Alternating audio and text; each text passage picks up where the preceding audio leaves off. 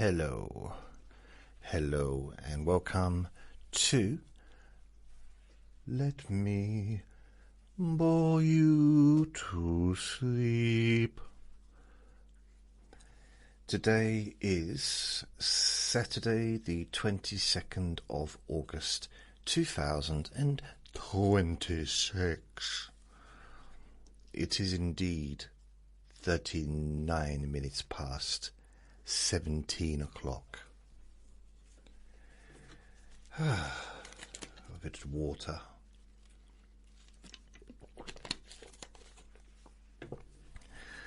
I have... Oh, Vinny, by the way, is underneath the desk chewing on one of his chew things. He's quite happy. He's been out twice today, or we've both been out twice today. He rarely goes out without me. And I was just thinking about when I went to, just a few years back, when I first found out that my uncle, and I was in my, what was I? Yeah, I was in my early 40s. I found out my uncle had prostate disease. He was very, very poorly. So I went to the doctor and I asked her, can I please get a prostate exam? And she said, no thanks. I'm not doing it. Seriously. I said, oh, I'm not doing that. I'm not giving you a prostate exam.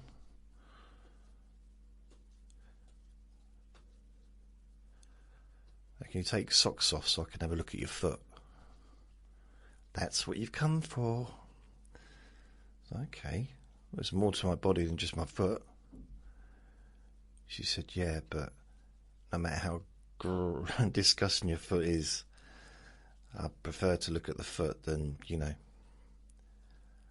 Is that a bit rude? Anyway, today I have been really working on my website. And although I would have said to you, I'm really pleased with how it's gone, but I've just done something that's deleted something. It's a bit vague, I know. So what do I need to do?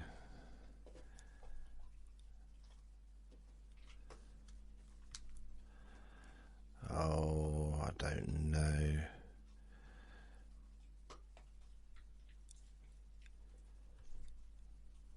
Right.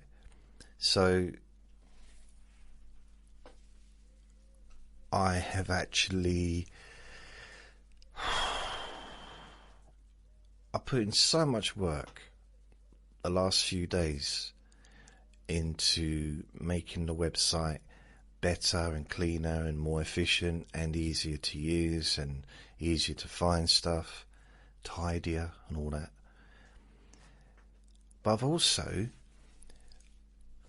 done, today I got a little bit, I just had this idea because I wanted to put a journal on my website, but not a journal where I talk, do like a long journal and I spend hours typing. I wanted to have something where I could just come back to it at different times during the day. So maybe just, you know, do a little entry when I first wake up, maybe do another one later in the day, one just before I go to bed, maybe. Or sometimes not do one at all. Or do one when I'm out with Vinny. Or when I'm waiting for a bus. Or waiting for a taxi. Or waiting in the queue of the supermarket. You know, whatever. Just so I could do it mobily, mobily. You know what I mean?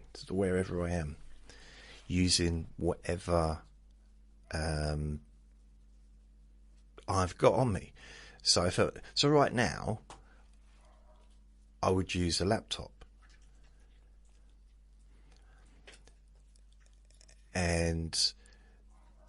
or I'd use the iPad. But if I was sitting over there, I'd use the phone.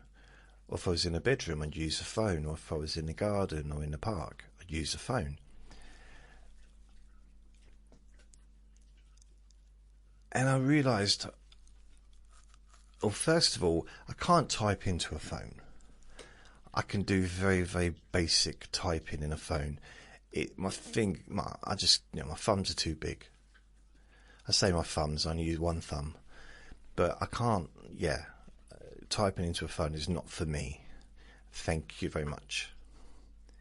Thanks for the offer, but no thanks. Typing on the laptop, although easier, is still very, very time consuming. So I thought, well, I need to find a way around this. And the obvious way is to record what I'm going to say directly into the journal, and then it's that way I can add I don't know if you want to call it an episode or whatever, but wherever I am. So I figured out how to do that. I had to get code and all this stuff, because the thing is, I didn't want to do it in the back end of the website. When I say back end, I mean the editing side of the website. I wanted to be able to just go wherever I am, just go into jasonnewland.com, click on journal, and then record. And I don't necessarily have to watch the words come up on the screen, but just record, and then when I've finished, have it saved and uploaded. So I figured that out first. Took ages and ages and ages, because once I did it, it took away the design, because I'd already designed the journal to be the same design as the rest of the website, like colouring and stuff. But then I had to keep redoing the code, and eventually I managed to get a way to record it and upload it. But the quality of the text was terrible, as far as it typed the way I speak. And when I make a podcast like this, I have the idea that I'm a fairly good speaker. I mean, I guess it's not public speaking, although it's going out to the public. And I don't do a huge amount of editing. I mean, the main editing I do on the podcast is just trying to edit out unwelcome noises. Although I've had to give up trying to edit that dog out, because it's just always there, on and off. So I'm sorry about that. Unless I make a podcast at 3 a.m, I can't avoid the possibility of that dog barking. It starts at any time from 6 a.m. till 10 at night. And I'm in bed at 10 at night. So, it is one of those things. Just one of those things. If there's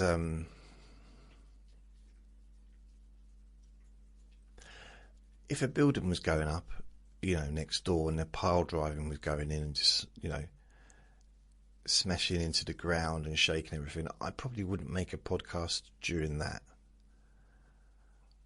Or if there was a couple of helicopters playing tennis in the garden, it'd be noisy. So I wouldn't, record during that either. To be fair, I'd probably be interested watching it, especially as there's not enough room for 2 helicopters in the garden.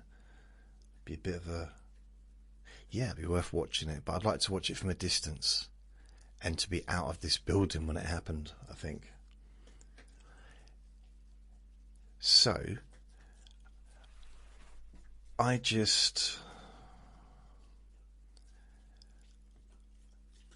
looked at the text and I was a little bit surprised at how often I repeat words, how often I stutter, how often I mumble a bit as well. So I don't speak quite as clearly as I thought I did, but I'm not an orator, I guess.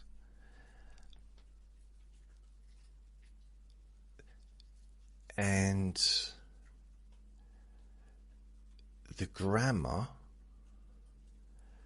of the text was absolutely atrocious, because first of all, because I'm just like talking into it, there's no full stops, no commas, no apostrophes,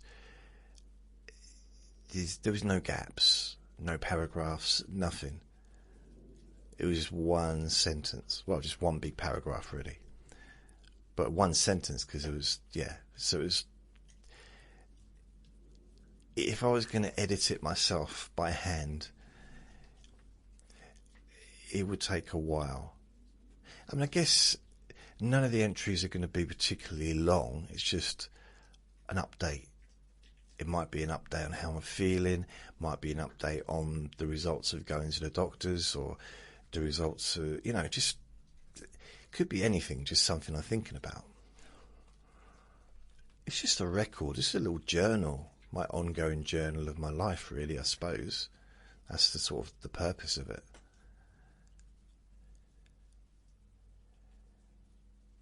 But having to edit, firstly, if I was doing it on my phone, I'm recording it, then uploading it,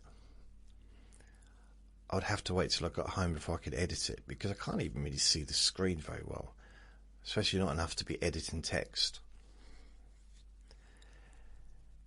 And so that I'd have to get home and do it, and it just like, oh, no thanks, no.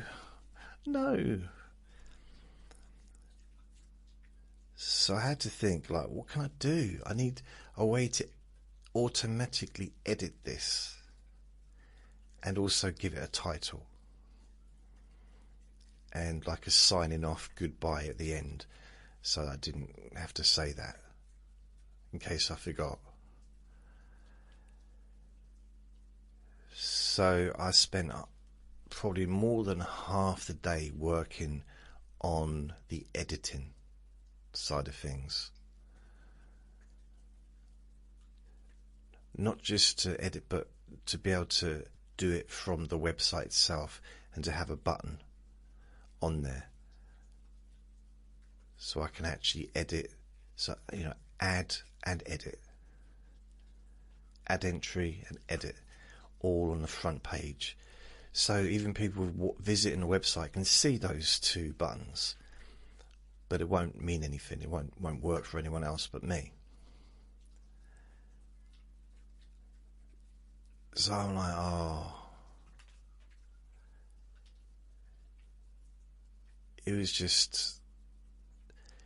was quite,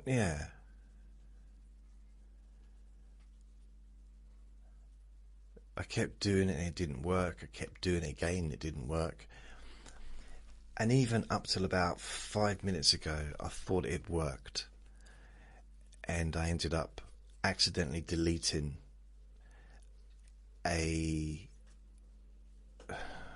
journal entry that I just recorded and edited. So the editing seems to be okay, especially, the formatting of the text, the full stops, paragraphs, all that stuff. It's probably better than I would do myself.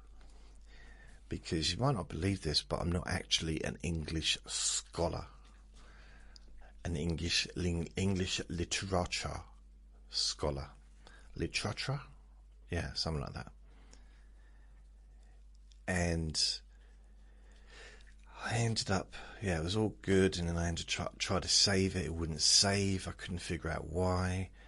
I'd allocated it to a different podcast.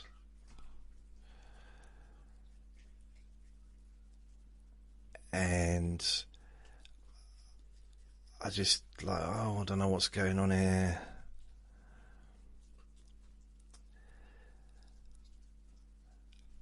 Well, here's what's going on. I'd completely deleted it. I don't know how I did it, but I did. Because I went and I deleted all the journals. Because I had about 8 blogs. And I had one called Dear Luke, which I'd started doing a few years back. And I've kept that just for myself. And there's this one, Jason's Journal. There was another one, but I didn't really look at it. I just deleted it. So maybe I shouldn't have done that. Should have looked first. But then it ended up deleting the most recent episode. I genuinely don't know where it's gone. It just disappeared. So what I've done now is I thought it'd be interesting just to test it while I'm talking to you. So I've recorded myself for the first 15 minutes of this podcast. And I want to see if it allows me to clean the script. So clean journal. So basically it's using AI. So I'm using both the AI, ChatGPT, to build some of the pages, the code. I'm also using AI built within Shopify, the website itself. So if I put in this, hopefully it should work. So that's the thing. So that's all I need to put in is clean journal. And there's a lot of, I guess there's a lot of text there, isn't there? Considering I've been talking for 15 minutes, but oh, yep. Wow. See, it's amazing. What would have took me quite a while. I mean, I say quite a while, but it's taken out all the mumbles. It's taken out the stuttering, the repetition, the repetitions, and it's now readable. Because I realised, actually, it's not the first time I realised this, because I have transcribed hundreds and hundreds of my recordings, of my Let Me Bore You to Sleep recordings, and they're not readable. I thought I was fairly succinct and quite clear, and it's not. I don't think it's so much that I'm unclear as that people can't understand what I'm saying. But this might surprise you, but I don't always stay on the same subject. And it's not that I move around. I don't just move around. Sometimes I move around within the same sentence. I move from one thing to another, and then back and up back. And that is kind of part of what I'm doing. That's part of the process, is to relax your brain, relax your body, and give you something else to think about other than your own worries and concerns, but at the same time maybe struggle to think about what I'm thinking about or what I'm talking about, because I keep changing what I'm talking about it, and it might become harder to follow, but not in a stressful way, but in a boring way, to the point where you just relax more and maybe fall asleep. So, you know, there's method in my madness, I suppose. But as far as a book or a journal entry, wow, it's hard to, it's very, very, very hard to put it together like that. So what I'm going to do, so is put it all in together, all perfectly together, except it hasn't put in the goodbye, and it hasn't given me the proper title, because that's another thing. Have had problems with the code, because it's supposed to add a title, and the title is only supposed to be the day, the month, the year. So for today, Saturday, 22nd of August 2026, and then the time, which would now be 6 o'clock p.m, 6 p.m. And that's because I'll be making multiple entries into the journal in a day, maybe loads, maybe few, but I thought I'd just stick it to the date and time that I'm doing the entry. And it's supposed to automatically do that. But it's not. It's really not. So I have to work on that and get that fixed. But that's going to be a tomorrow issue, because right now I can't be bothered to do any more. I've done enough. So let me just have a look, see if this is fixed. See if it's, yep, it's all uploaded. So this one's called Building My Journal, a New Way to Record My Thoughts. So I'll click on that. So at the top of the page, this is the journal. It's got Jason's journal controls. Edit this entry, add a new entry. So that'll only be me that can kind of access that. Building my journal, a new way to record my thoughts.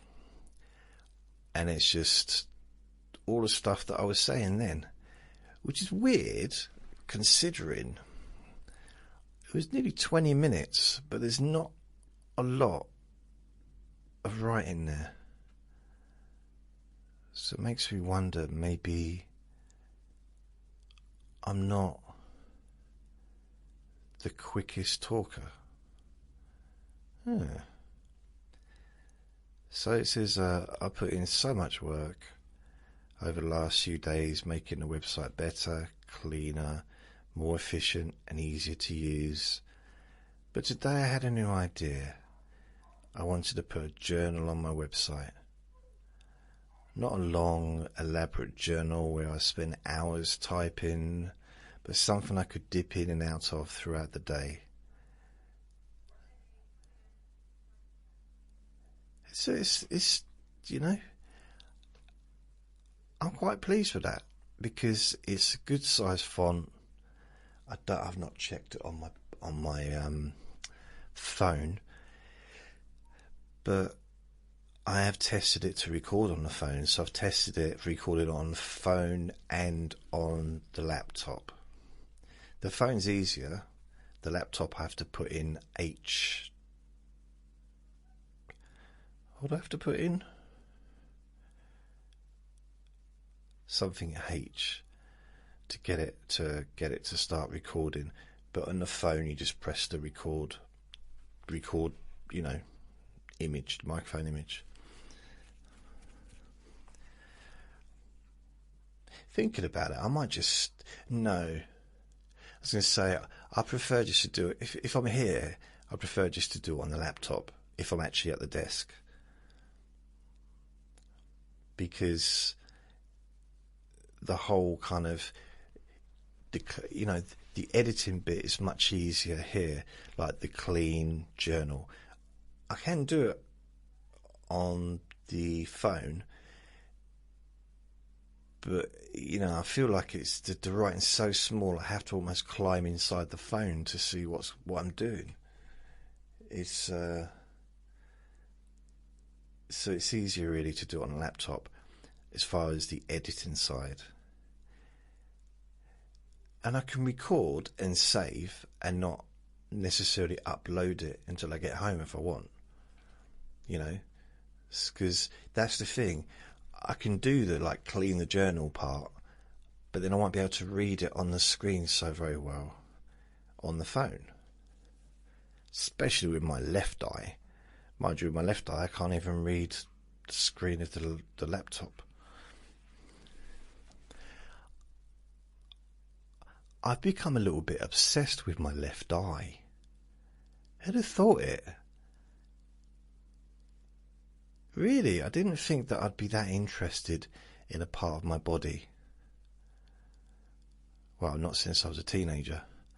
I mean, my left eye, it just fascinates me that how the words just mix together when I try and read.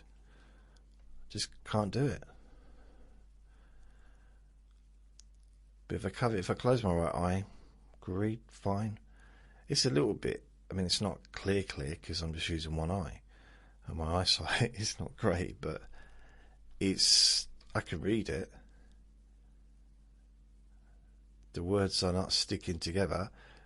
The left eye. So I try and read Jason's journal. It's Jason. So if I move along, then it's JA. Then it's SNOSAN.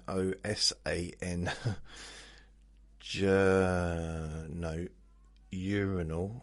So yeah, maybe that's the proper word. That's a proper title. It should be Jason's urinal.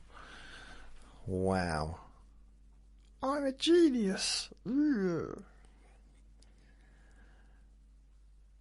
So yeah, that's it really. That's all I've been doing. The thing is, this reminds me a little bit of the old days. Who'd have thought I'd be thinking of 2000 as the old days?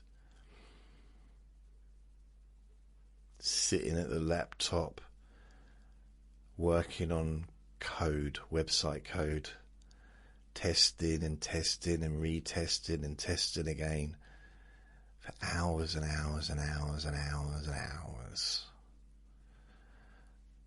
But there is something quite satisfying when it's complete. Although technically this isn't complete. It is, if I don't mind the fact that it's not doing everything that I expect it to do, like put a title in and have a signing off bit. That's not a big deal. It's doing everything else. But I'll have to tinker around with the code and find out how I can change it to make sure it abides by that rule.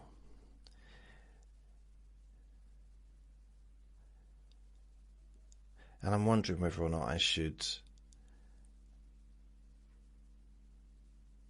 make that section where it says edit this entry and add a new entry, make it invisible to anyone else that visits the website. Have it only available for me to see. I don't know.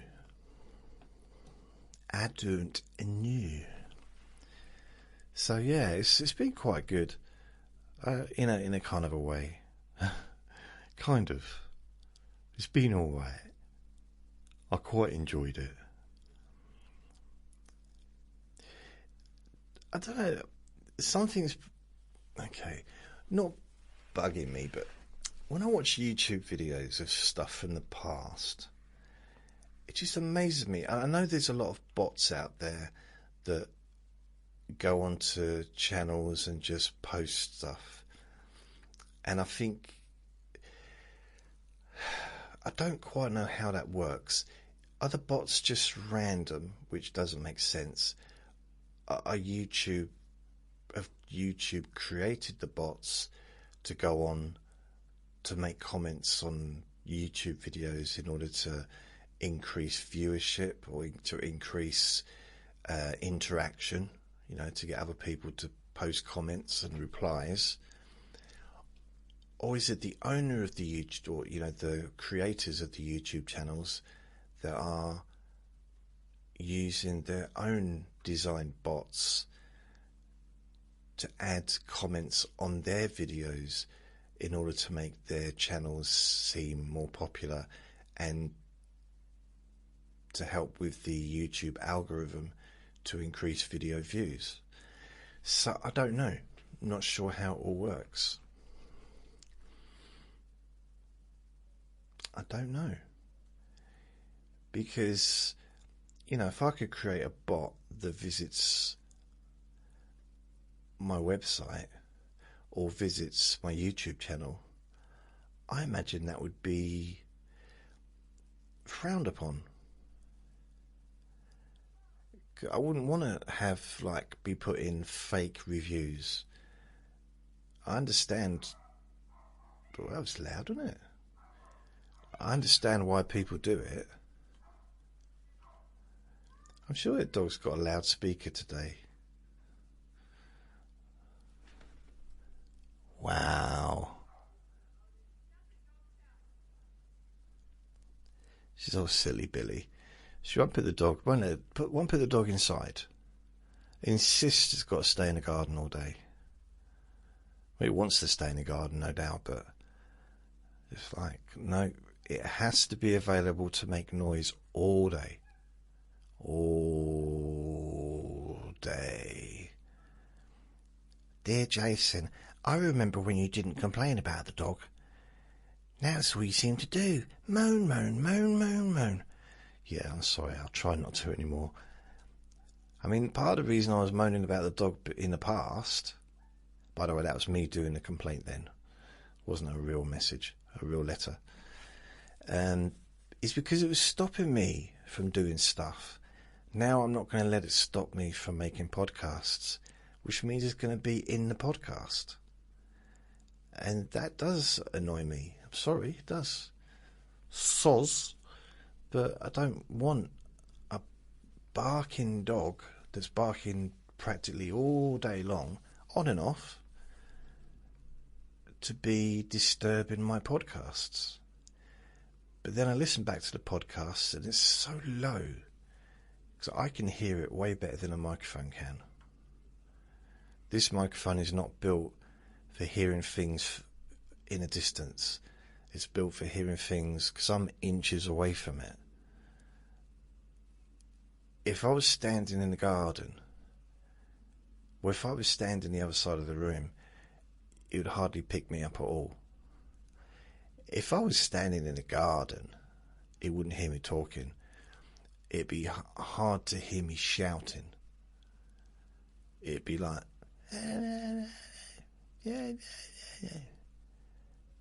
chuck me down a Mars bar, or whatever it is I'd be shouting.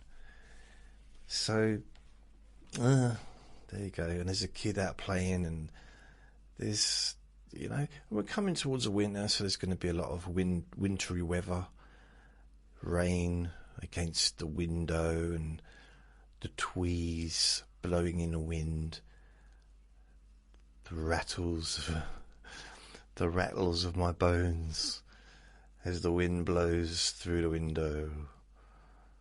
Yeah, so, there's always going to be sound. It's never going to be completely silent, unless, of course, for me, I would say the only time that it's potentially really quiet is late at night, early hours in the morning, and it'd be good if I could get that sentence out, wouldn't it? I'm not a late person anymore. I don't stay up late anymore. I used to. In fact, I used to stay up all night long. All night long. All night. All night long. Yeah. Lionel Richie. Was it 1984 or 83? It just does bring back memories, that does. I got these quite happy memories Because my stepmum, my first stepmum, I idolised her. And I liked everything that she liked. Well, not everything, but, like, if she liked music, so she loved Lionel Richie, she loved Barry Manilow, and so did I. She liked watching dramas on telly. The Thornbirds is such a drama, and Shogun, ironically, both with Richard Chamberlain. I think she might have liked Richard Chamberlain.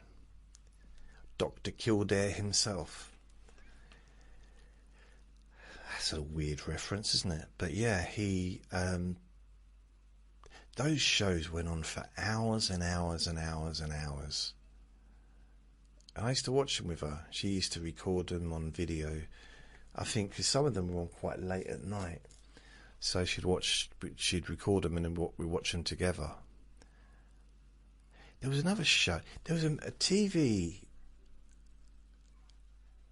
series. I don't think it was a film. I'm pretty sure it was called Seagull Island. And it's about a blind lady who's basically being messed around. 1981. Wow. But it was really, really freaky. And it was, I'm just having a look, it was it was a horror basically. It looks like they made a movie as well. That's weird.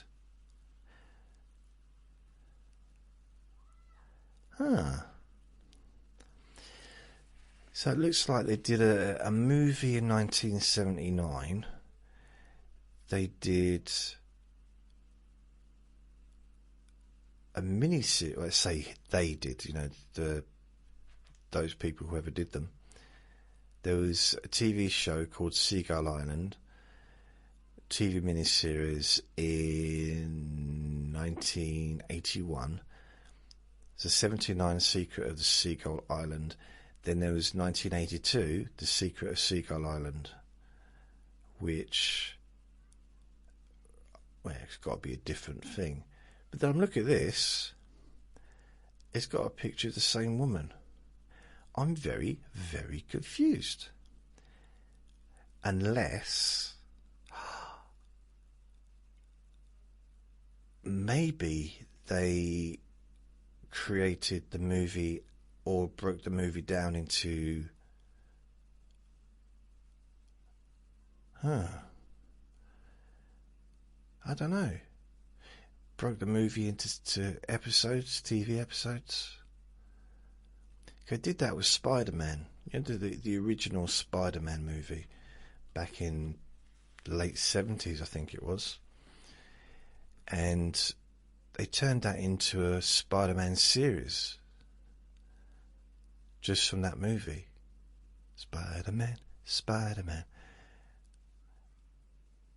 See, I think,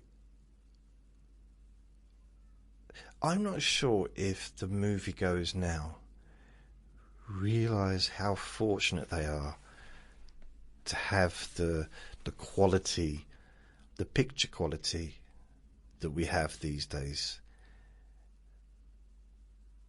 I mean, look at the special effects that I grew up with.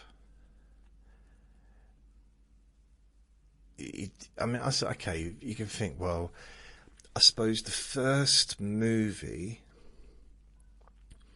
that really seemed to put in a lot of effort as far as special effects goes, and is pretty one of the most famous movies of all time, is Star Wars.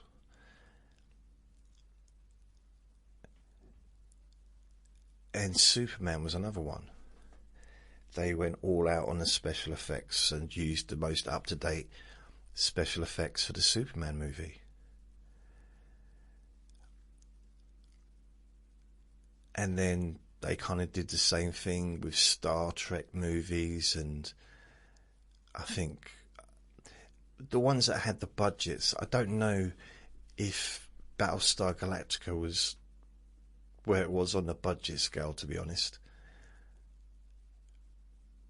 Because in the early 80s, there was still science fiction TV shows that had awful special effects, or just like regular special effects, because things like it was very difficult to go and watch Star Wars and then come home and watch Doctor Who. Both made at the same time. It's slightly different when it comes to the special effects.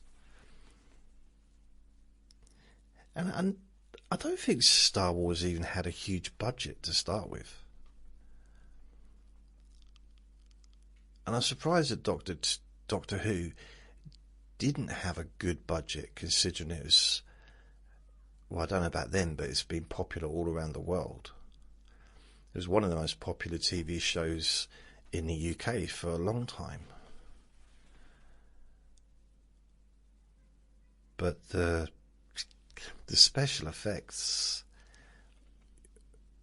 weren't great necessarily. I didn't mind because I just loved it anyway, but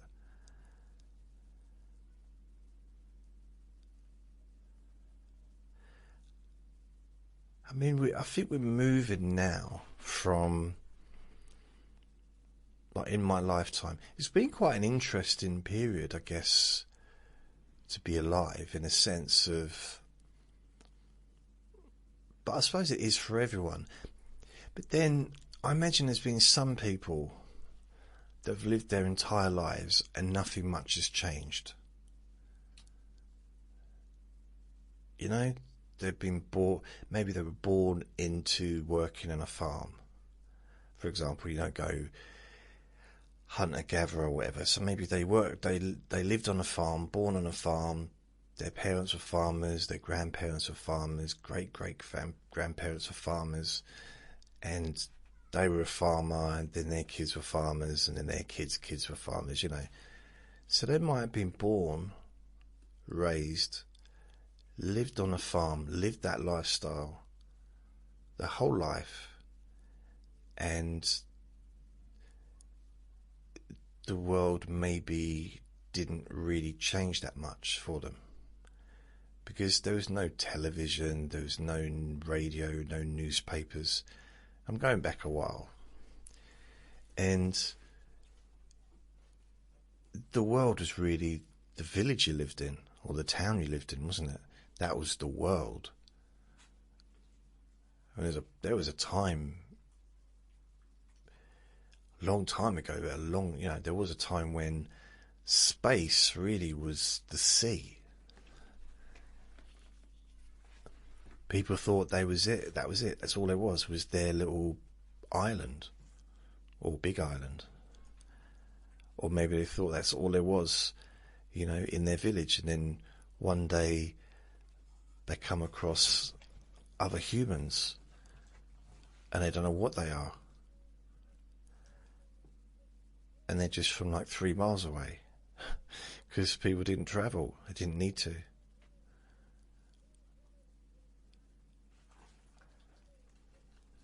I love the fact that I can be almost,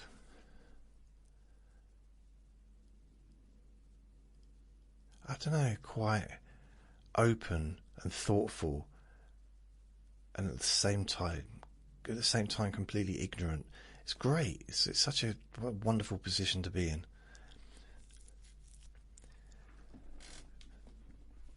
I was just thinking how much has changed during my life, but then imagine how much changed in my dad's life, how much changed in my grandparents' life.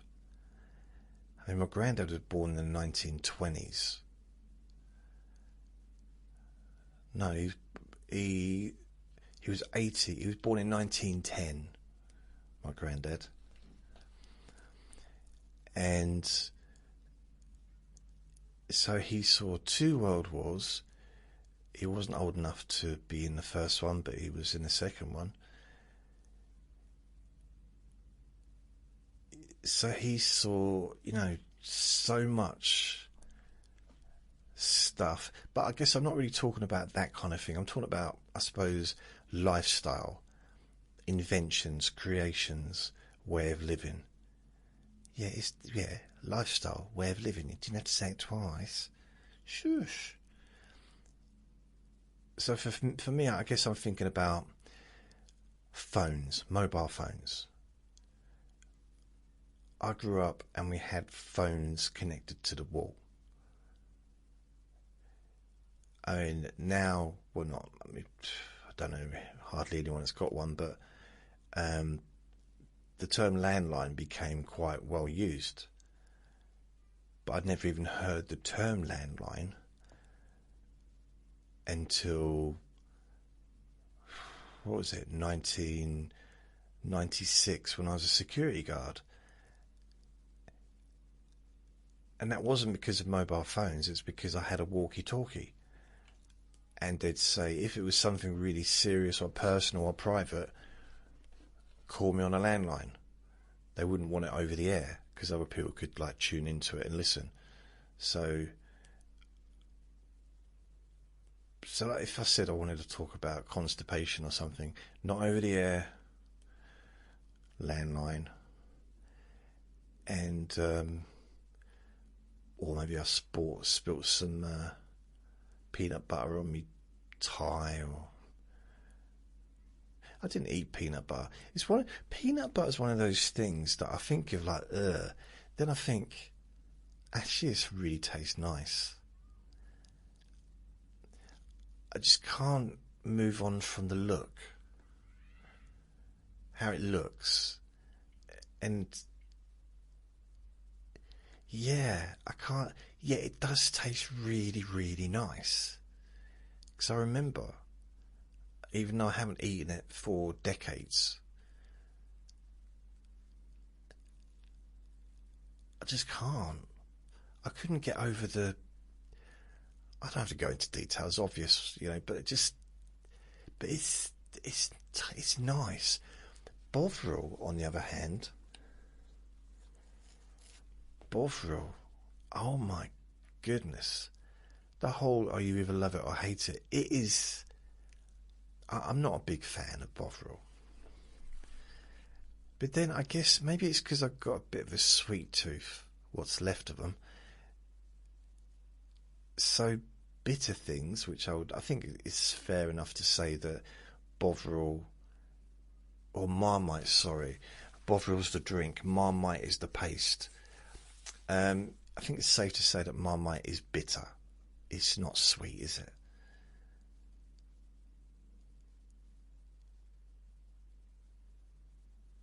Although sweet and sour goes together, so what about sweet and bitter?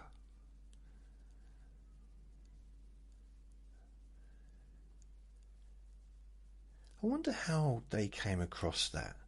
I want to say they, whoever invented sweet and sour food, the mixture. I wonder how did they come realise that, wow, that's bitter, that's sweet, that's sour, that's sweet. Like two things. I'm trying to think of something that's sour. A lemon, grapefruit. Grapefruit? Yeah, grapefruit can be sour, can't it? But if you put sugar on it,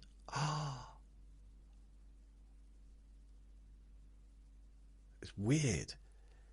Without sugar, not all grapefruit. There's, what is the blood grapefruit? The ones that you don't need sugar on. But the real sour grapefruits, I was like, no, I couldn't eat that. But cover it in sugar, it's delightful. Absolutely. I'm trying to think of other things. I feel the only time I ever used to really mix things together other than food, like on a plate, is when I had my paper round at about, I don't know, 83, 84. I used to buy sweets, so toffees, maybe some chocolate, and these soft mints came out, and they were mints, but they were soft inside and chewy. So I used to put one of them and some chocolate and a chew and mix it all together. Oh, sometimes something minty as well. Man, it was like a party inside my mouth. It was amazing.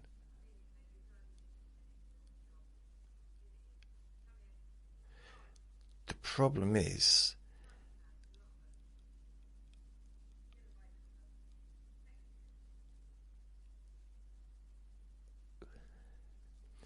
oh, I don't know if you hear it. She's blaming the other dogs in the area. I have heard another dog, but not recently. She's one of them. It's everyone else's fault. Bless. So I had all these wonderful feelings and in my mouth, but then by the time I got home, I had a troubled tummy because I'd eaten way too many sweets, really. And every day I think to myself, I'm not doing that. I'm not doing that again. Not doing that tomorrow. Because, maybe just have one thing, and then have my dinner when I get home. Because it was putting me off my food. It was like, oh. And every day I'd do the same thing. I did it for weeks because I loved it so much. In fact, I would probably say I spent more money. I probably spent my whole paper round wages on sweets while I was doing a paper round, which is completely pointless. Yeah, it's completely pointless. I do wonder where I got my money from back then, because I did karate, so that cost me money twice a week to pay. It wasn't a lot of money, but I had to pay to go there every week, twice a week. I also bought the equipment.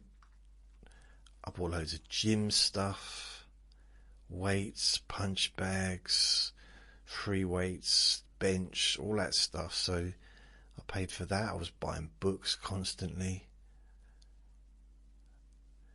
I don't know, I know I had a few different jobs, but none of them paid good money. It was a paper round. I mean, I was probably on 25 pence an hour or something.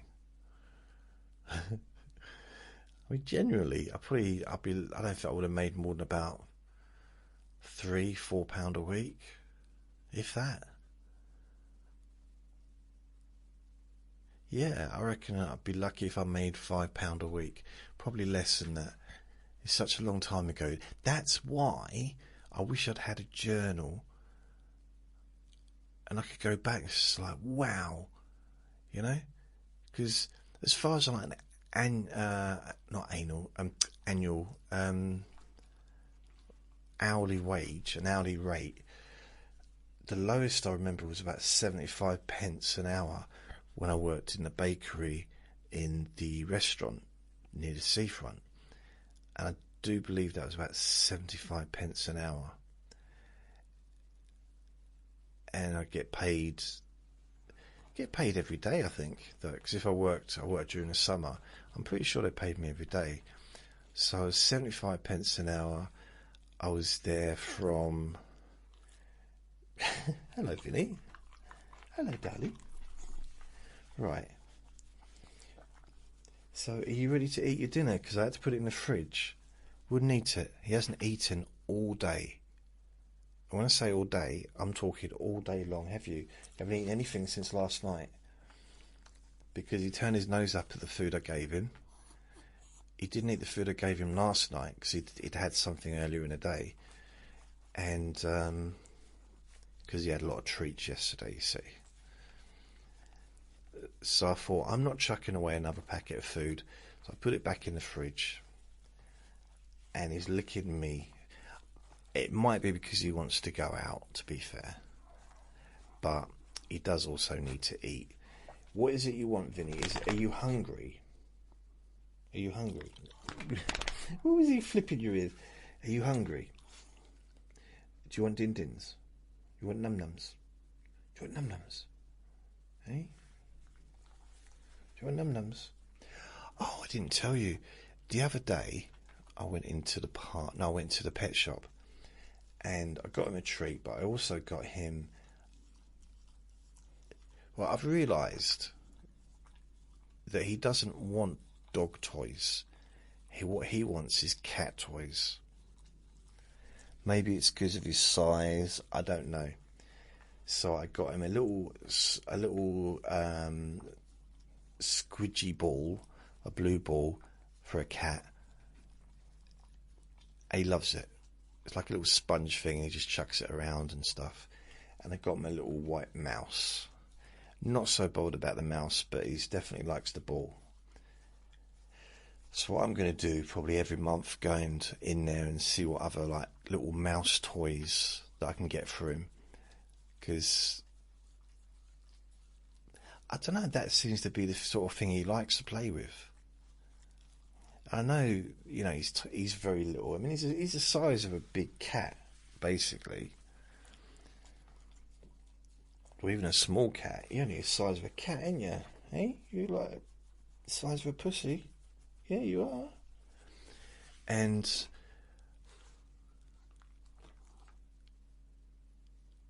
I thought maybe I'd get him one of those scratching posts.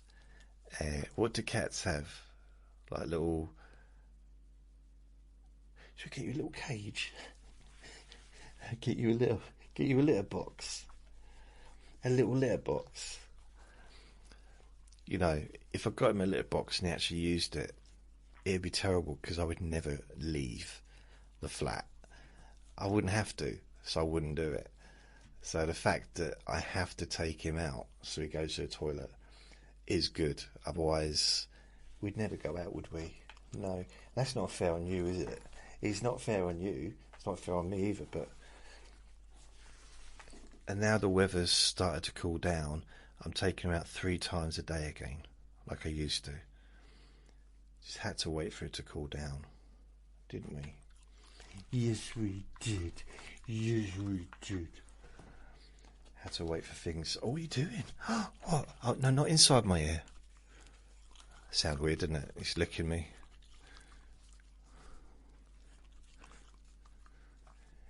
Feels a bit strange.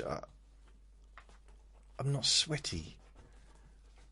All that time, all those days in a row, it was just like sweaty, sweaty, sweaty.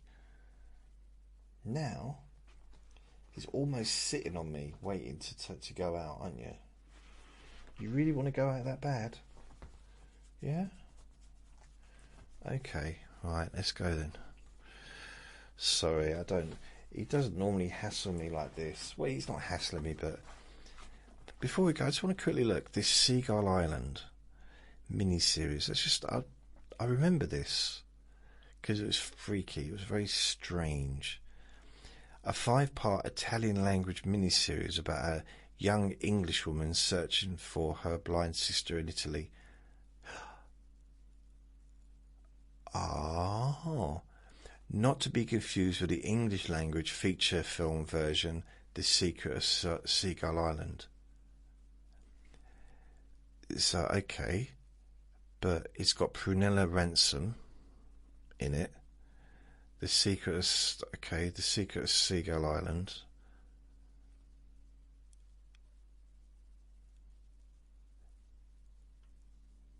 But that's also got Prunella Ransom.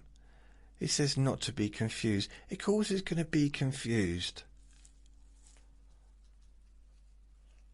So what they've done is they have done what I said.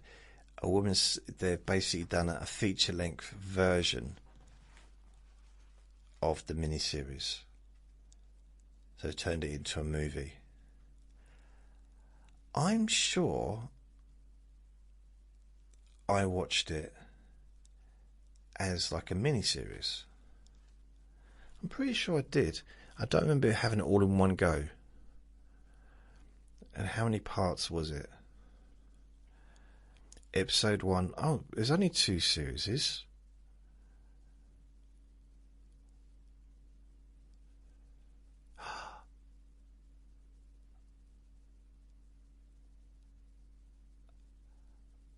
Okay. Barbara comes to Italy to visit her blind sister. But when she arrives, she finds her sister. Oh. Right, okay. I don't want to spoil it unless you haven't watched it. I know it's like 40 odd years ago, but yeah. It was a bit... I tell you what, if you ever watch Tales of the Unexpected, it's a little bit like that. It's a bit... Yeah. It's a very, very strange movie or series. It's very, very well done, but very... It kind of stuck with me a little bit. A little bit like Shogun, the TV show Shogun. The Thornbirds even. It's some of those like mini series were just... I really liked them. I'm not sure how much I concentrated, but I did like them. And I'm not sure if I liked them because my stepmom liked them. And the rest of the family were pacing the streets, wondering how long they had left before they can come back, safely come back into the house without that show being on television. I don't think they all liked it. So there was only 2 episodes. 2 episodes. 3 episodes. No, there was 3 episodes. There was 4 episodes. There was 5 episodes. Wow. It's only showing them. So there was 5 episodes. It's not saying how long each episode lasted for, but yeah, there's 5.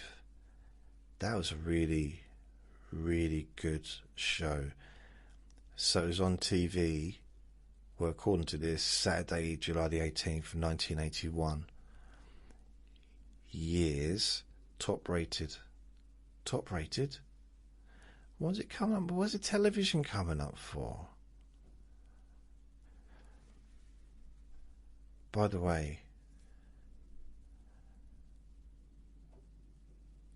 I'm going to go. Because Finney's being so patient. You know, sometimes he's so well behaved. I just fall in love with him. You know, he's just so good. Hasn't barked once at the dog in the garden. He doesn't bark at any of the neighbours. He had a little bit of a early this morning. Someone was in the garden, but nothing happened. Nothing came of it. He always barks at the postman woman, but there's nothing I can do about that. I think there's that rivalry, cats and dogs and postal workers. There's that thing going on. It's been going on for decades, isn't it? Centuries and centuries. Eh? When you think about it, just things like toilets. So when my granddad was born, there were no inside toilets. There was no televisions. No colour televisions, but no televisions at all. In 1910,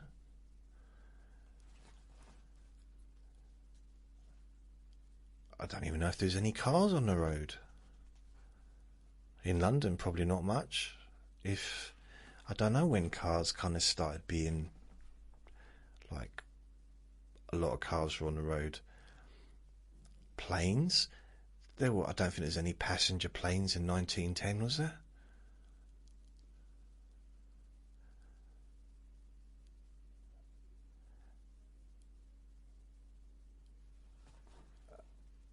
I suppose with me it's things like the internet. You know, I was born into, I suppose, computers were around. I mean, computers been around since the 50s, but computers, like personal computers, started to be a thing in the 80s,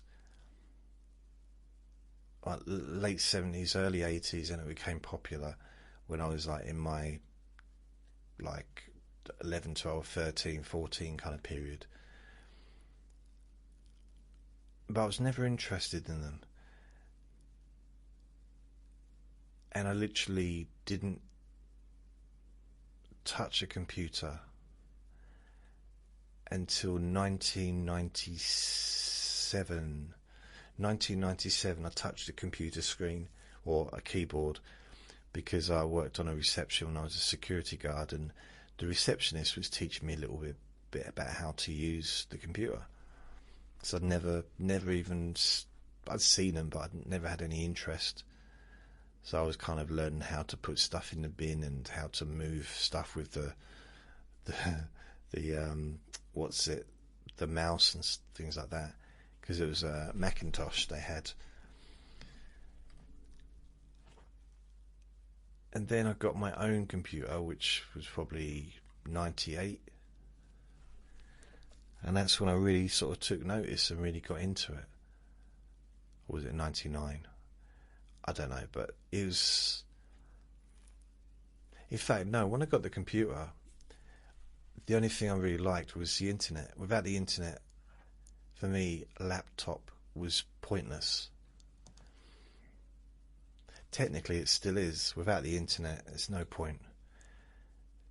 Everything I do is kind of internet-based. Yeah. I mean, I've talked about computer-wise. Anyway, I'm going to go. So thank you for listening. Remember to be kind to yourself, because you do deserve to be happy. And be gentle with yourself. You deserve to feel safe. Lots of love. Bye. Kissy, kissy, kissy.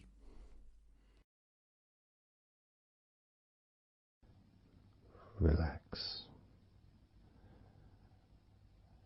in a more deep and meaningful way. Maybe in a way that can not just allow you to feel calmer now and throughout the time we spend together here, not just relaxed at the end of the recording when it's finished and you can enjoy that sense of comfort and peace, but also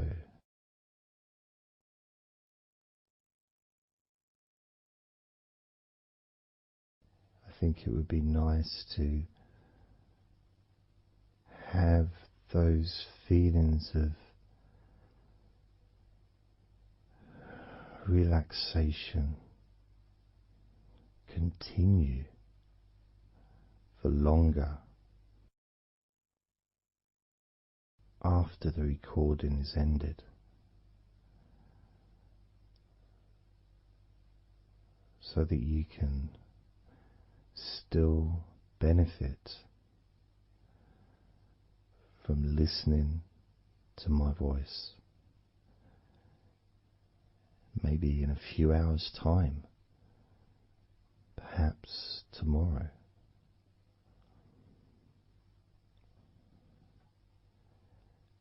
And then by listening regularly, especially if you find, like some people do, and myself as well, sometimes I find one particular recording that really resonates with me, and I just listen to it over and over again, like every morning, every evening.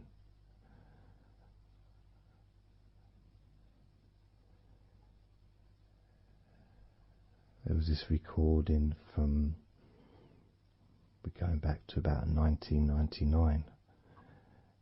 It wasn't hypnosis, but it was a guided visualizations. So it kind of was hypnosis, really. And I managed to find it again, and it still has the same effect on me. And part of it was the person's voice relaxed me. Just felt so peaceful, and I'd look forward to listening to her in the morning and in the evening.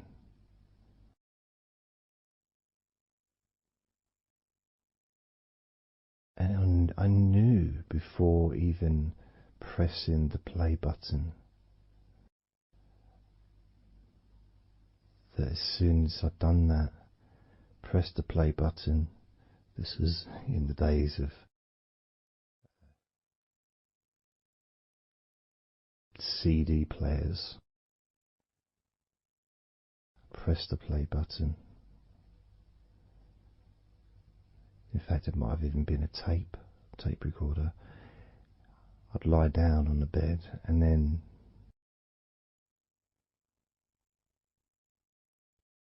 even without necessarily listening to her words, because I had them memorized, really.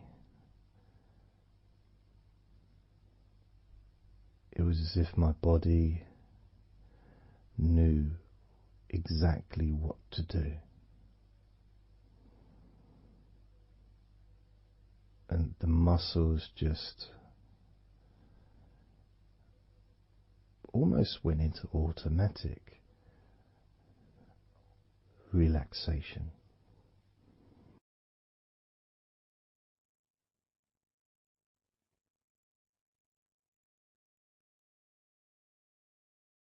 And I remember my mind would slow down.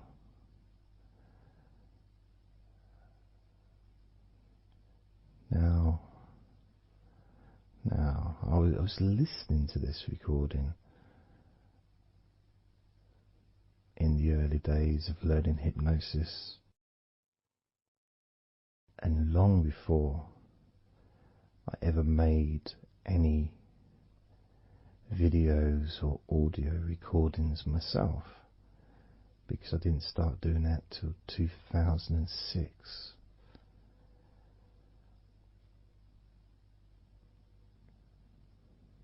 But I knew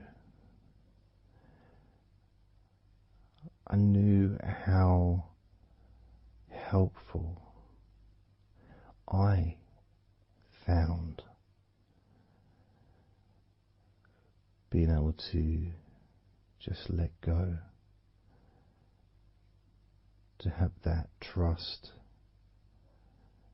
in the person that I'm listening to.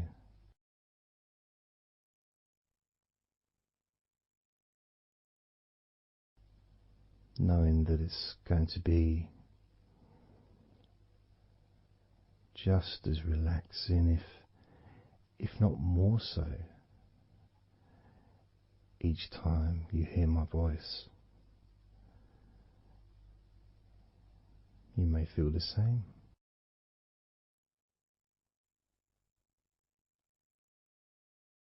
Some people have been listening to me for over a decade.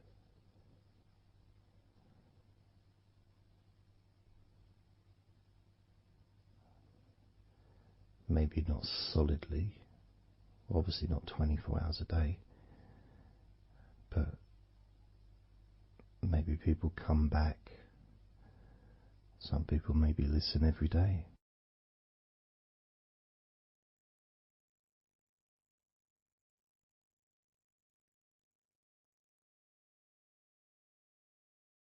And something that I do, which you may not realize by listening,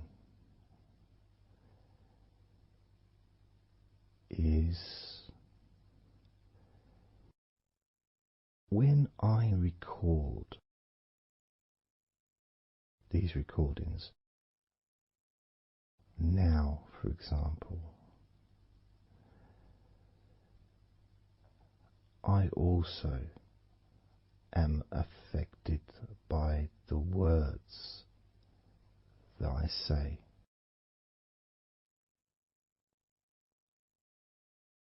So if I said to you, focus on your feet, notice your feet relaxing, I will be focusing on my feet. I will be noticing my feet relaxing.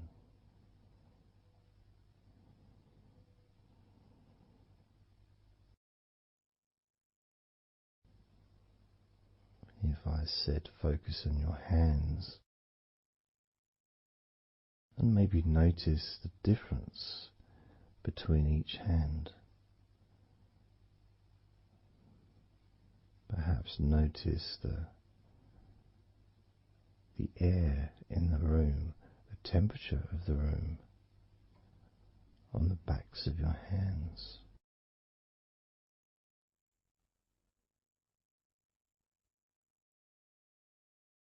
You may start to notice what almost feels like a very light breeze, even though there may not be any type of breeze at all where you are right now.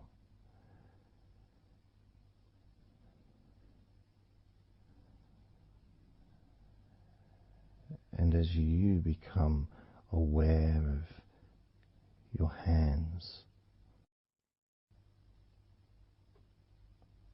I'm also aware of how relaxed my hands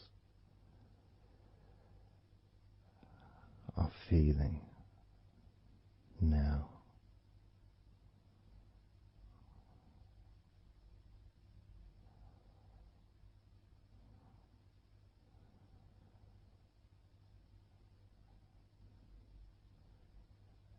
And when it comes to potentially drifting off to sleep, which may be the reason you're listening,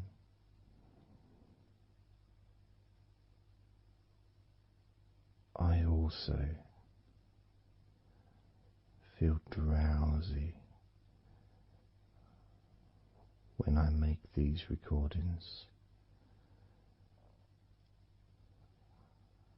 I also notice my mind drifting.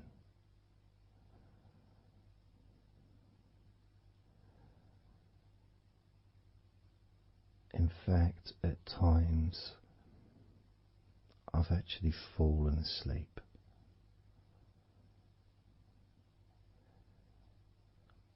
Without even noticing.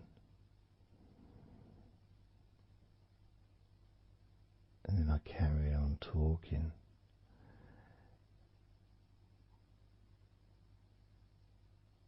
And it's only when I listen back to do the editing, I hear snoring. And I think, I don't remember snoring. I remember talking. Is it snoring or is a pig turned up? That's what I sound like when I snore.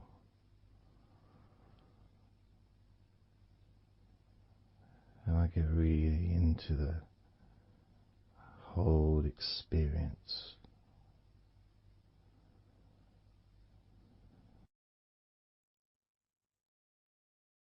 I don't know how you feel.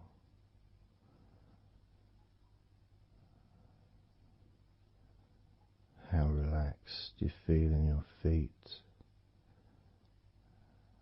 How relaxed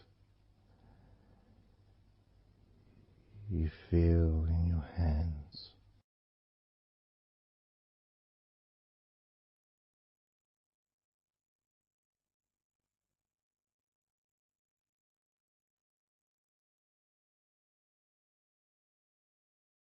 I have noticed more and more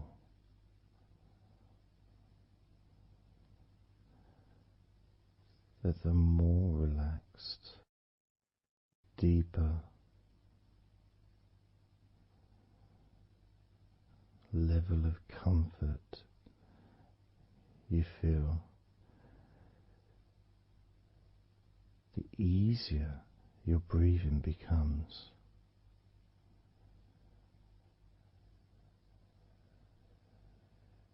It's almost like that additional muscle relaxation. So this allows you to breathe easier,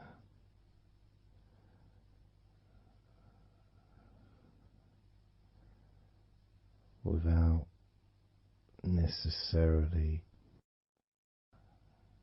focusing on your breath.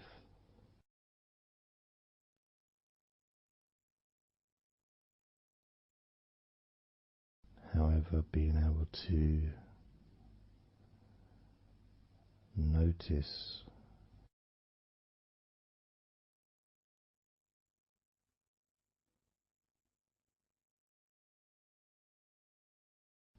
the ease in which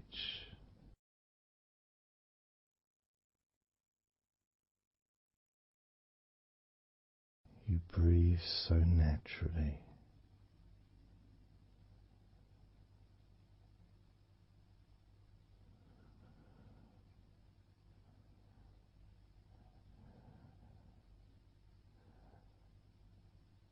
You breathe so very easily and smoothly.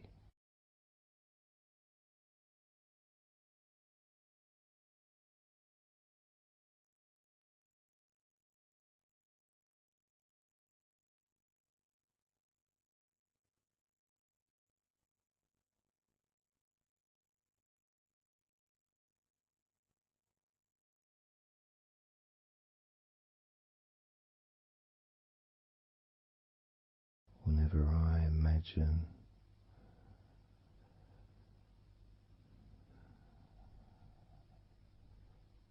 my breathing improving,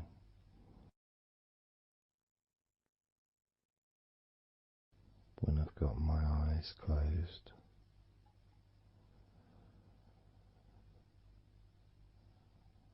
I tend to visualize a beautiful field with trees and flowers,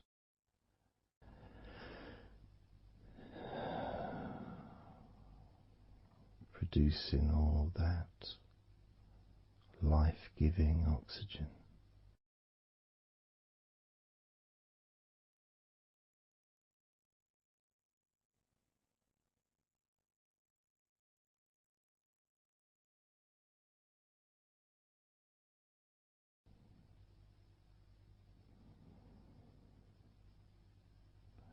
It feels nice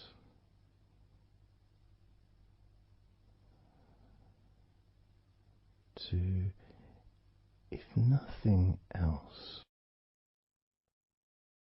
just taking some time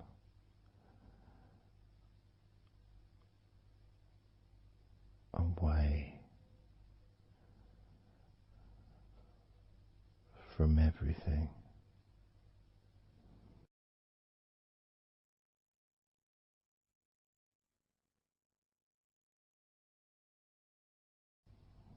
Enjoying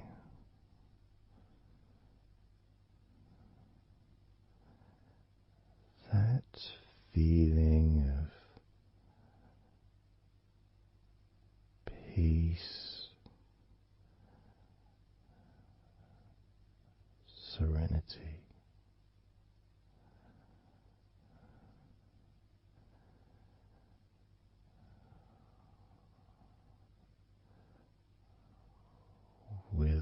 joyful heart.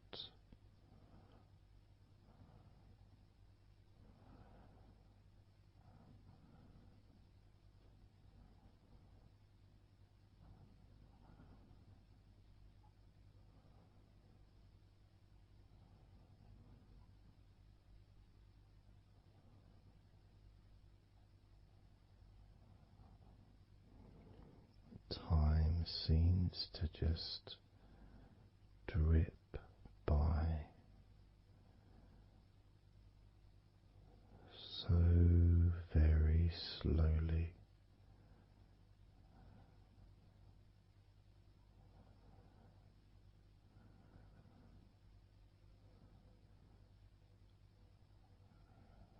Relaxed,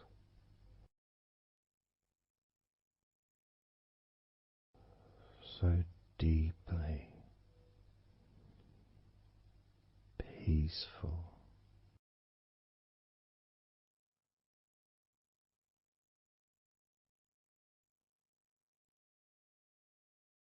completely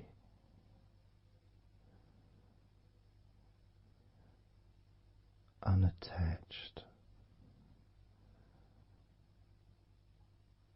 to any thoughts whatsoever in this moment.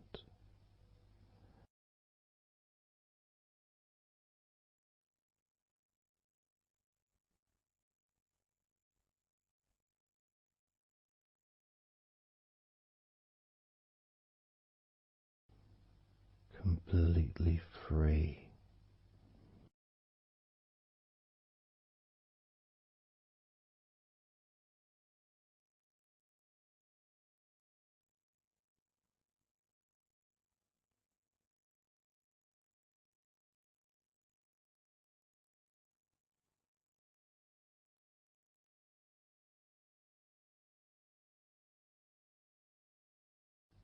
Noticing that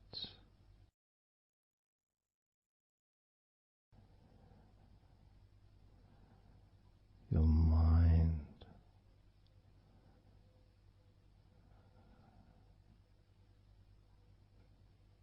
has slowed down,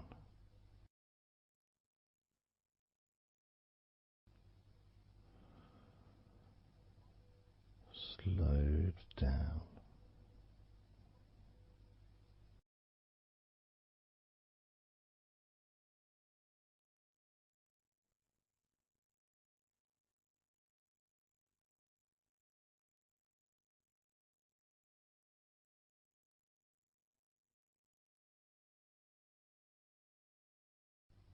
because nothing really requires your attention.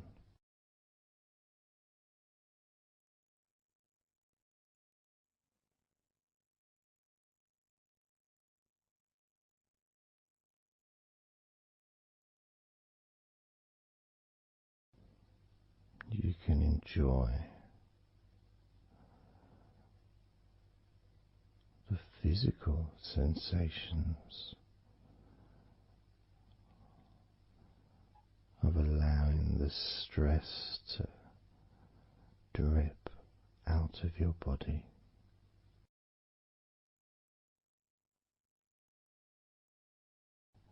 dripping out of every part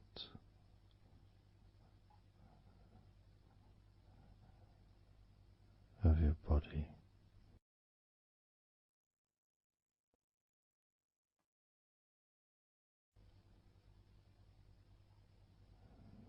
And being released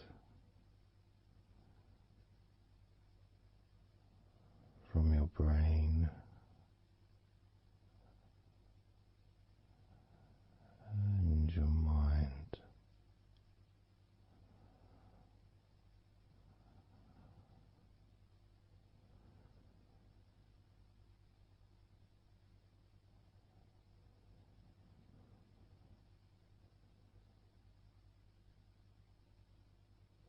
Slowly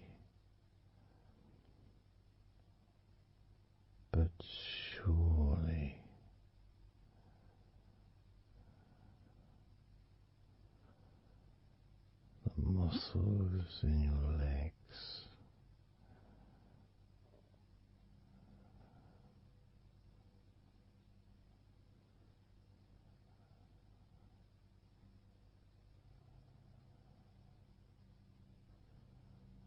Relax, relax,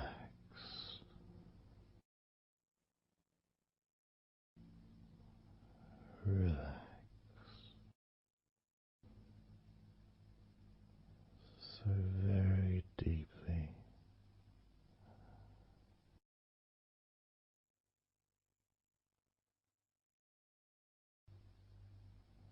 Relax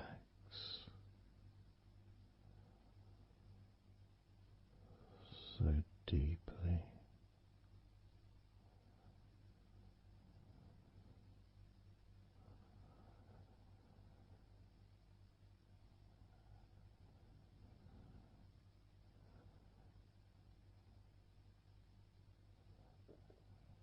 And the feelings,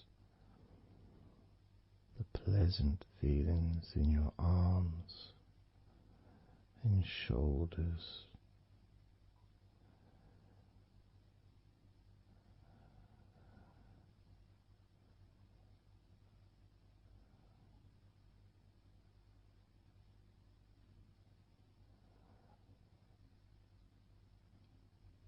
deepening each part of your body further and deeper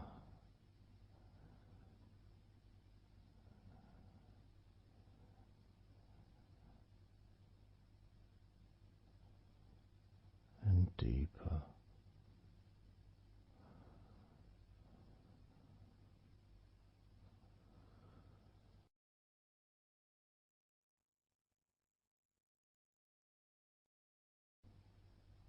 Noticing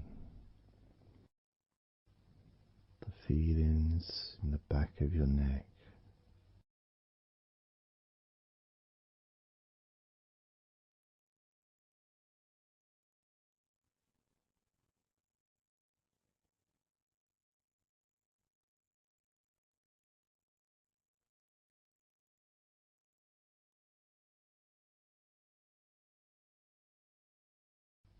the feelings in your wrists,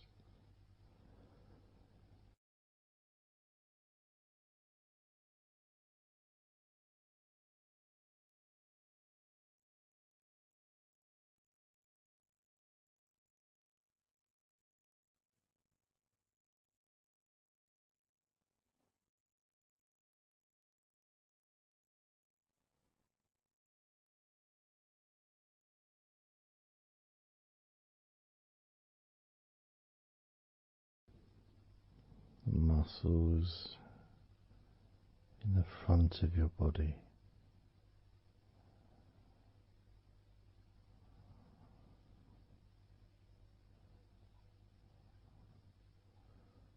are also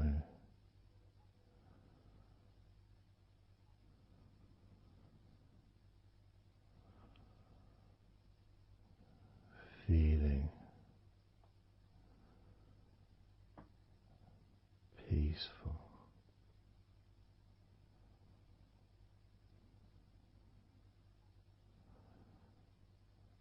deeply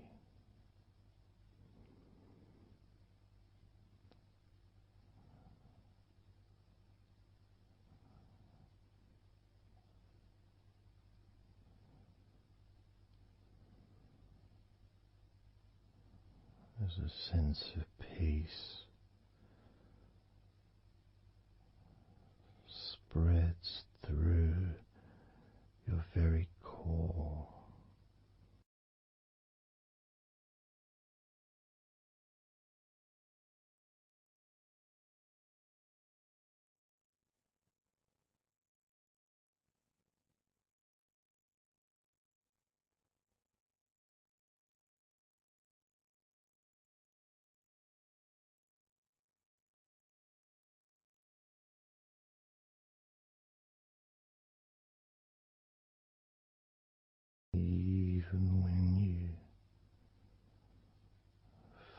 focus on your mind.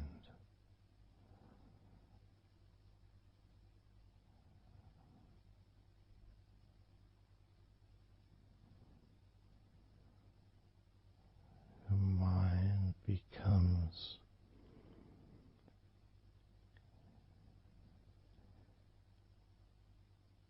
even slower.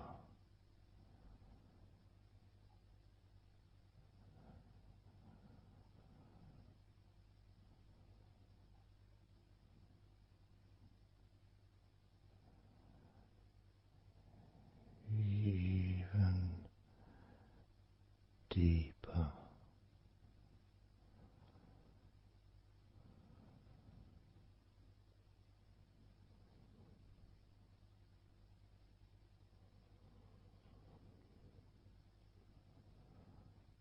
Relaxing.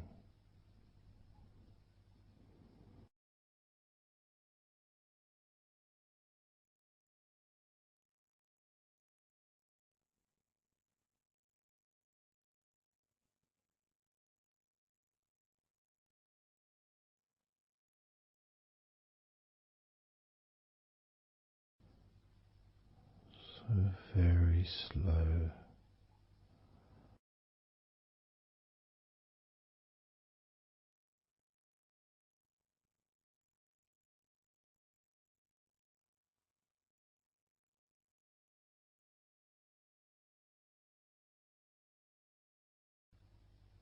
Your stomach.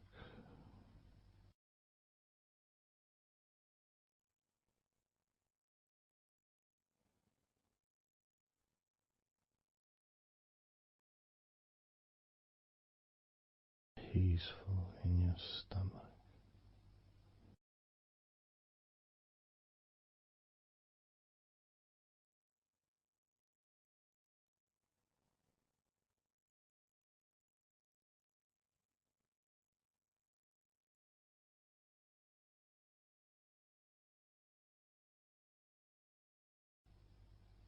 Your back.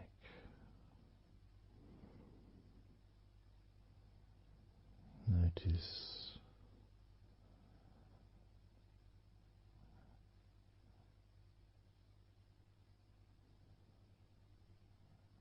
Notice how relaxed you now feel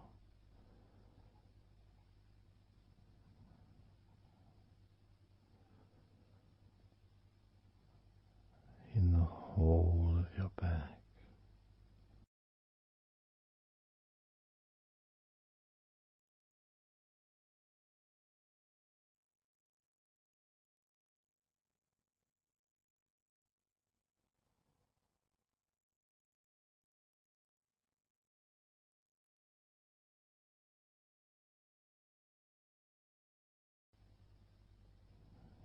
Your spine,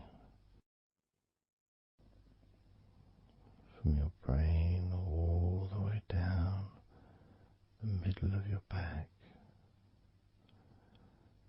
sending and receiving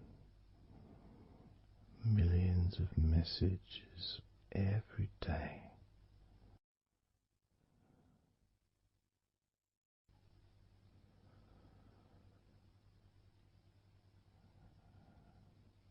Deep comfort increasing.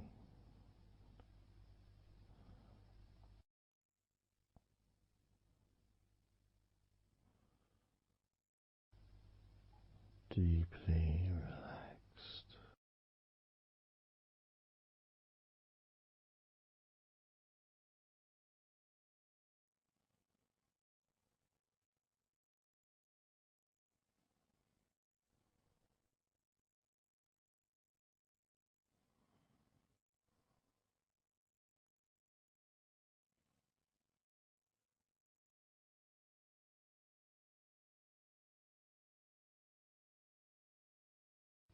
Your knees,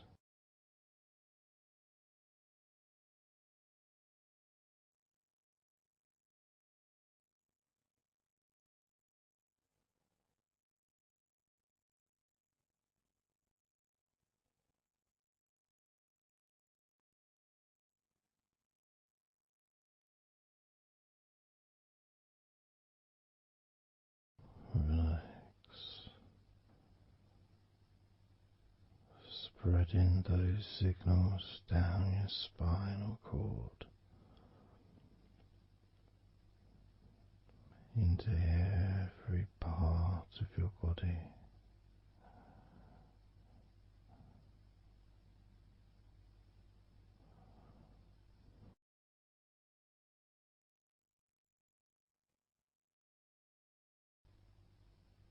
Your shins and your calf muscles.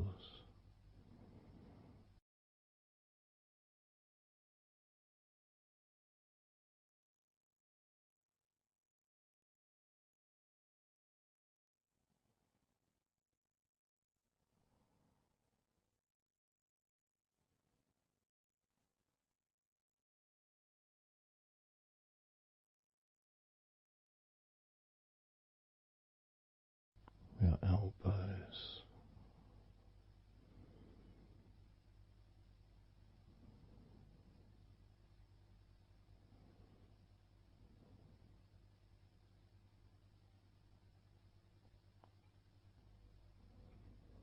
Feelings of peace and tranquility spreading through your body. Tips of your toes to your eyes, your fingers all the way to your lower back.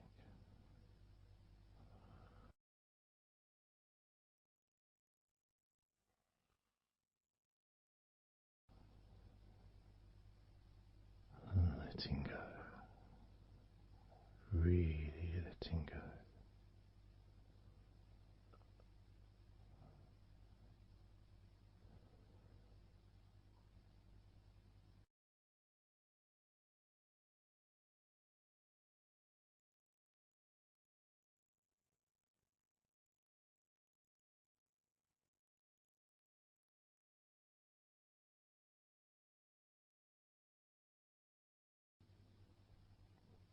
Peace.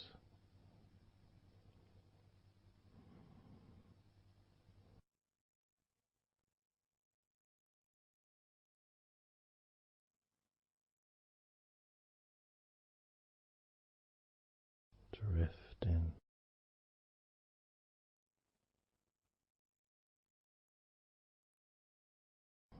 Mind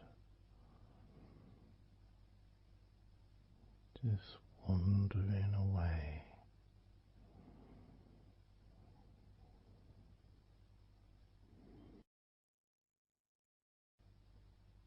Happy to let go. Let go. Completely let go.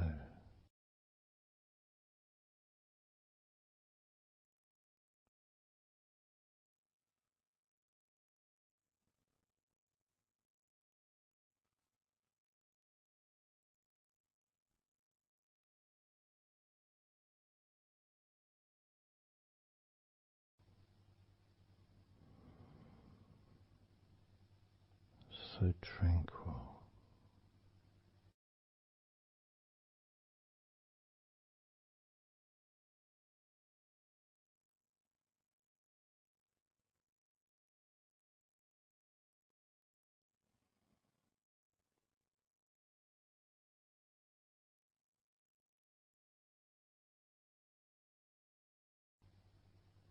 Your whole body enjoying a sense of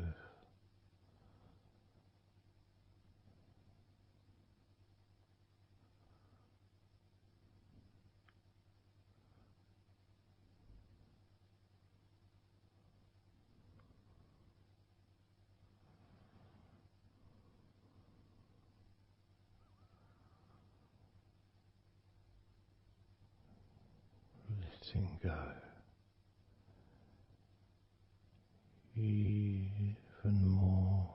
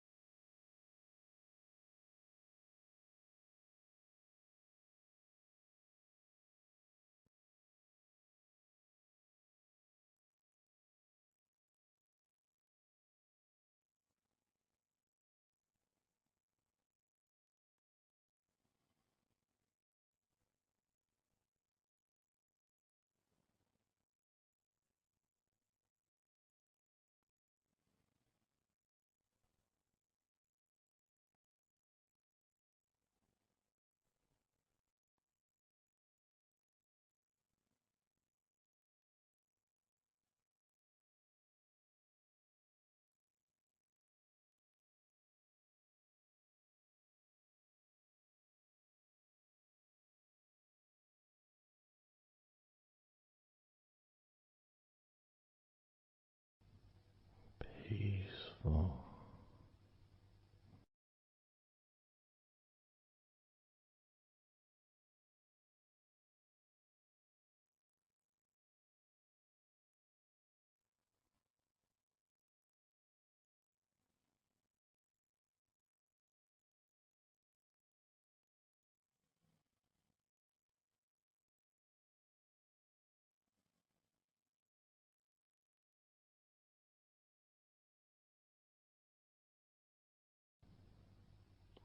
Enjoying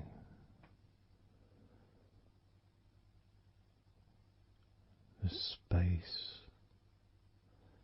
this space of peace and safety.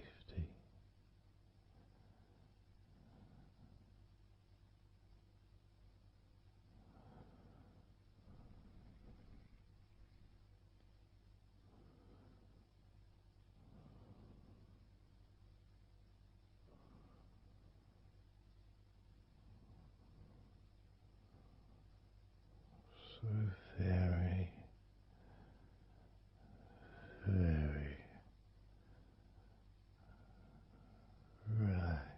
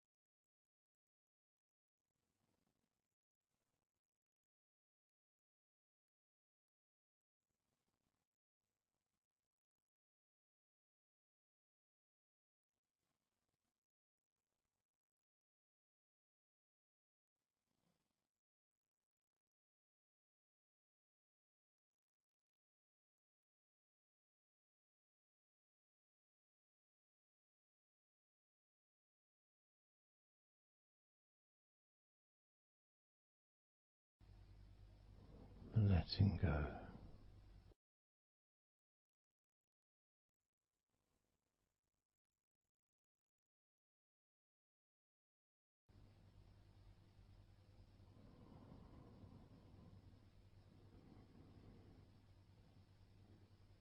Maybe we can just focus on the different parts of your body, just to notice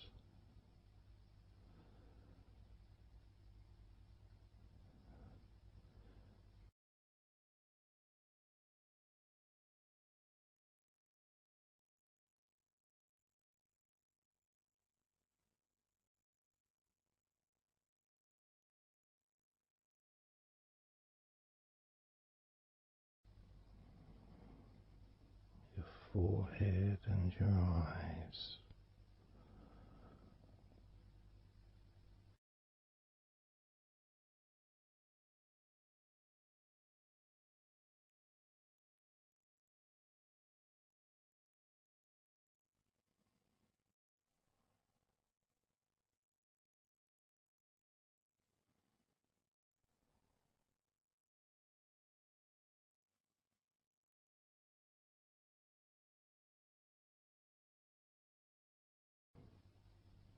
Your jaw,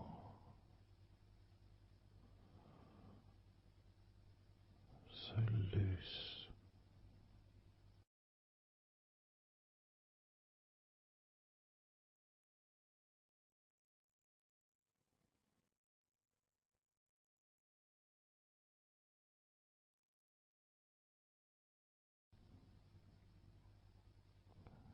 Noticing a sense of complete freedom.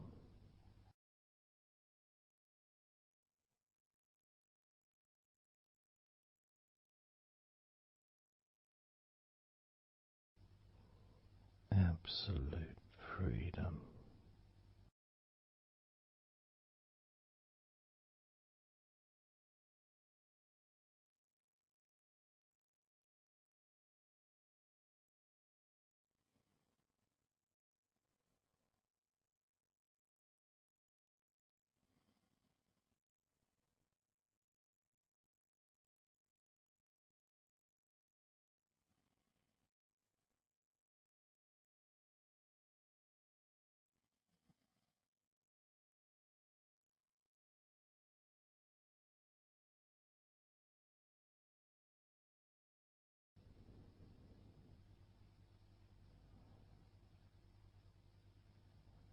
Drifting.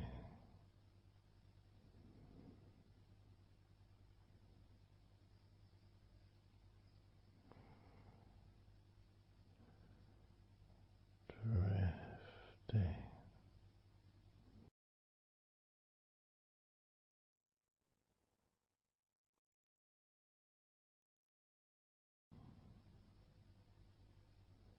Peaceful energy.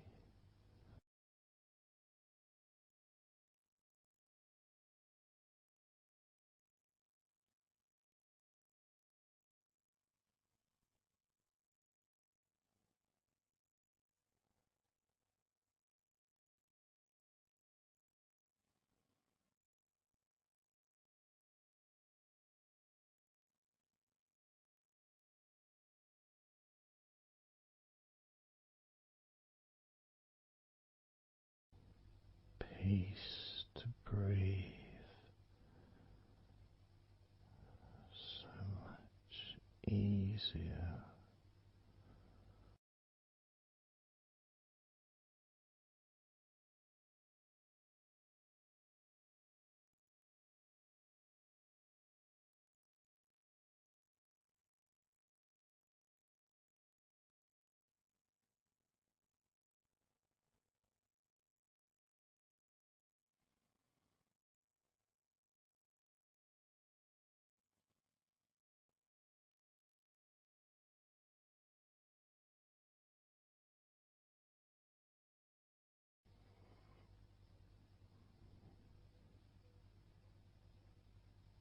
Loose.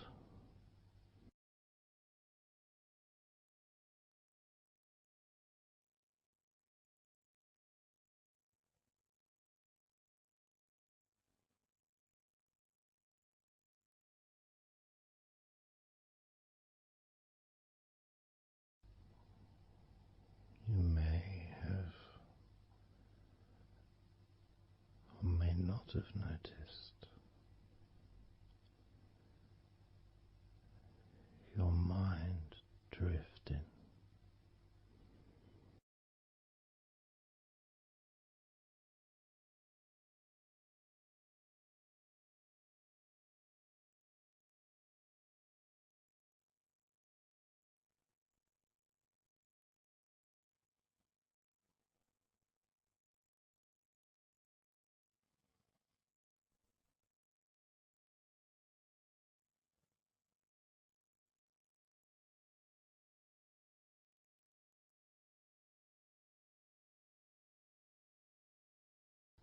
Peaceful.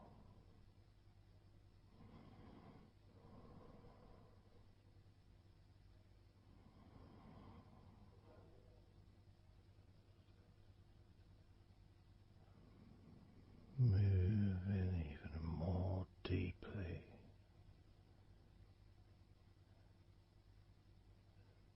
in the direction of total blissful peace. Blissful peace.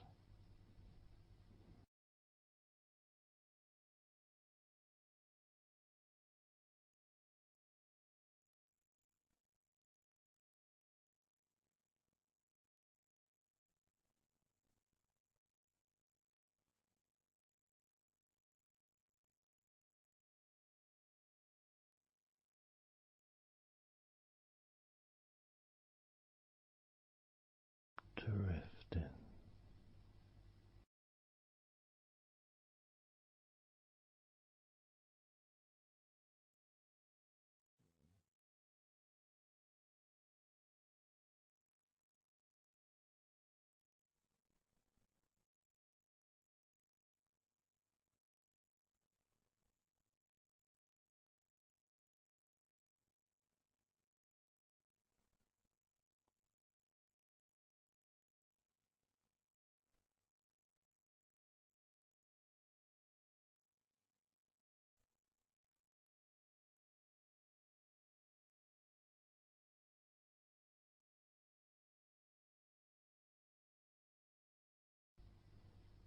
Total peace.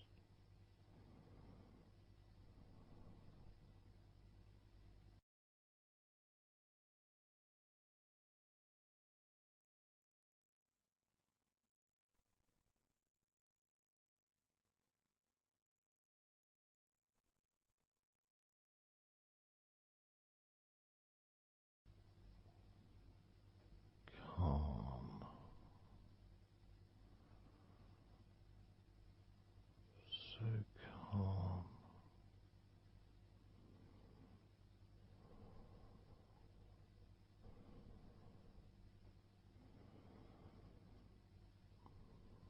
Letting go.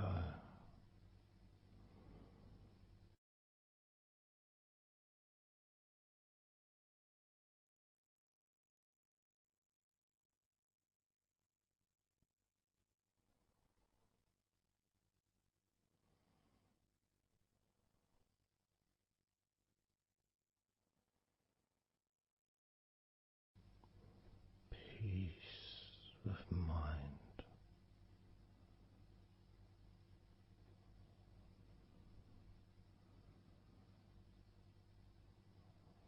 Relaxed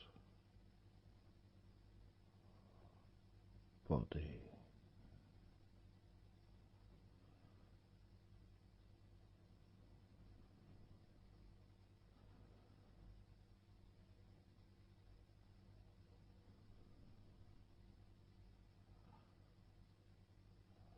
So relaxed.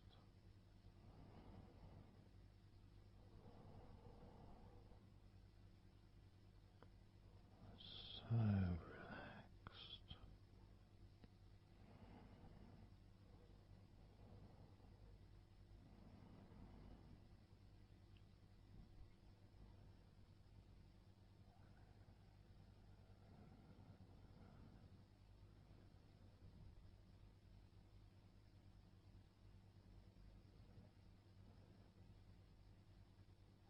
Your body feels almost invisible.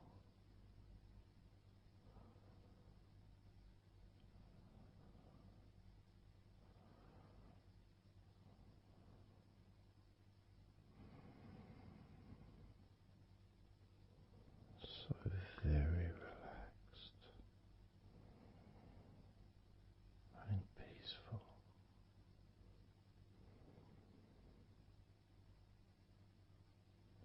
So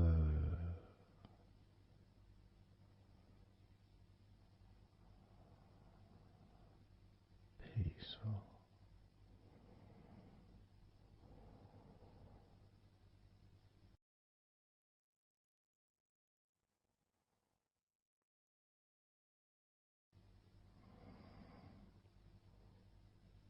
Relax.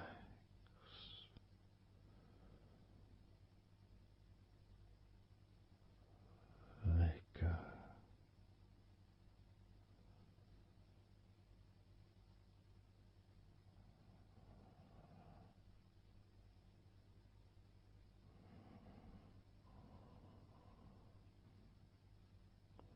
So peaceful.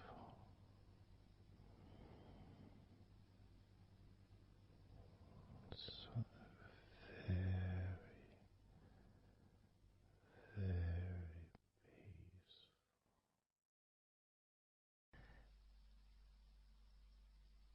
And you could start to notice that you are feeling more relaxed even though I've not purposely focused your mind upon that sense of physical comfort that is growing within you throughout your body, and your mind starts to slow down. And that could be almost in recognition of,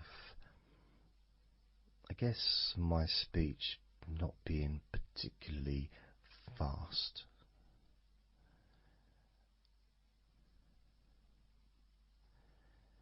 And things just generally feel calmer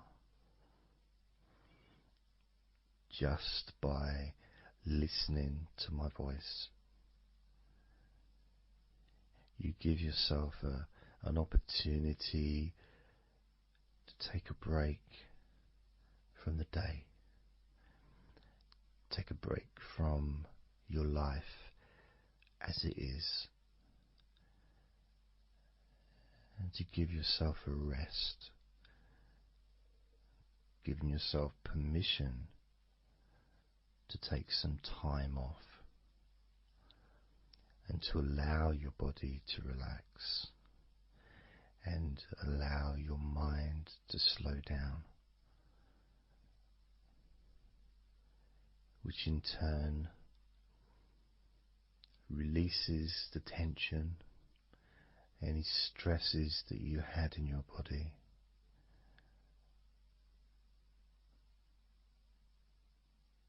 It's almost as if the parts of your body just open up, allowing the negativity out.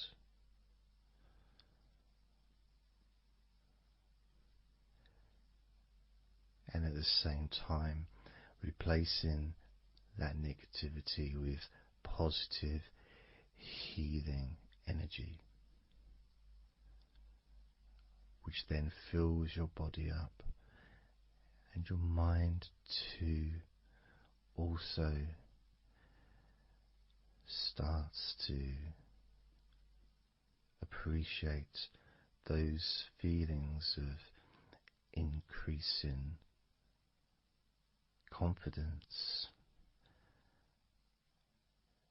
and an almost uplifting feeling, a positive healing,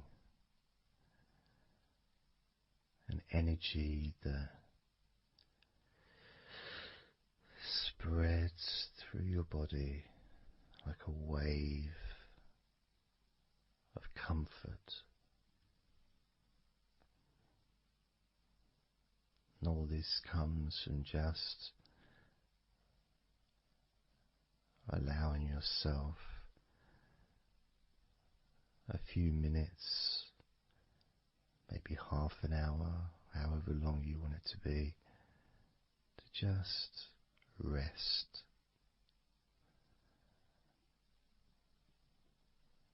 And allow your mind and your body to almost reset itself to the settings of comfort and relaxation, calmness,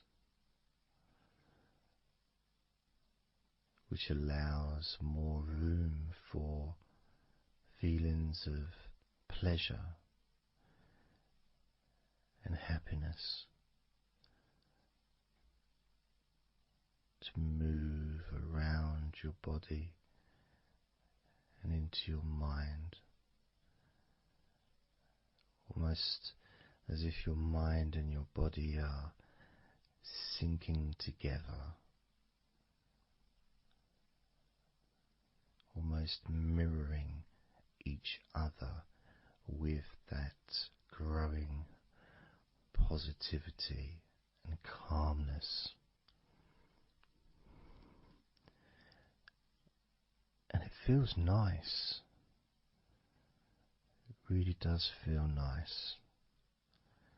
to know that you are the one that has allowed yourself to feel more comfort and to experience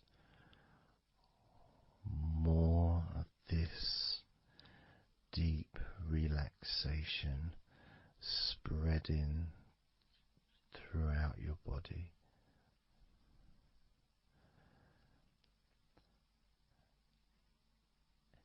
And as I focus on each part of your body, you can notice that that part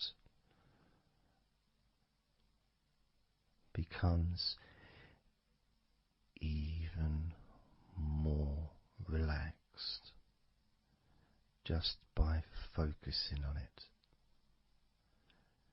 It becomes even more calm and comfortable just by focusing. And as I move down your body, starting at your head, the parts that you've already focused on will continue to relax deeply. And those parts that we've not yet focused on will just automatically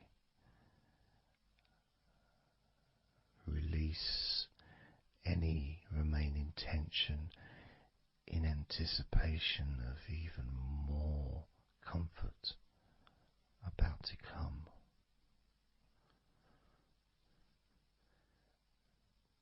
Now,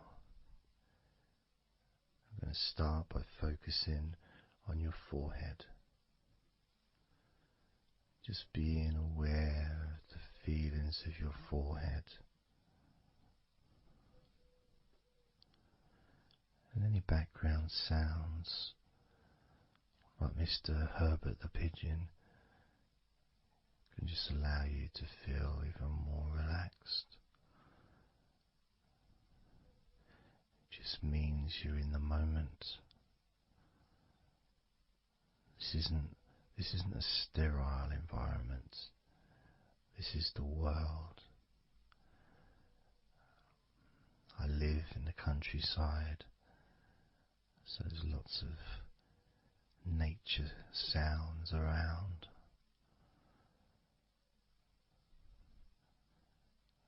So as you focus on your forehead, just notice how it becomes even more relaxed as you focus only on my voice and that part of your body.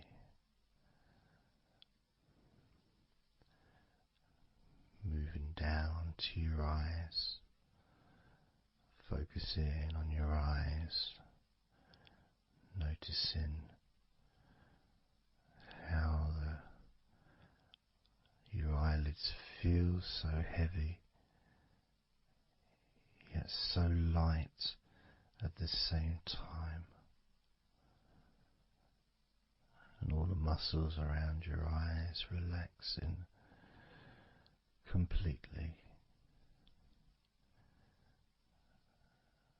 Moving your focus down to your mouth, your lips, your tongue, your teeth and your gums, and the whole of your mouth relaxing,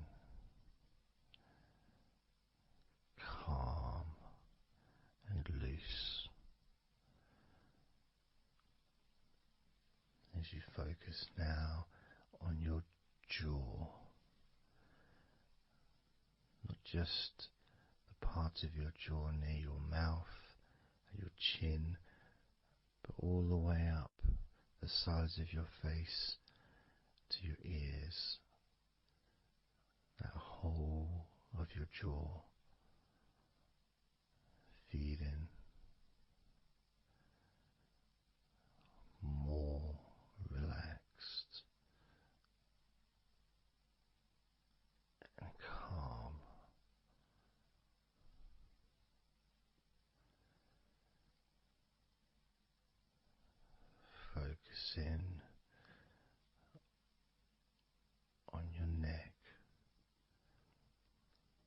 front of your neck and your throat.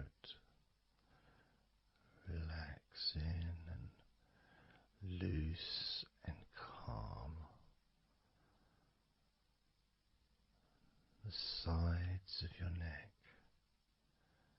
the right and left side of your neck,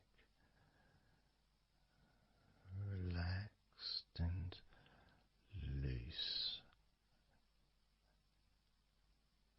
and calm.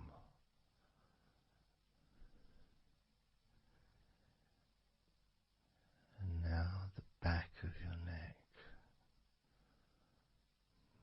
Focus in on the back of your neck.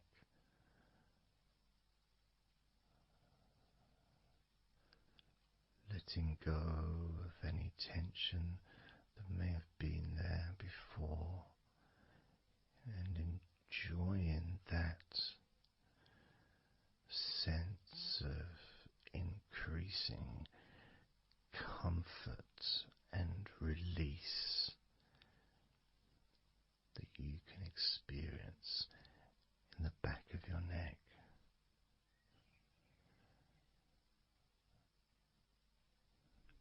Moving down your back and moving either side of your spine, right from the top of your back all the way down to the bottom of your back.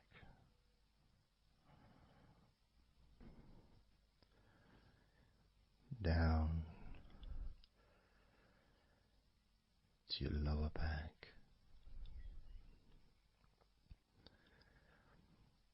And as you move up and down your spine, you can feel the muscles either side of your spine relaxing even more.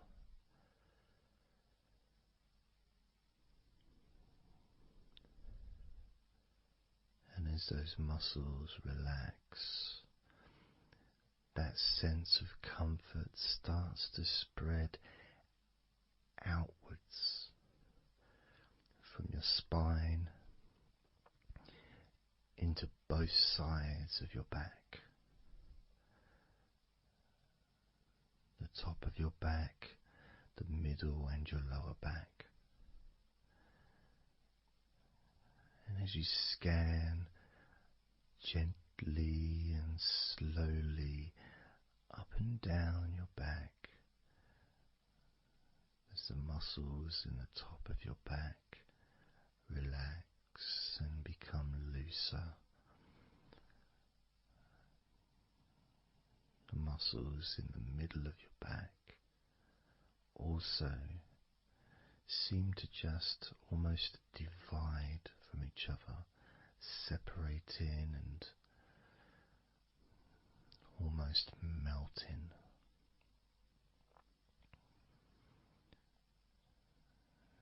And in your lower back,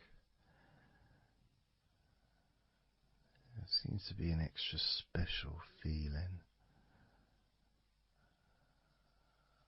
of comfort that spreads into your hips.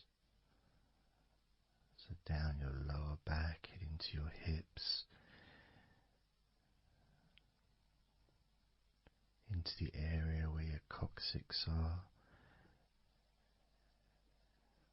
and into your buttocks. And all those muscles that spread from your lower back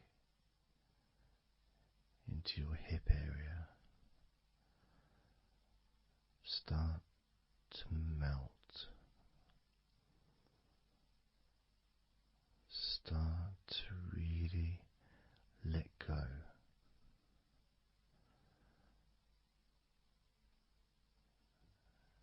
And even though we're about to focus on your shoulders, your back and your spine will continue to let go. Continue to relax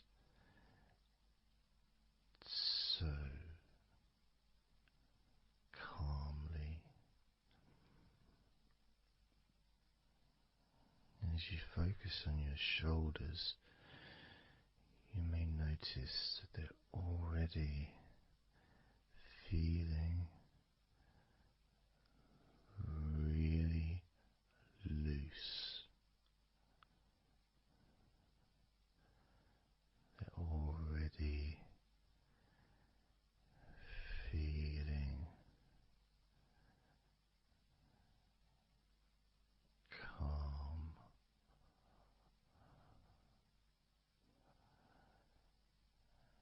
and that feeling of those muscles that move from your neck into your shoulders.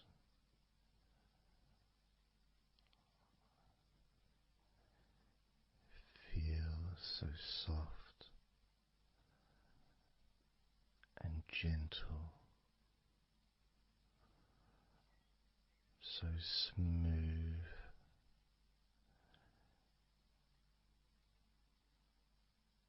and calm.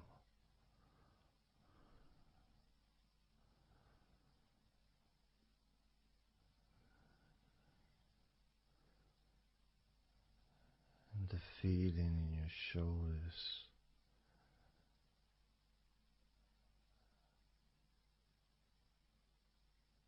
seems to spread deep into your shoulders. That sense of relaxation, not just traveling deeply into your muscles, but also relaxing the bones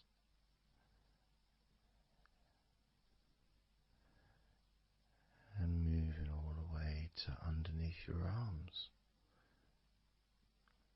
relaxing that whole area between the tops of your shoulders and underneath your arms, healing.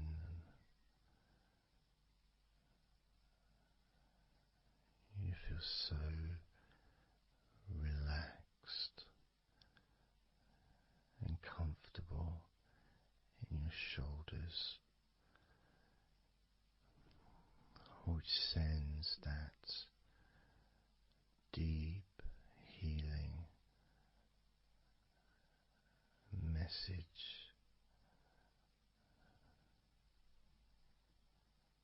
into your arms.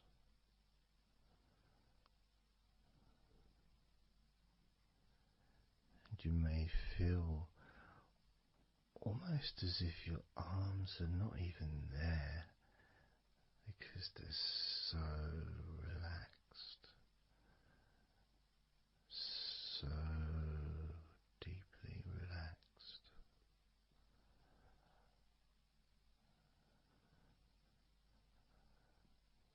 So, so calm.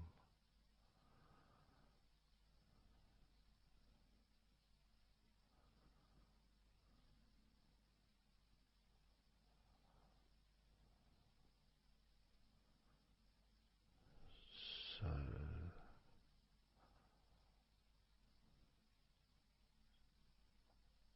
loose.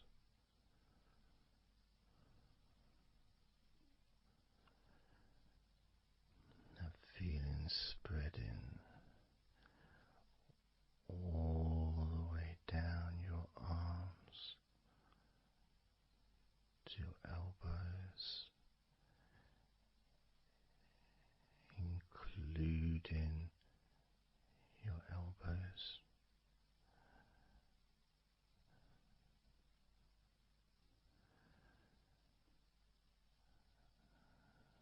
Circumference spreads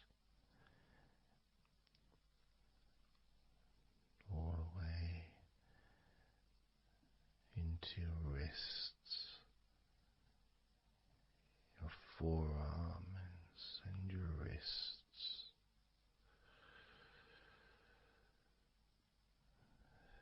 feeling so heavy same time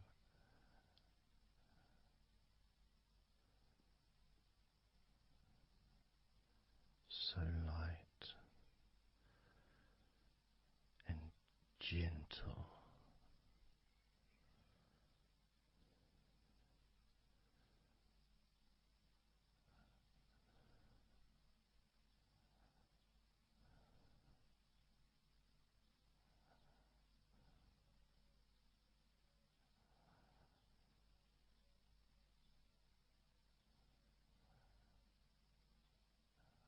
Focusing now on your hands,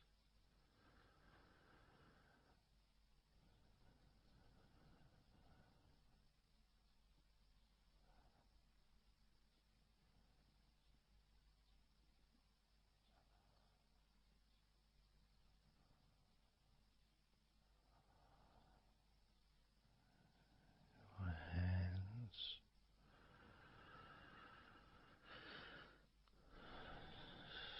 so peaceful in your hands.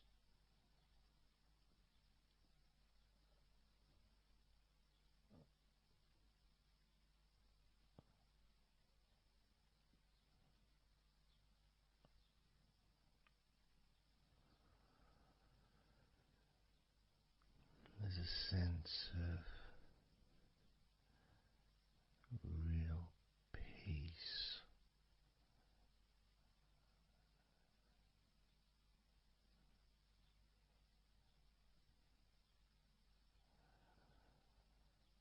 that just seems to feel so familiar when your hands relax deeply.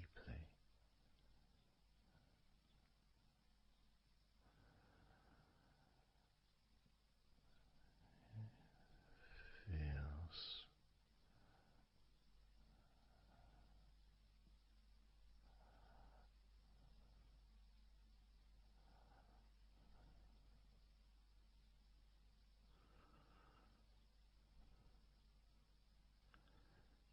your fingers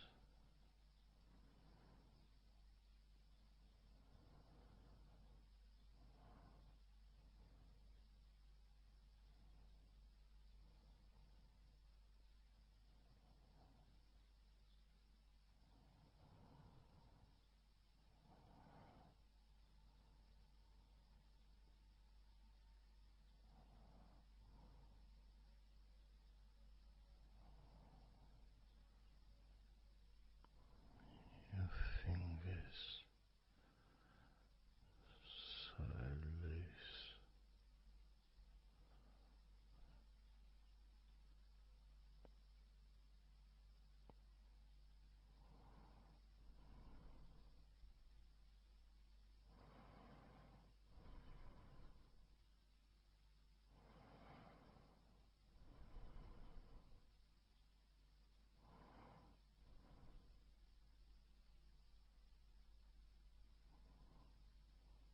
your fingertips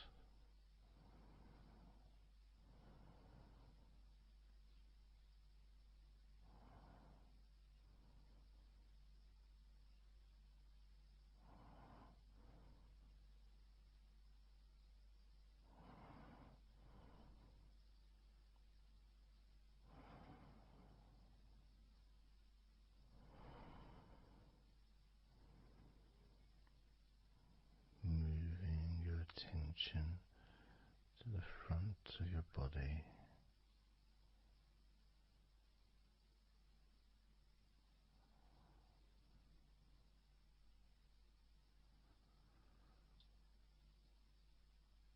so comfortable.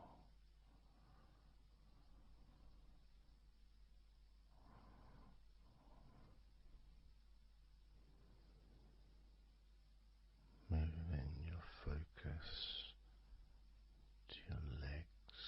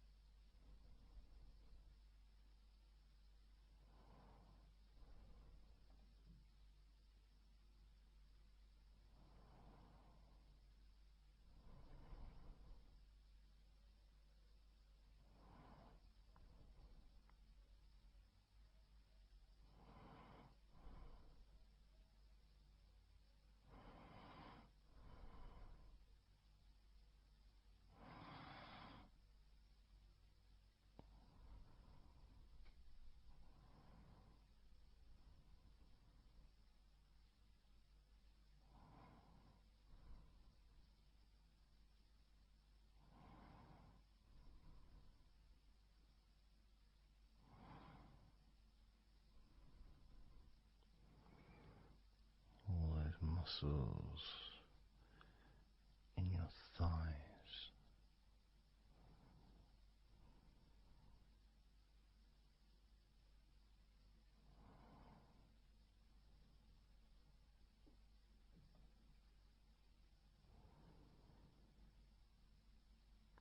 Your knees, so relaxed.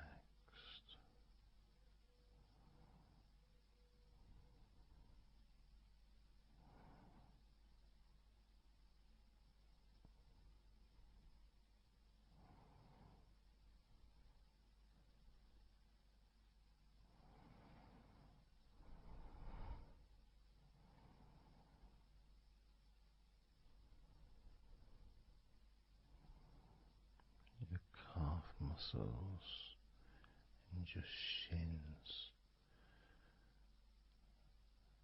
completely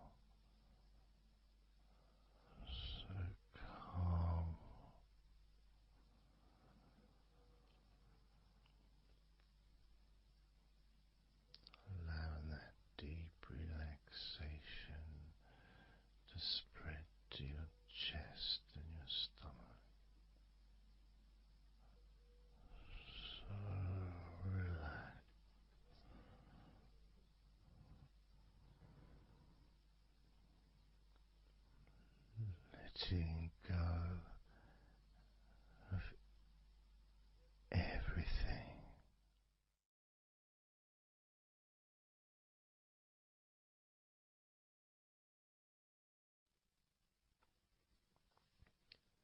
So I'm going to start counting down now from 20 down to 1.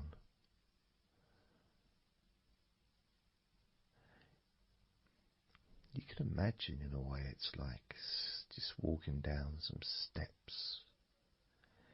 And each step, all 20 steps, and each step represents a level of comfort.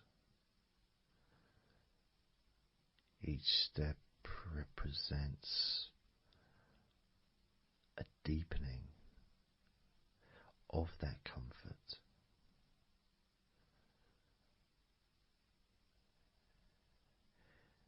And the further you walk down those steps, the deeper and more relaxed you feel.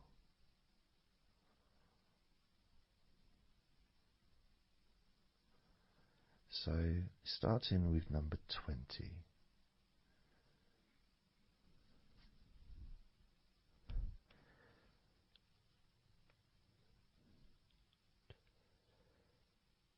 Twenty.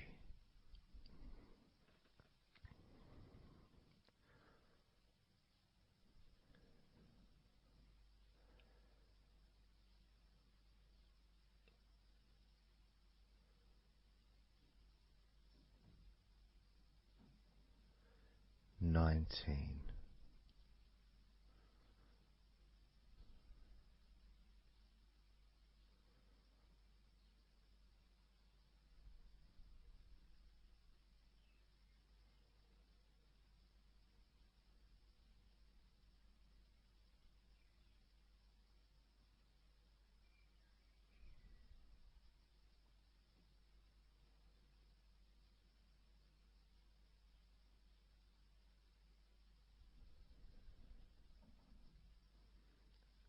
18.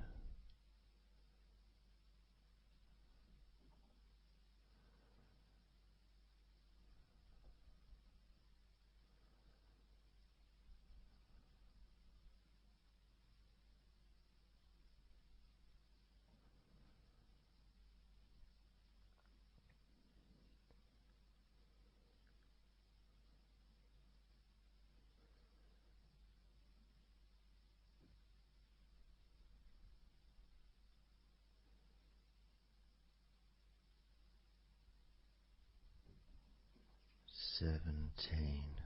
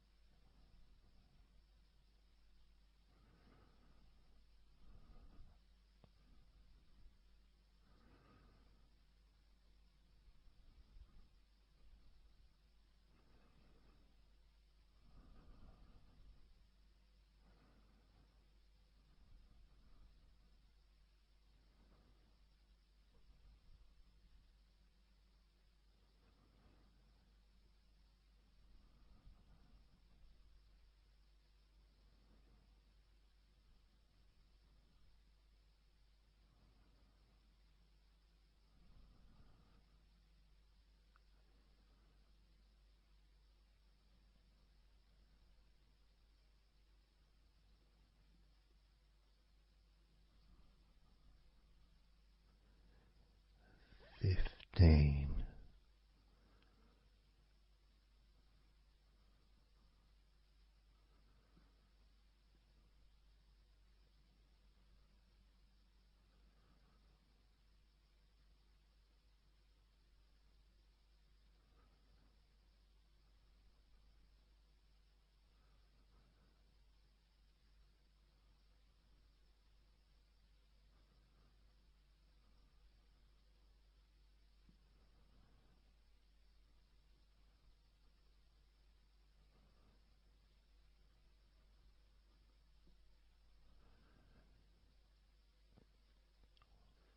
14.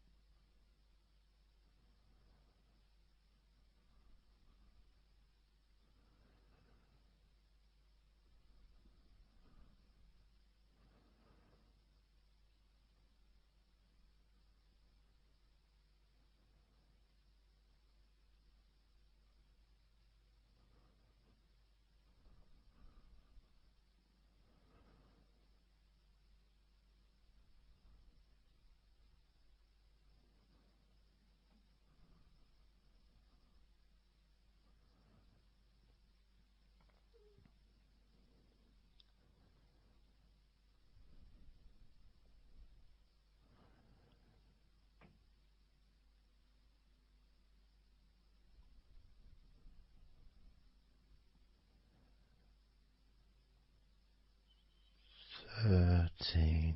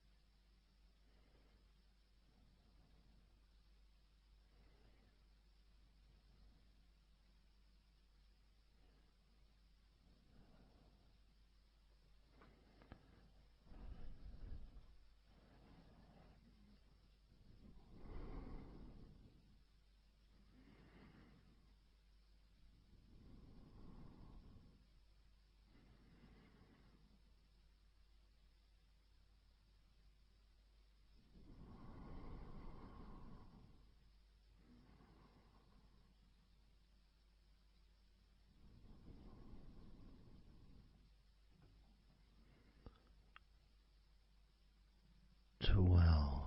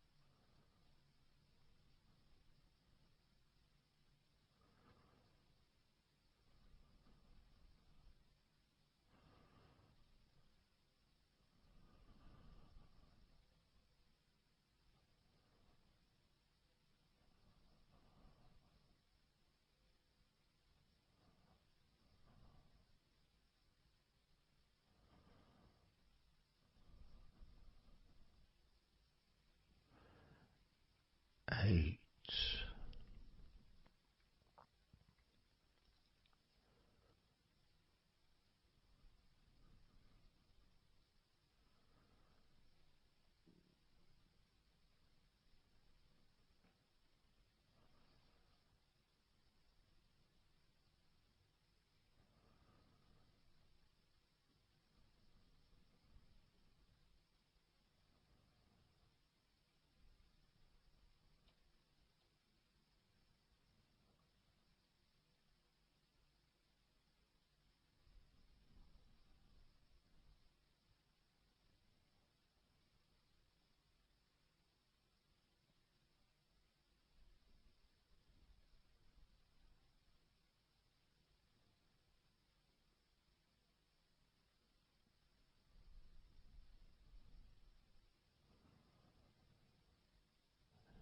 7.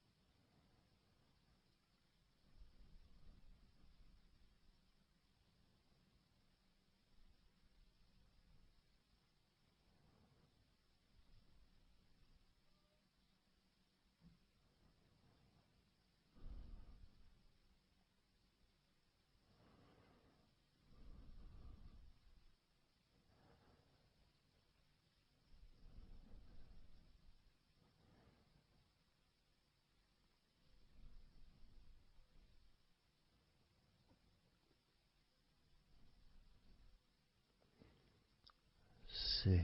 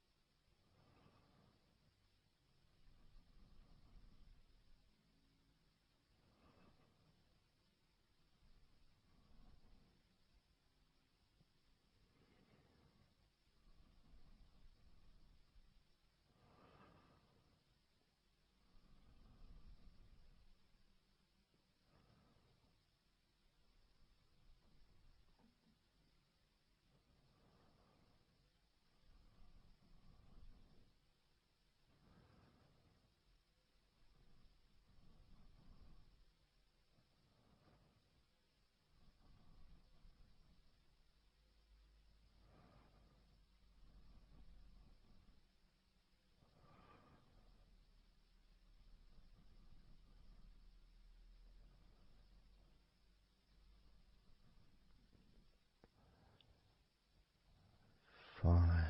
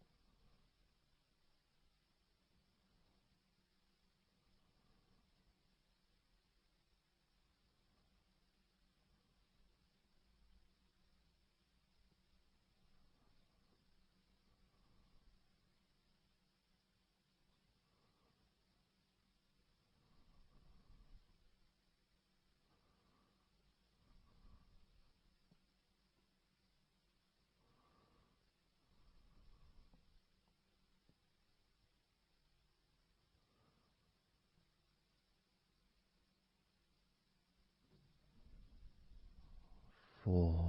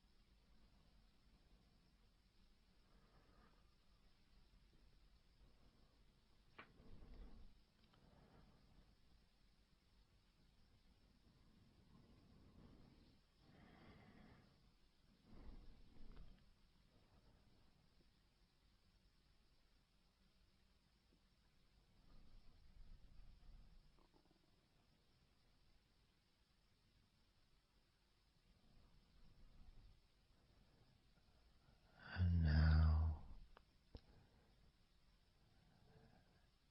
as you focus on your eyes,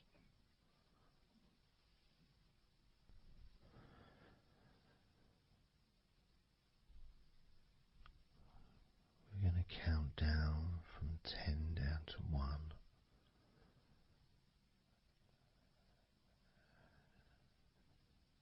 Focus in just on your eyes.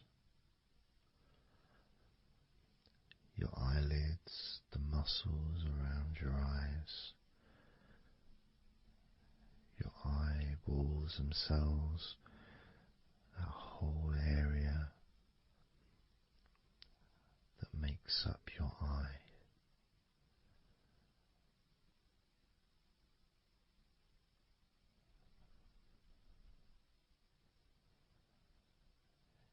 And as we count down from 10 down to 1, whilst focusing on your eyes,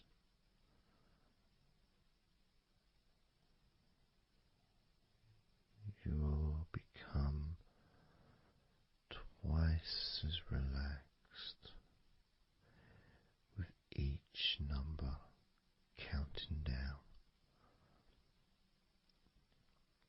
And you may find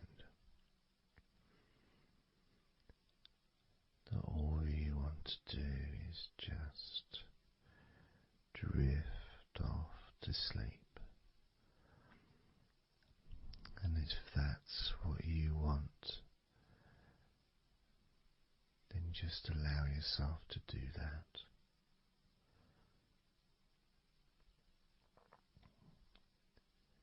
Now,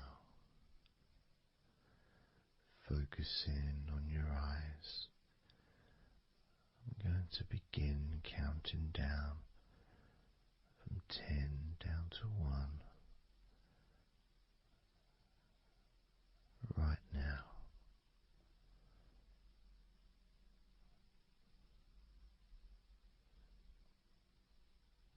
10. 9.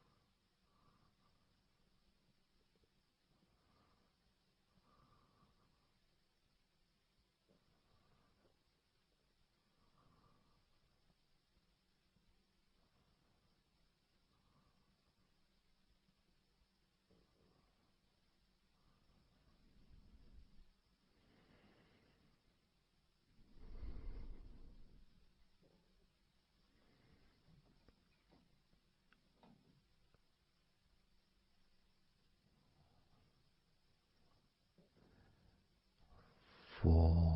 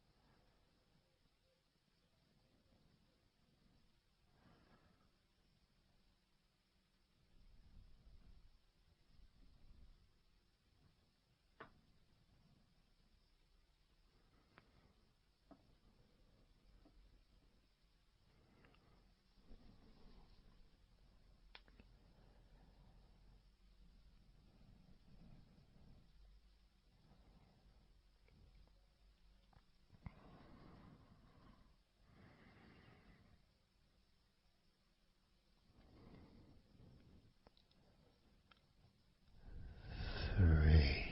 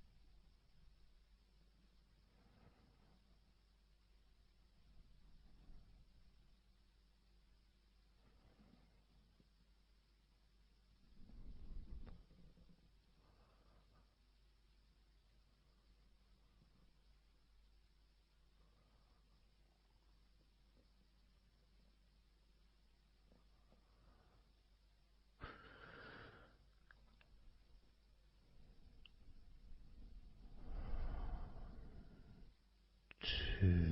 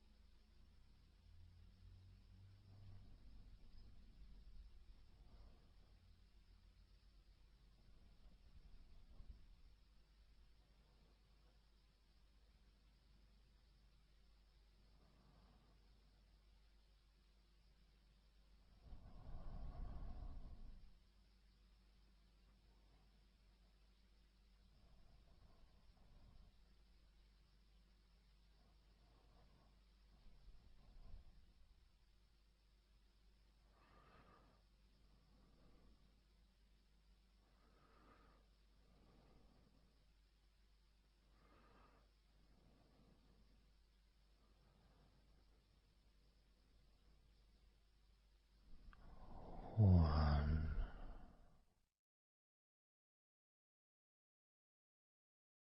So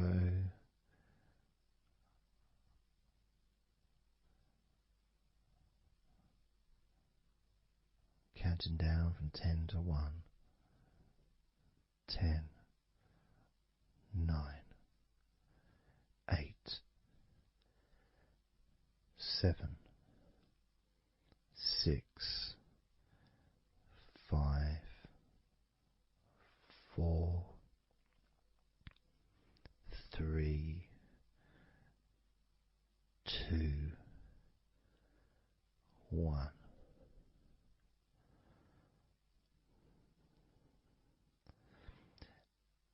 And maybe that was a bit too quick in order to relax. Maybe it's a bit too fast for you to notice the calming of your body. Maybe even a little bit of pressure there, like You're counting down from 10 to 1. What do you expect me to do, man? You expect me just to go all floppy just because you're counting down?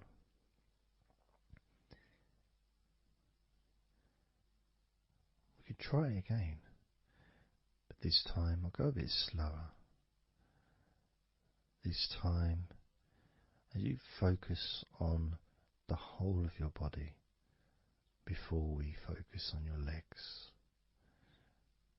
just notice how your body does start to feel more relaxed with every number that I count down. 10.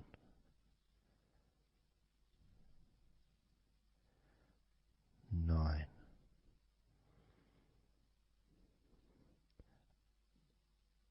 8.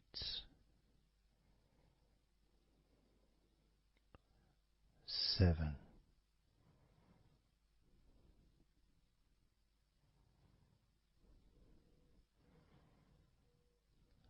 6.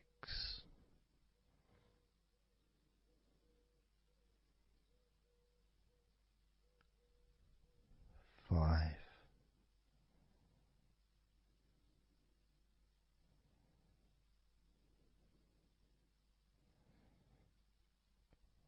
4.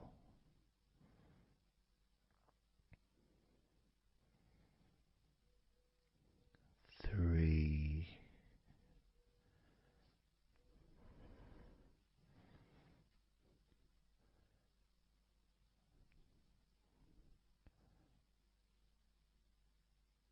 2.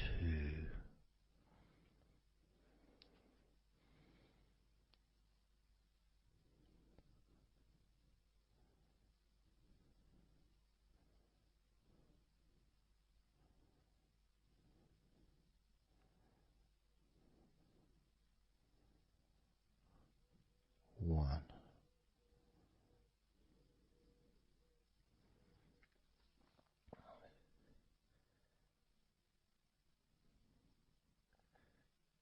And just notice how you feel generally, how your body feels.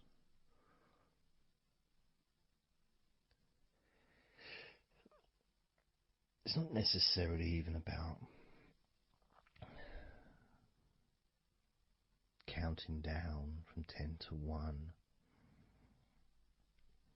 It's that space that you have, that space between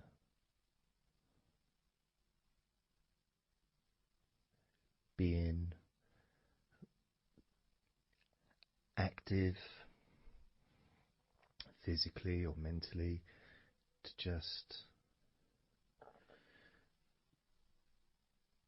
sitting or lying down, just being there, not doing anything, not saying anything, not needing to think about anything. So it opens up a space, a bit of a space, a gap.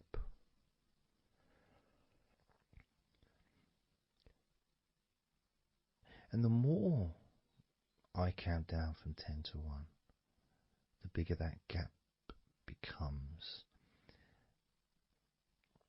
So there's that gap of calmness, of comfort, relaxation.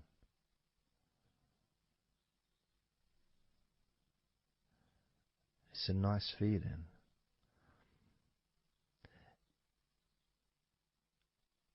And it moves those stresses or discomforts physically or emotionally, moves them away.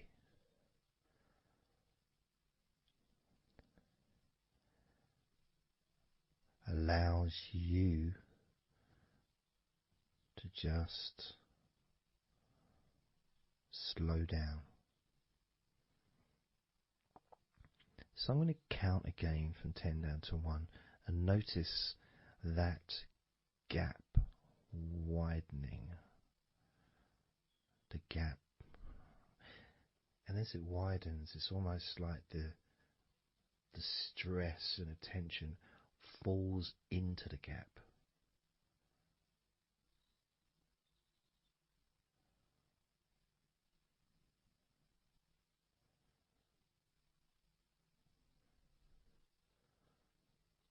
And gives you that distance, that space. Now, 10,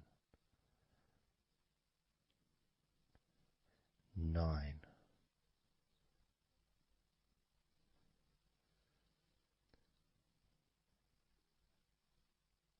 8,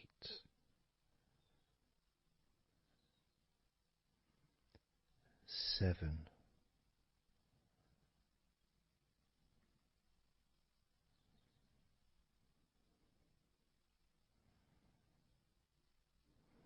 6,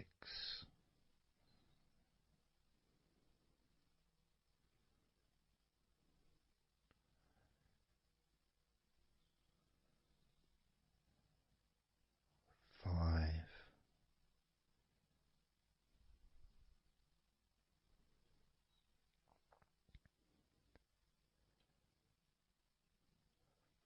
4,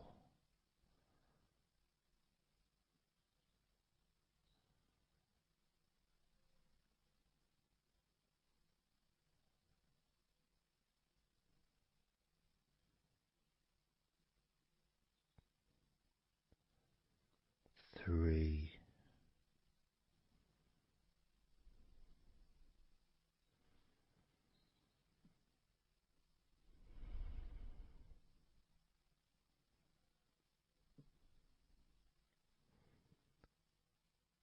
2,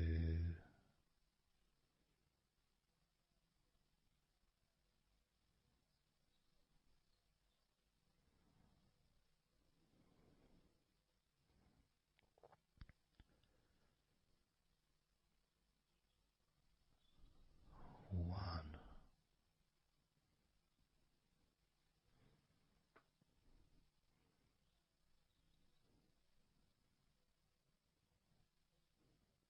And how does your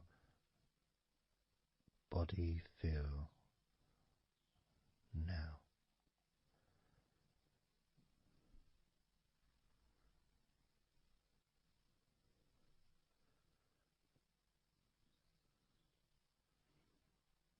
Can you notice that you're feeling calmer?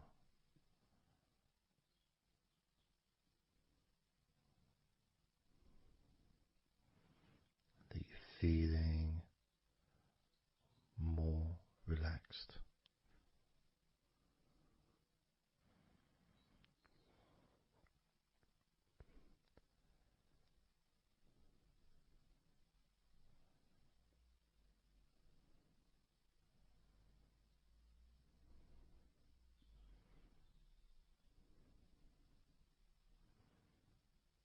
As we now focus on your legs, just your legs.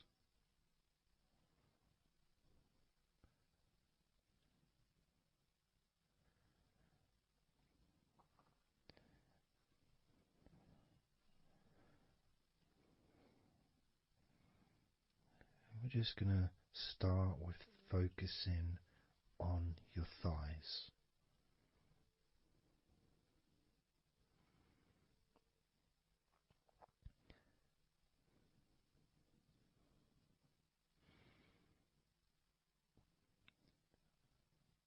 Of course, it's not the most exciting thing to be doing because I'm sure, like most of your body, there's not a lot going on right now.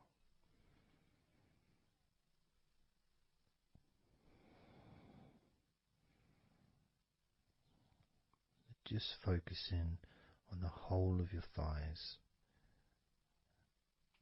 the tops of your thighs, the sides of your thighs, the bottoms of your thighs, your outer thighs and your inner thighs.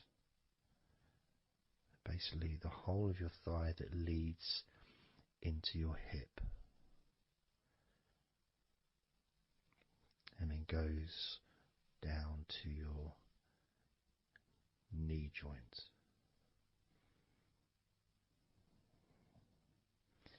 Now this is a big area.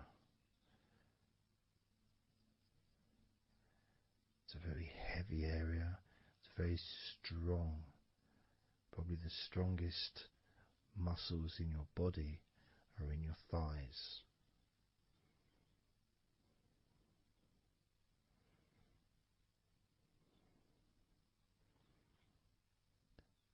But I don't think we perhaps give enough attention to our thighs.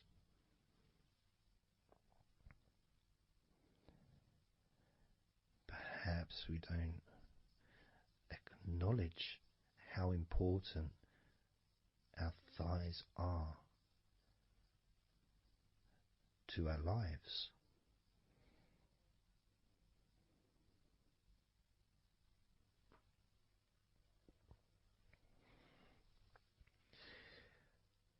How much they actually do for us all through our lives.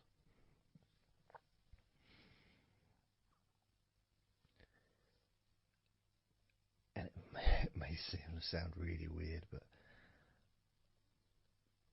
I think that all of our body parts, especially our thighs, need some TLC. A bit of love shown, a bit of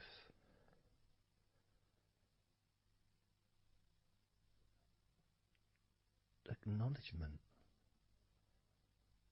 a thank you, gratitude for what our thighs do for us.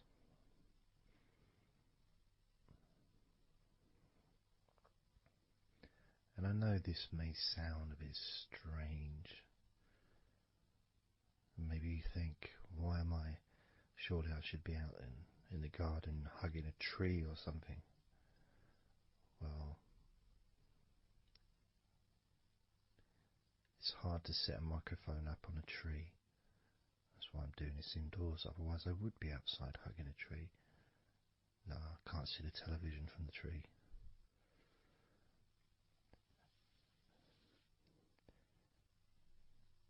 If you move down to your knees, again, such an important part.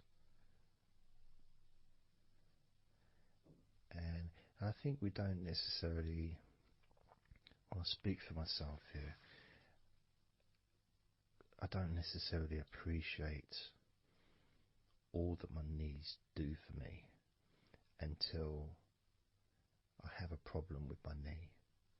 So occasionally if maybe I bash it or it's aching for some reason, it's then that I realise how much it does. You know, the benefit of being able to use my legs without any kind of physical discomfort is a beautiful thing that's possibly not appreciated until it's temporarily removed, you know, that comfort. But as you focus on your knees, regardless of how your knees feel, you can have that sense of gratitude and love to your knees for all that they do for you.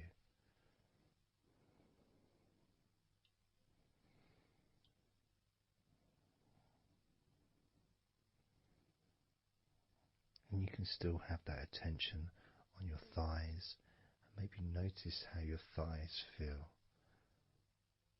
Maybe you've noticed that they are relaxing more deeply.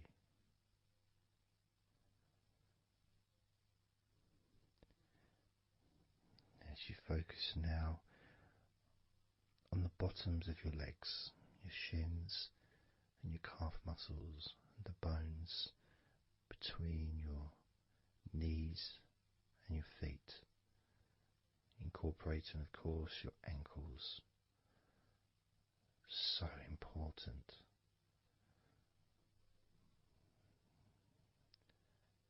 Anyone that's had even like the slightest sprain of an ankle knows how much we take our ankles for granted.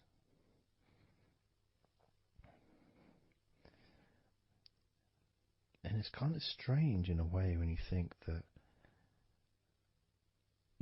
logically our wrists are a lot thinner than the rest of our arms, which is okay, can't see any problem with that because we're just picking stuff up.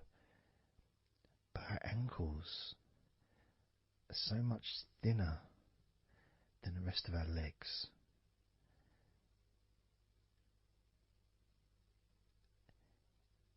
And from a physics perspective, or logical even, it doesn't really make sense that all this weight would ultimately be resting on your ankles, then leading to your feet.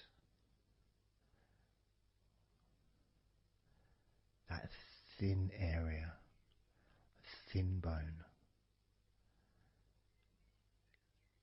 yet it does so much great work. Supports us, supports our body for a lifetime. Helps us to balance, helps you to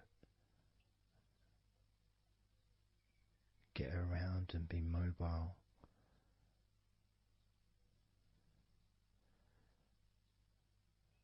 And there's the calf muscles, of course. When I was younger, I couldn't see the point in calf muscles. It didn't seem to do anything. Okay, if I walked around on tiptoes, then my calf muscles get some work. But of course that's not true. The calf muscles are being used whenever we use our legs.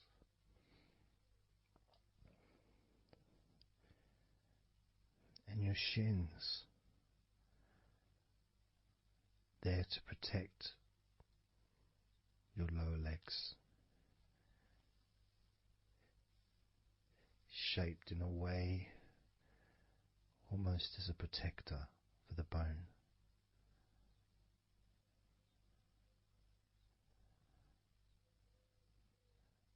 Leading, of course, to your ankles and your feet. But we're not going to focus on your feet, we're just going to focus on the legs. And I realise that now that I've mentioned your feet, you're probably focusing on them anyway. So maybe I should focus on your feet a little bit. You can have them in your awareness, the same as you have your thighs in your awareness, even though we haven't been focusing on your thighs for a few minutes. We've been focusing on your ankles,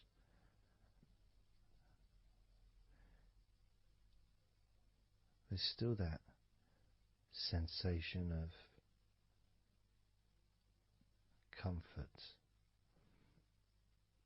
in your thighs. And there's that movement of energy, because the thighs hold lots of different sensations. Of course, there's the muscles, the big, strong muscles that we have in our thighs.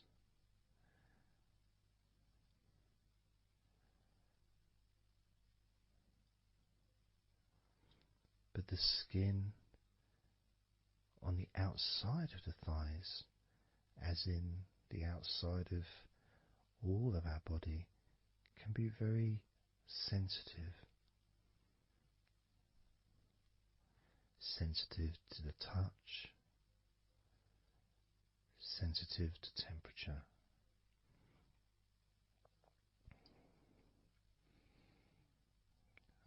And inside your thighs, the bones, there's the muscle, there's the blood vessels, the arteries. So all this stuff, it's inside your thighs. And I guess sometimes it'd be nice if you could actually put your fingers inside your thighs and massage. So you can massage on the outside, of course, but to be able to get deep into the muscles, and to be able to just massage inside your thighs, massaging the bones of your leg, massaging all the veins, and just gently healing your thighs. And you could move down, massaging inside your knees, just massaging those bones, but with healing fingertips, spreading that healing energy deep into the joints of your knees.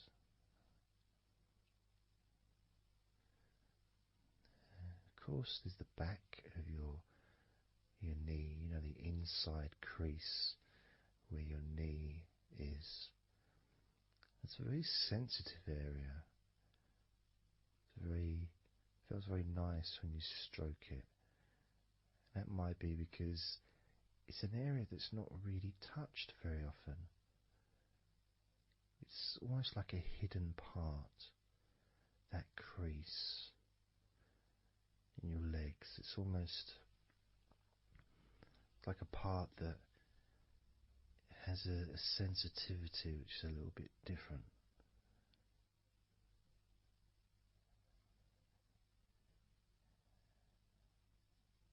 Of course, it's protected by your legs.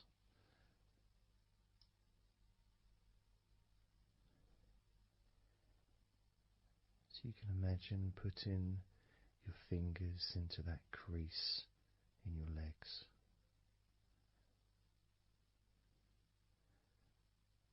That fold in between your legs, you can just massage with your fingertips.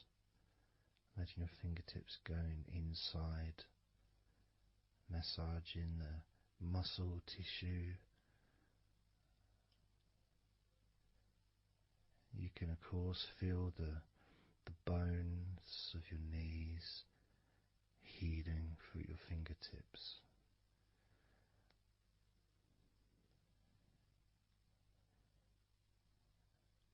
And then as you go down to your calf muscles, now that's a part I'd like to be able to really put my fingertips deep inside my calf muscles, massaging every single tissue of that muscle, healing every part.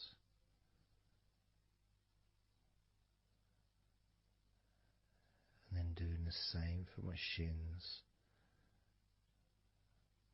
massaging and gently stroking the bones, gently stroking them, healing in a loving way, because they deserve to be treated as the precious bones that they are, because our legs are so precious, as in all the other parts of our body. They're more precious than any jewel on the planet.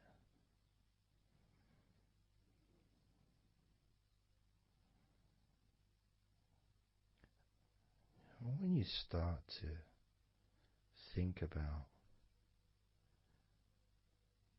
your legs in this way, it can change your perspective. It might sound a bit silly to start with, the idea of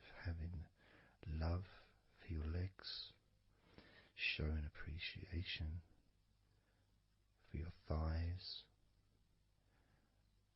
wanting to be able to put your hands in your thighs and massage the muscles and the bones, and to get your fingers deep in there, releasing all tension, just to show how much you care about your legs, how much you care for what your legs do for you regularly. Your knees, your calves, your ankles, the strength of your ankles, considering how thin they are compared to the rest of your legs, especially your thighs. Yet they're so strong, so flexible. Absolutely amazing things your ankles are. Truly a gift because of what they do for you.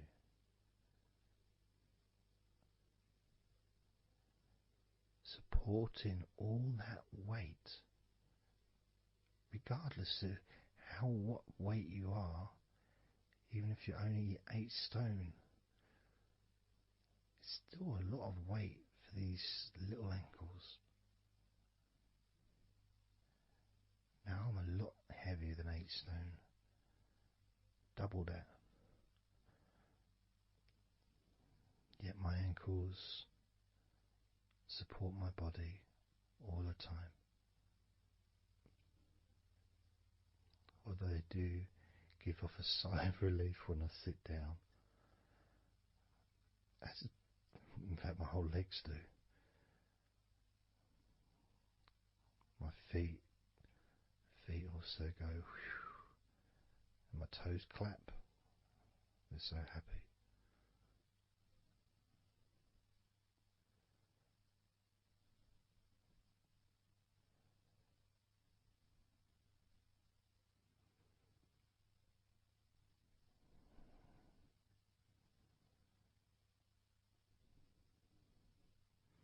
Your legs really are amazing. And I know that talking about your legs is probably possibly among the most boring things you've ever heard anyone say, possibly. But boring or not, everything I said is true. Your legs are amazing.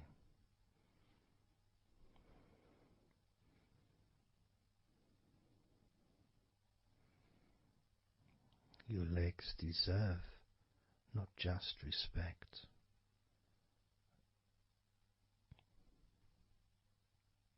but they deserve to relax deeply.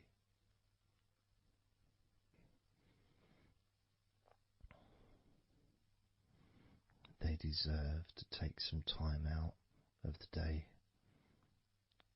to just let go completely.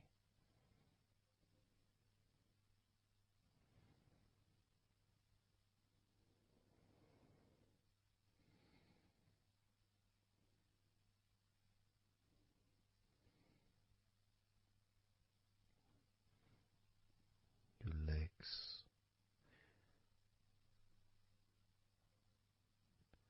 really can relax.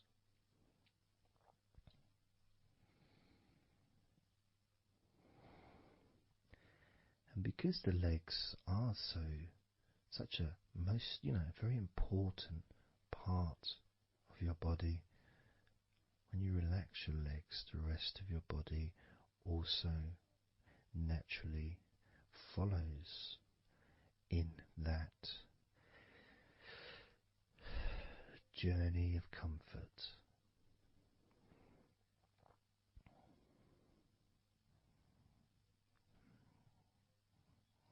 feel it in my hips.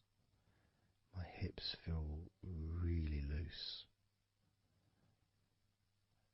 And also my lower back as well.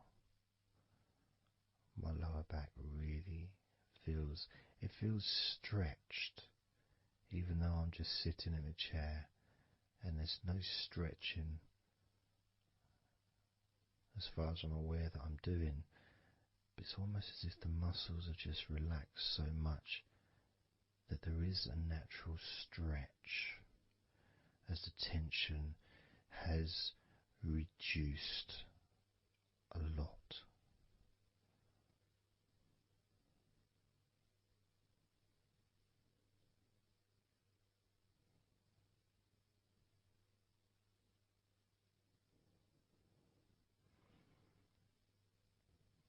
And I'm now going to count down from 10 down to 1.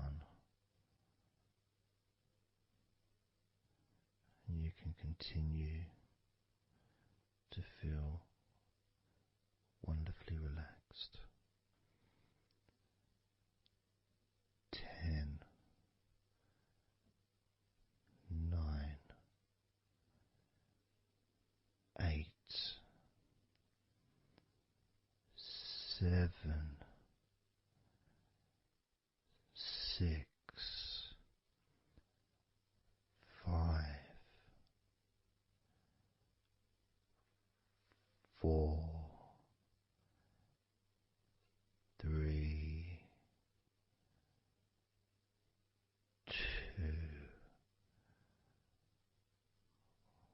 1.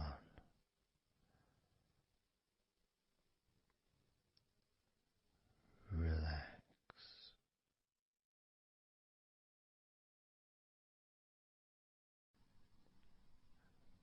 So I'm just going to count down from 5 down to 1. And as I count down, if you just focus on the numbers, just the numbers, counting down, and notice how you feel in this moment as you hear the numbers counting down, knowing that those numbers counting down represent you feeling calmer, not just in your body but also relaxing your mind. And just notice how you feel. There's nothing to do, there's nothing to say, there's nothing to think about. Starting with number 5.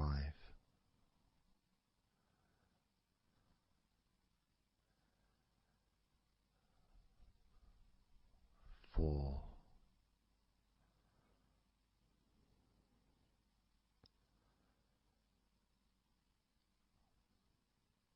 3.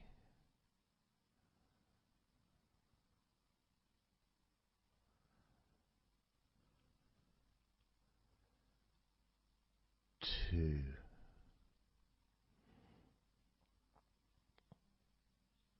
1.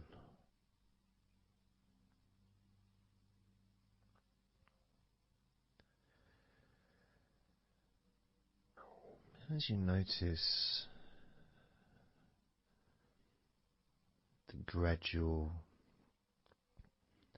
letting go of the tension in your body,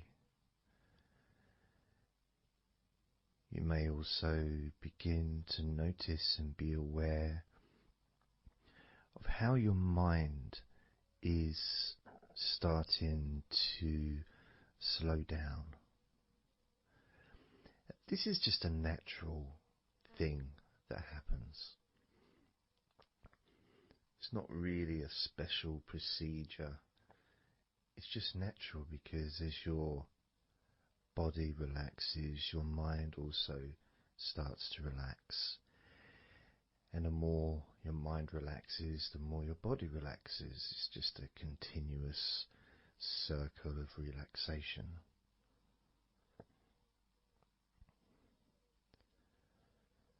And there's that calmness that comes from relative quietness. You know, even if there's background sounds, either your side or mine, it's still going to be quite calm. You know, you haven't got the television on, there's no music in the background unless you're listening to the recording with music, of course. You're very likely not going to be sitting in a room with other people. Of course you might be, but generally it's more ideal if you can do this on your own. So no distractions.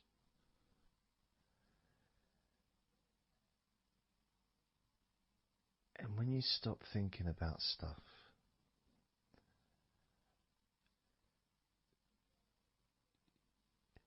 relaxation automatically rises. A sense of comfort starts to grow. And without trying to build it up into something fantastical or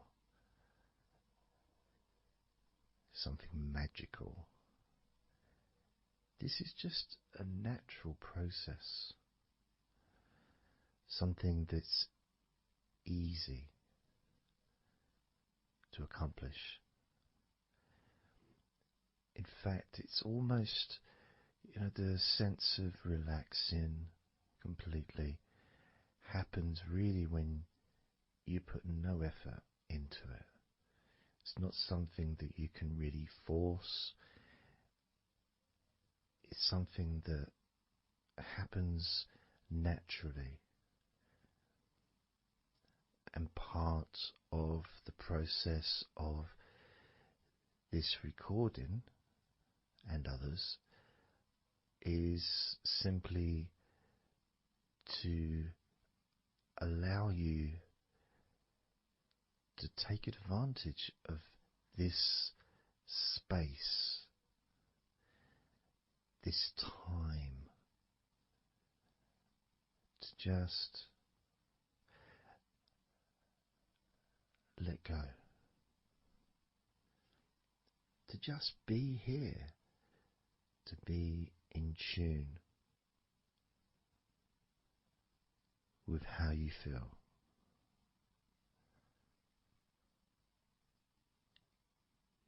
Yet with the intention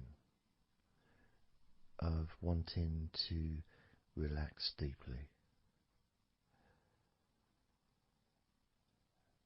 And maybe even to fall asleep, depending on what it is that you wish for yourself in this moment.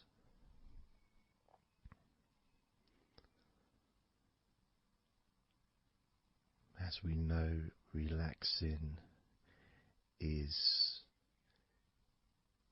the majority of the process of falling asleep. The actual falling asleep part is the tiny bit at the end. The deeper relaxed you become, the easier you find yourself drifting.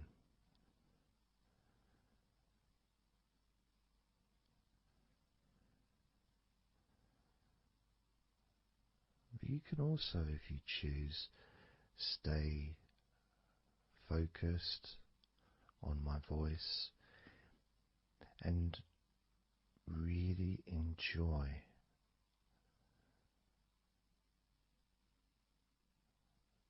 the process of gradually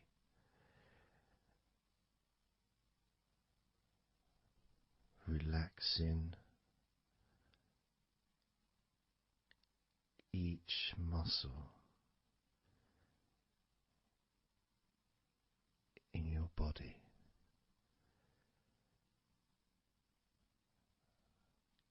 effortlessly.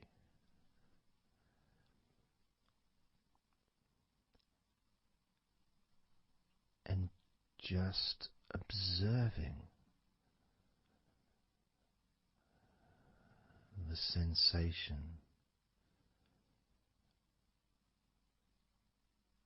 of letting go.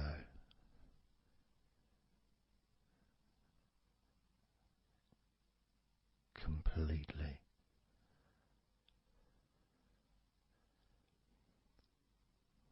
This time I'm going to count from 6 down to 1.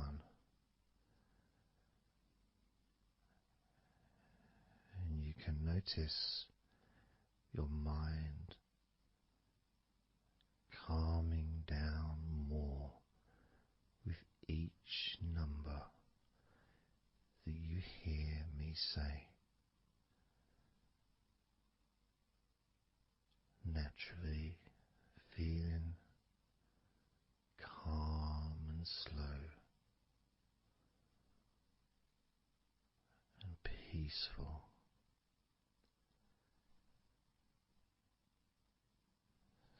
6.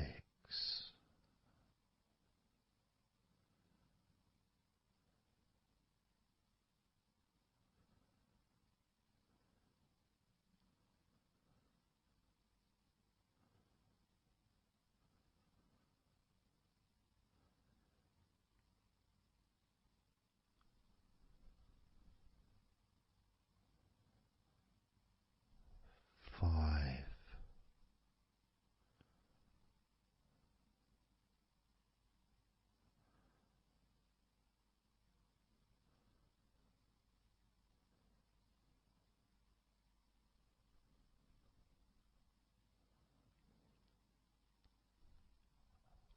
4.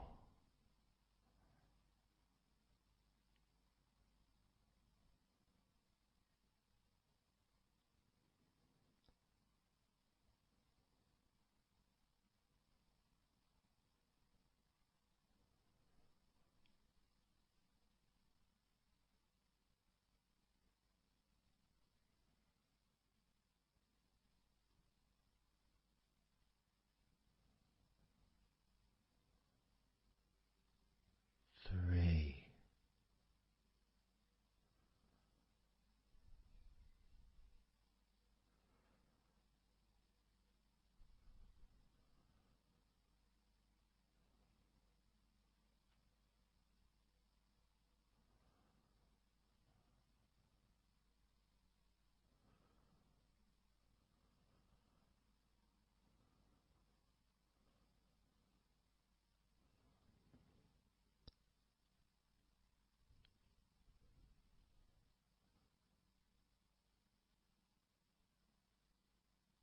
Two.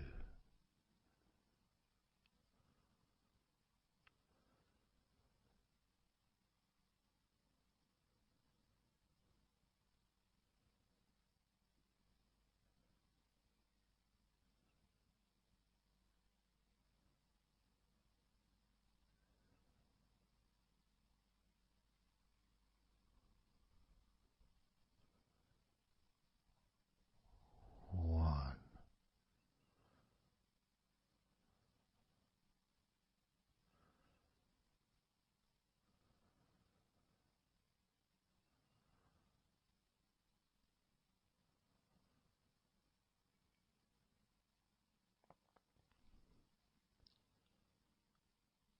Being aware of how your mind has slowed right down, sinking deeply into relaxation.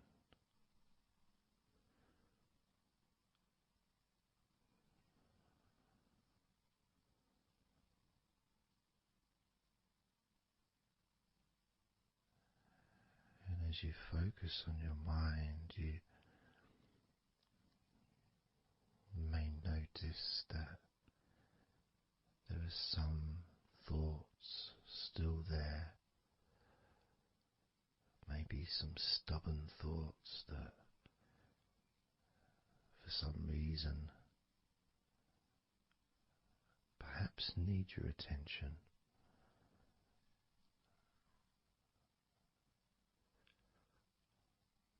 So what you can do is send love to those thoughts. Sprinkle those thoughts with love, like little petals from a flower. Just sprinkle it over them. Petals filled with love towards those thoughts, to let those thoughts know that you're not abandoning them. You just need them. You require them to just calm down, slow down, quiet down for now.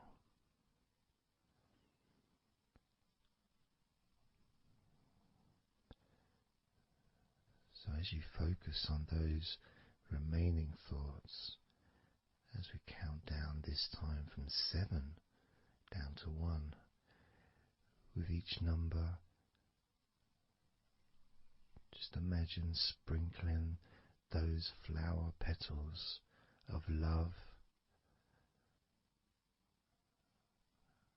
kindness, gratitude over those thoughts, which will allow them to just melt away and relax deeply. With every number,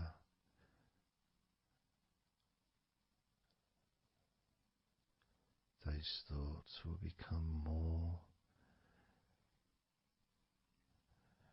and more relaxed.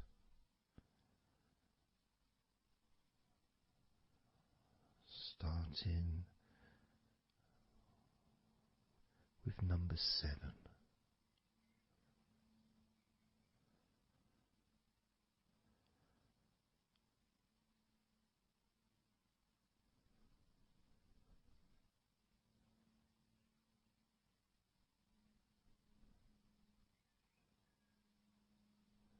6.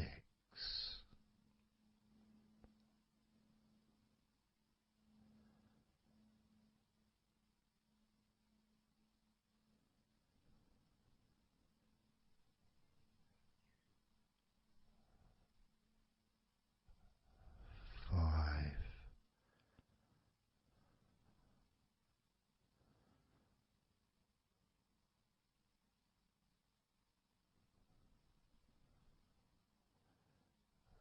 4.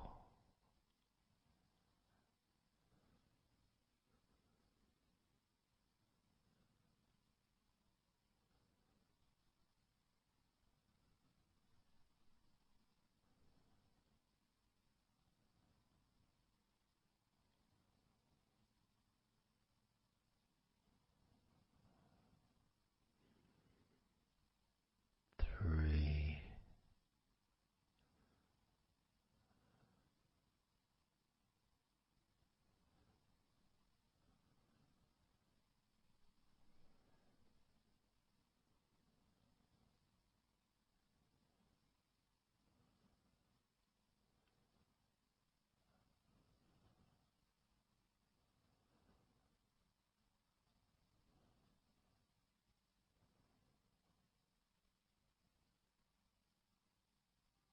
Two.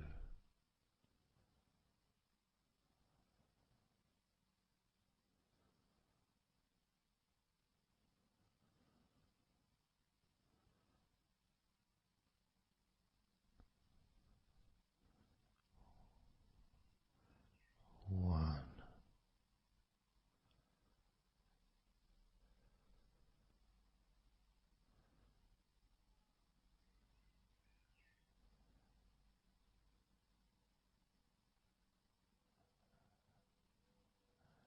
And as you now Notice how relaxed you're feeling in your body.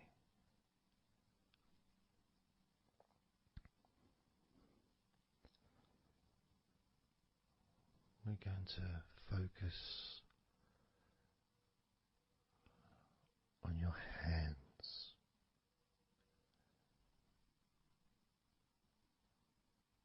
Because the more relaxed your hands are, the more relaxed your body and mind are.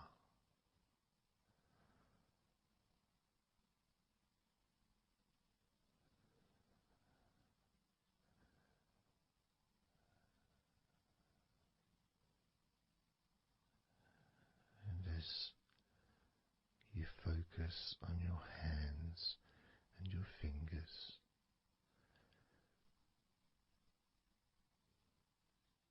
there's nothing needed to be done.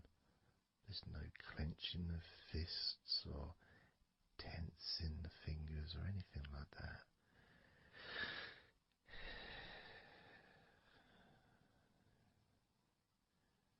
It's just noticing and focusing on your hands.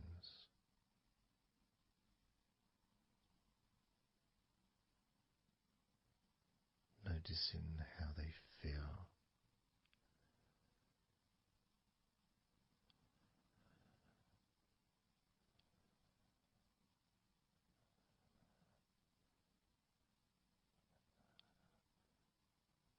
Because the more relaxed your hands feel,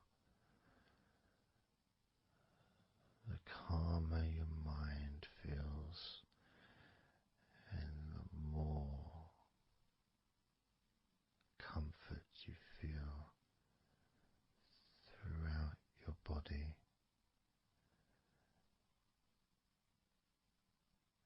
And you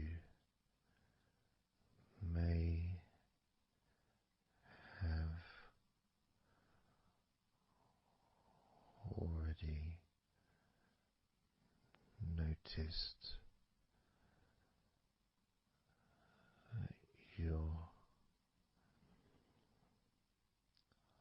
mind is starting to drift.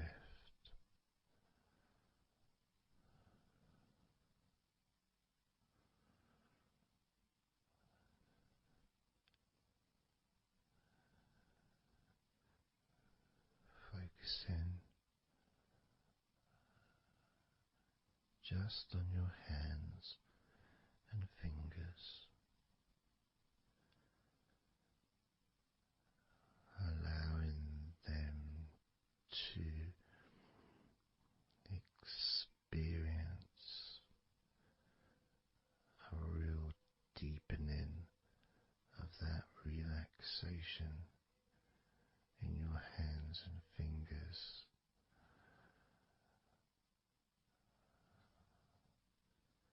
More and more relaxed with each number.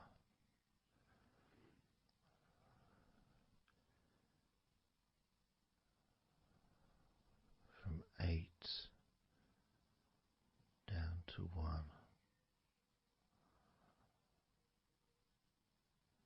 You can almost feel that healing and relaxing energy spreading into your hands and fingers, becoming even more relaxing with each number you hear, going down from 8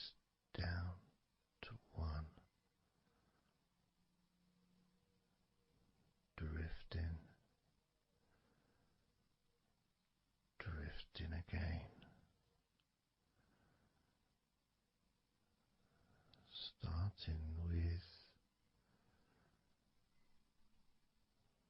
number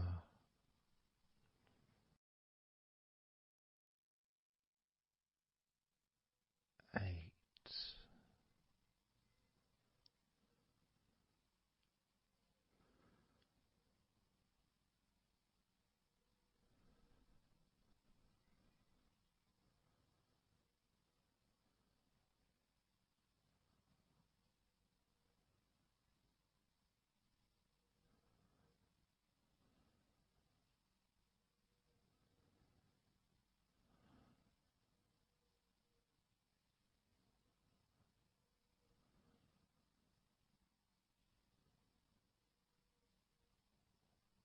7.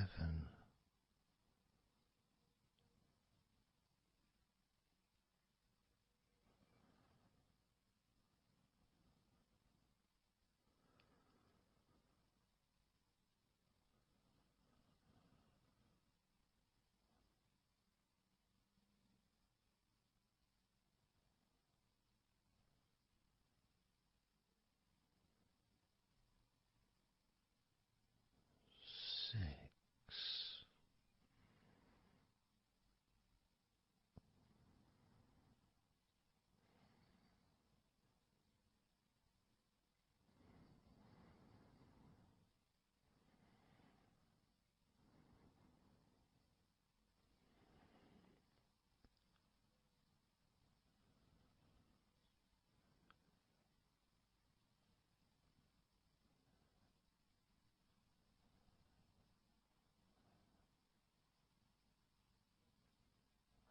5.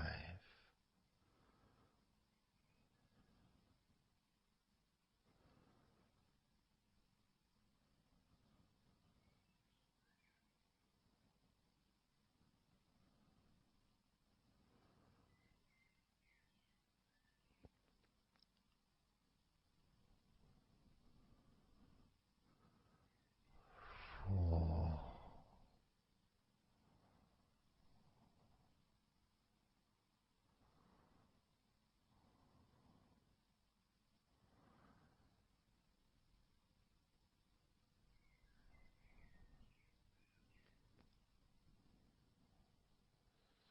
3.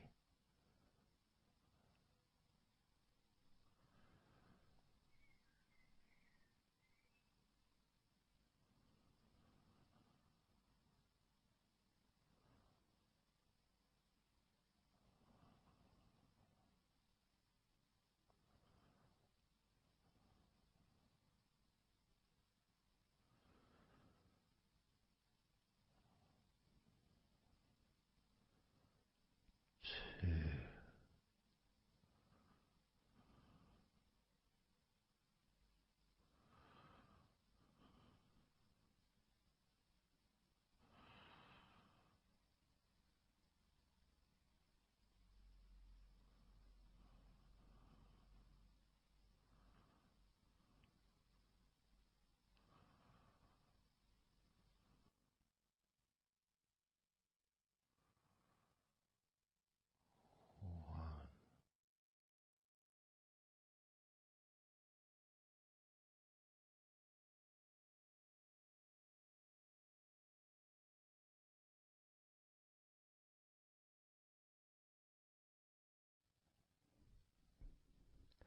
Just being here now.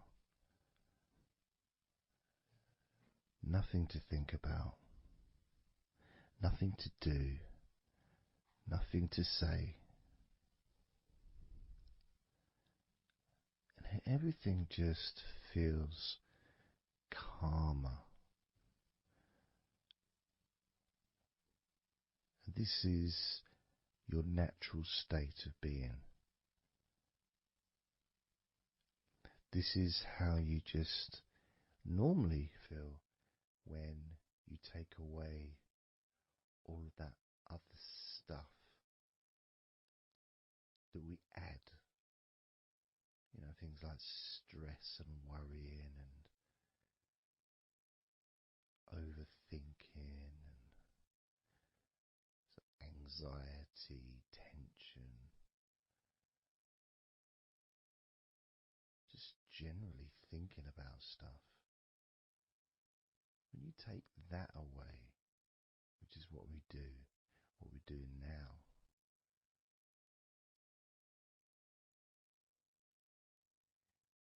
you're left with a real sense of peacefulness, which comes to you very quickly. Because ultimately, it's just a feeling. A feeling of comfort. It's almost as if you've gone inside yourself and you've found a special place where everything is peaceful. A place where you can feel relaxed and your natural sense of comfort. A place where you can be you. Where you can accept yourself for who you are. A place where you're not trying to please anybody else, ever. A place where you can actually not just love yourself, but in some ways, more importantly, you can like yourself. Appreciate who you are.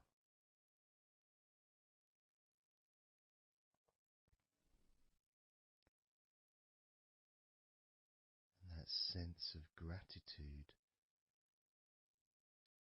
is in the air all around you.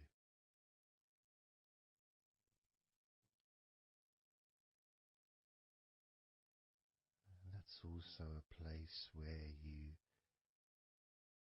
can actually feel the healing energy soaking into your body.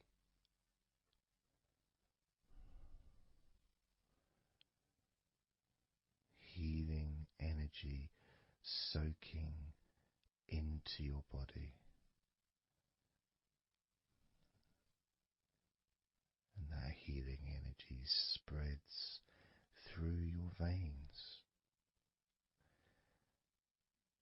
traveling to each and every single part of your body.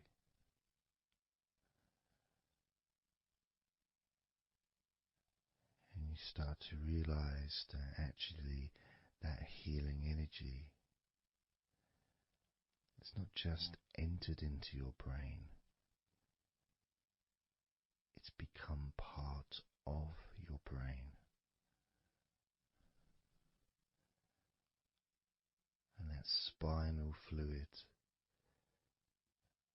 is now mixed with healing energy.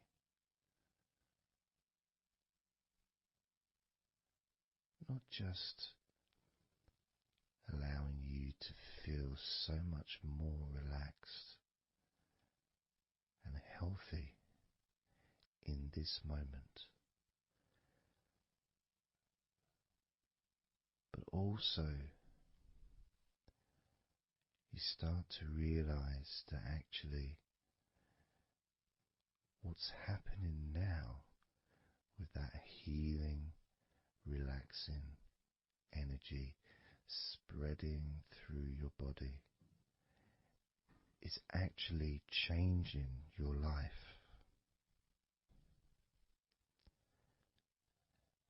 It's actually changing the way you're going to feel, not just now, but tomorrow and the next day, as your health improves. Not just your physical health, but your mental health.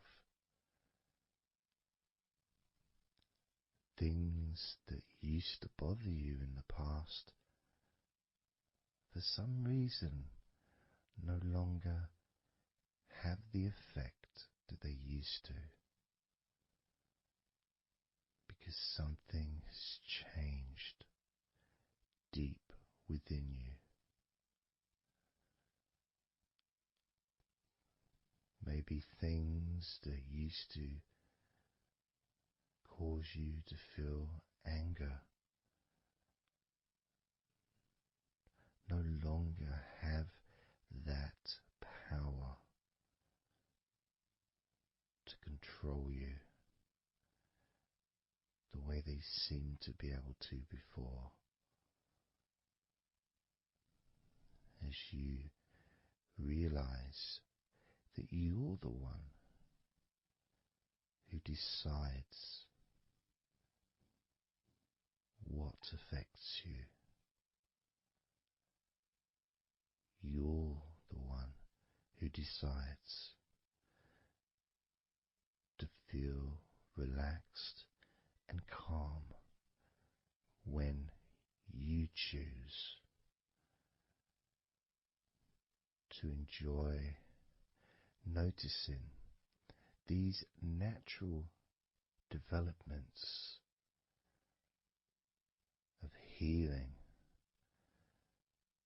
continuing to grow and improve your life day by day.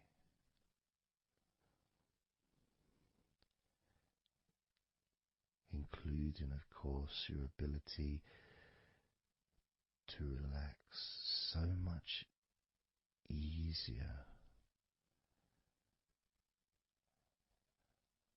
and sleeping is the most natural thing in the world to you, because falling asleep is something that you've done so many times in your life, and you know that you were born, as we all were, with the ability to fall asleep naturally. We were born with that ability to just drift off into a deep, healing sleep.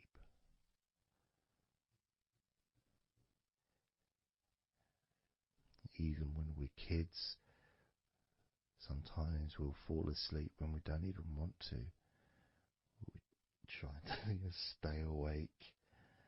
Maybe it's a birthday in the morning, or it's Christmas or holiday or something we look forward to. We don't want to go to sleep. But the more we want to stay awake, the more we just start to drift. And the more you fight drifting, the more you try and stop yourself from drifting asleep, the deeper and stronger that drifting becomes.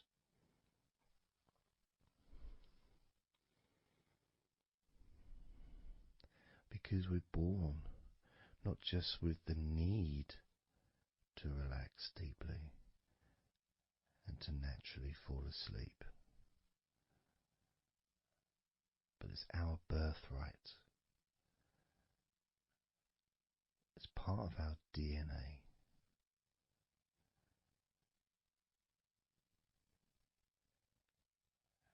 And sometimes as we get older in life, perhaps at times we have forgotten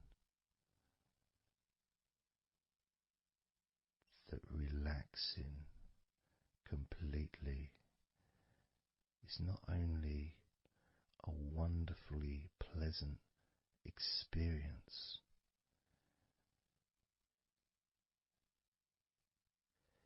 it's also really easy.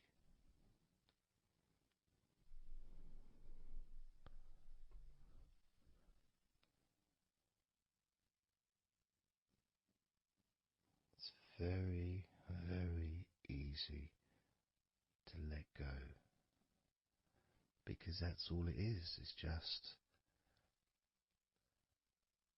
deciding to let go.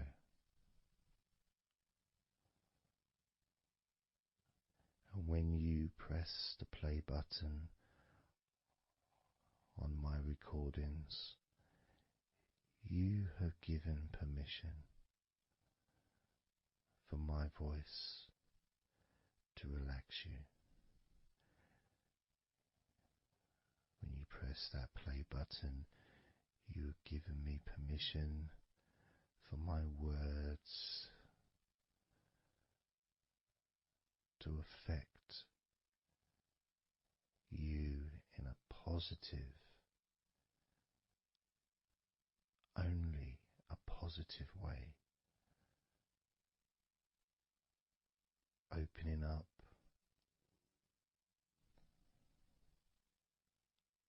your mind to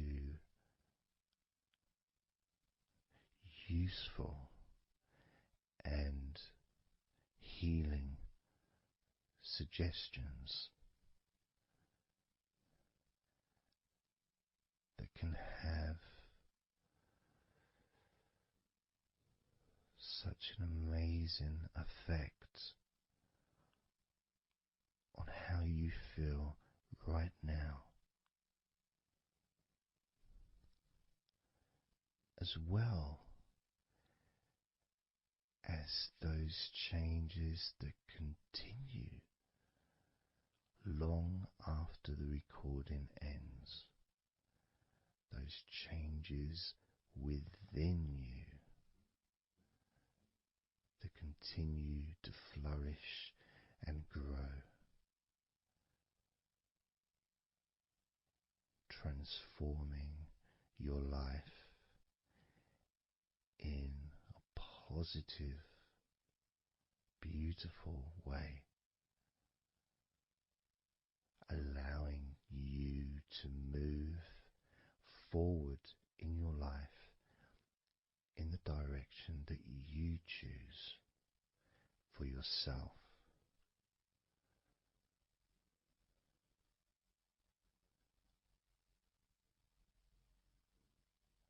And this feeling that you can experience of safety, comfort, calmness,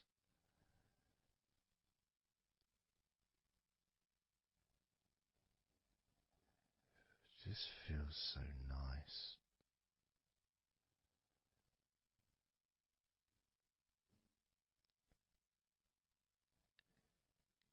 It's such a healthy place to be.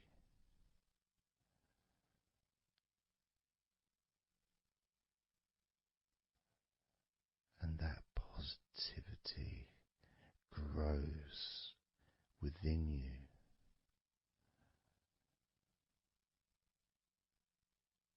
Each and every day, moving forward, you're going to find that you're more relaxed physically and in your mind is more relaxed. And it's not that you're thinking slower, it's just that your mind will be less clogged up with unnecessary negativity. Because from now on, your mind rejects negativity. From now on, you're going to start noticing when negativity arises, and you can just say stop. Stop. And that negativity will turn around and leave you alone.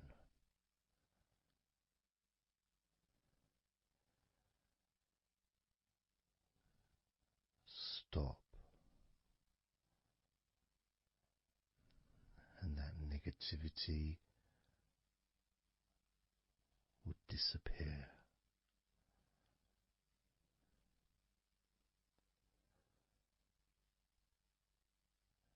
And as you notice that you feel way more relaxed than you probably expected,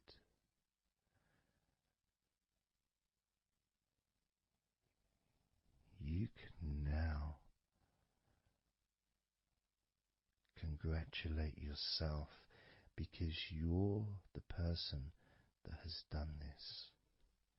You are the one that has opened your mind up to the simple facts that you can feel more relaxed in your body and in your mind.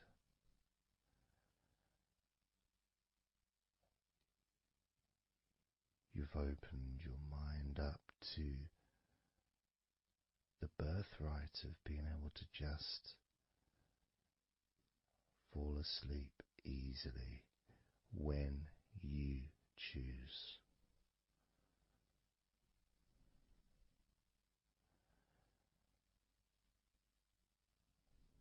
And that's a nice feeling, don't you think? It feels nice, doesn't it? To feel calm with all that healing energy spreading through your body and your mind.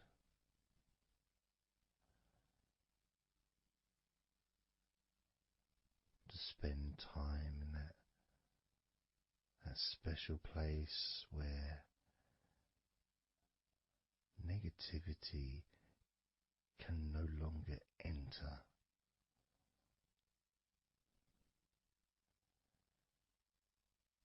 Negativity is banned, it's barred, it's not allowed entry.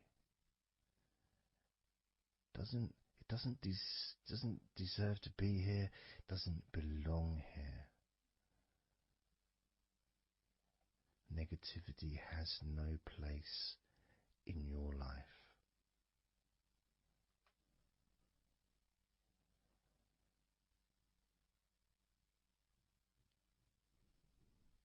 Which makes room for more comfort, more healing, more relaxation, more peace.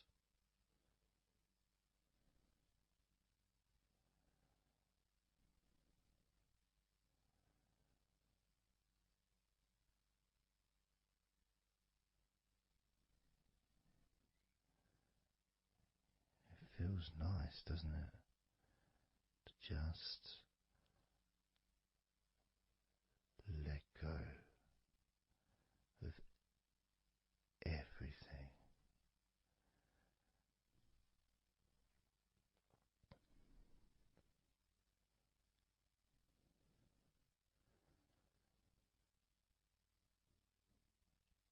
And I'm going to count down now from 20 down to 1.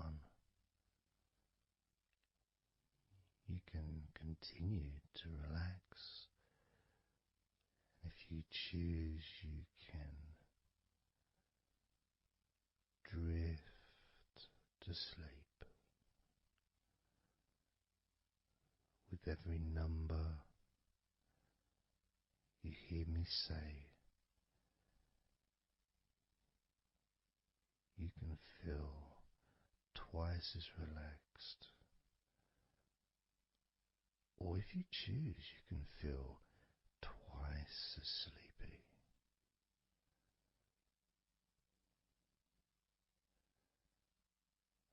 Now,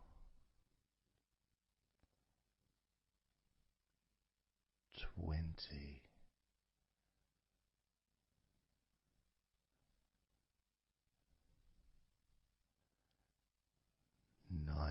18,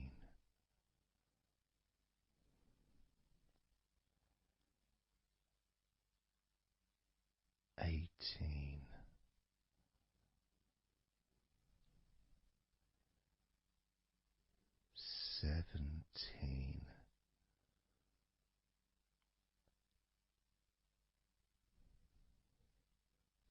16,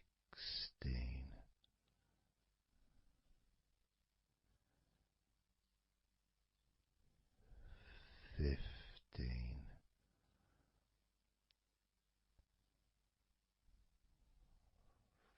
14,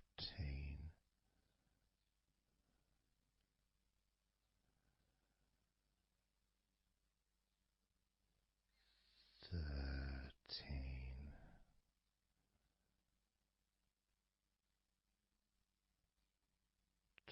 12,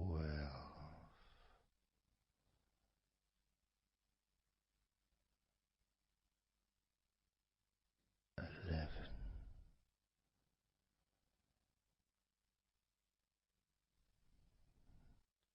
10,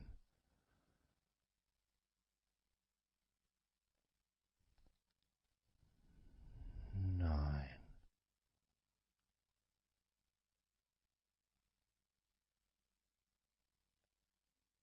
8,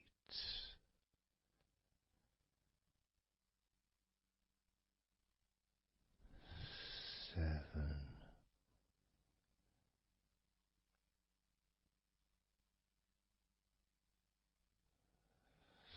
6,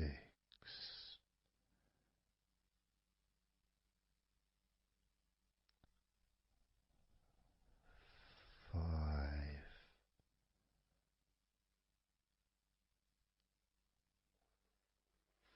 4,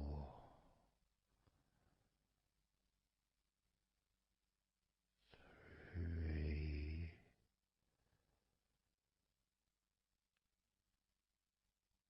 2,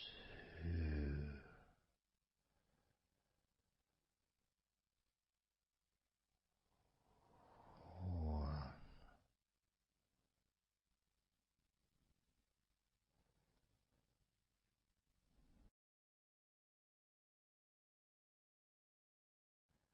This is your time to just take a break. Your time to relax, to allow your mind to slow down.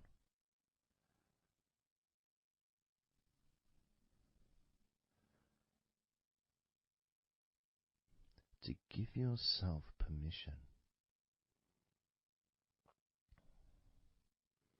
to take a break from everything. And you're the only person that can make that decision. You're the only person that can actually tell your mind to just relax.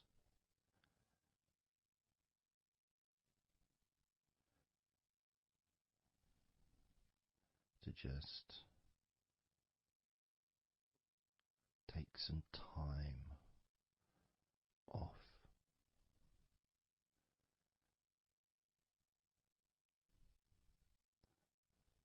So that you can focus on your body, getting in touch with how you feel physically.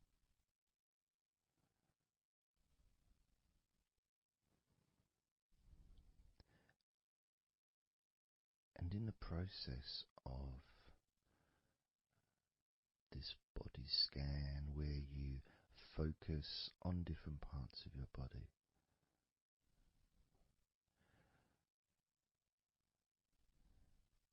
those parts that you focus on and observe, even though you're not purposely requesting for those parts of your body to relax, it's kind of expected. You expect, when you listen to my voice, to feel more relaxed naturally.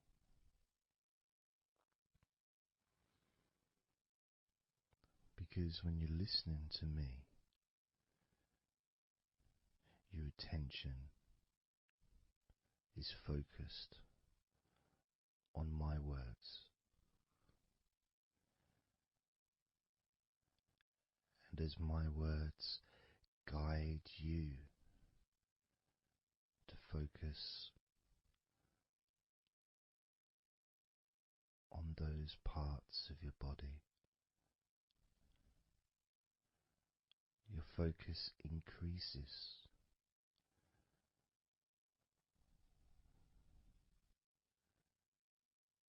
Which actually calms your mind.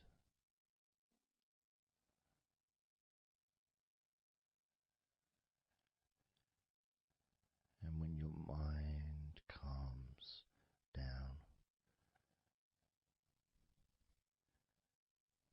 your body relaxes.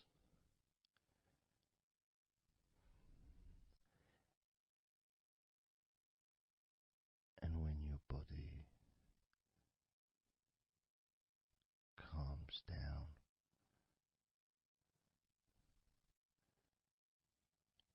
your mind relaxes.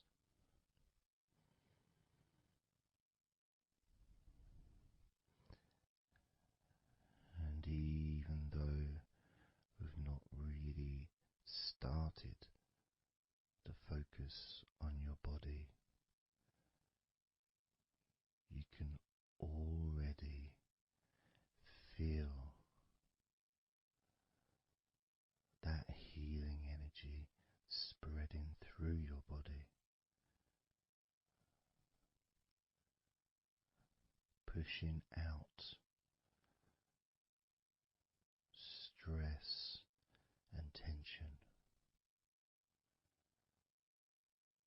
healing all the parts of your body, including your skin, your bones, your blood, all of your organs inside your body, all of the muscles, all of the fat, all of everything. Every hair on your body is filled with that healing energy.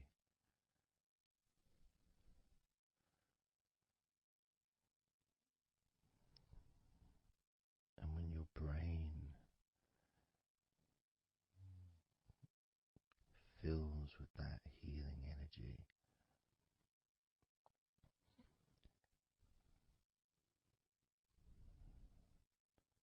the feeling of comfort and relaxation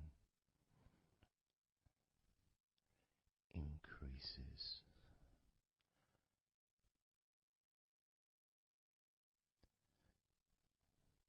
Deeply increases.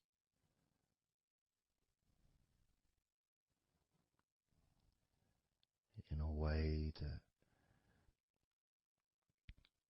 your mind starts to feel perhaps a bit drowsy,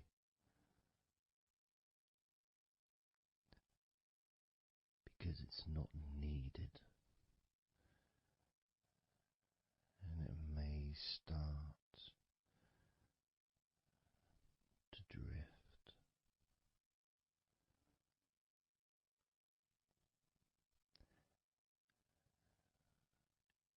If that's what's needed.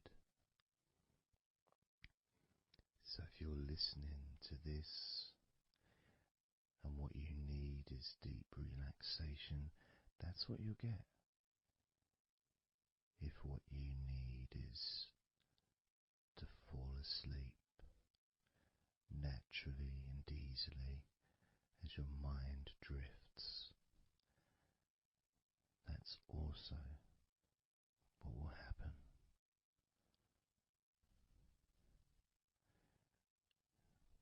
because by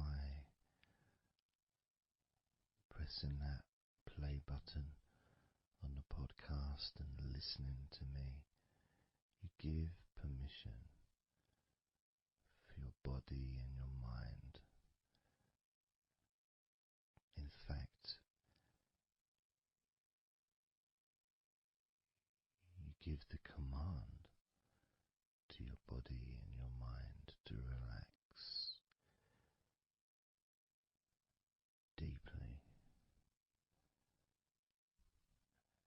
and to drift off to sleep if that's what you want or need.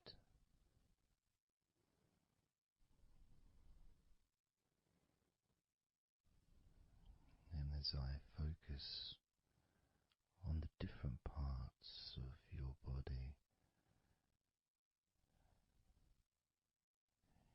you may start to just drift, and then you come back again and you hear me talking, and I'm focusing on a different part of your body. And you may find yourself drifting, but you don't realize you're drifting until you stop drifting and you're alert again to my voice, focusing on a different part of your body starts to relax even deeper,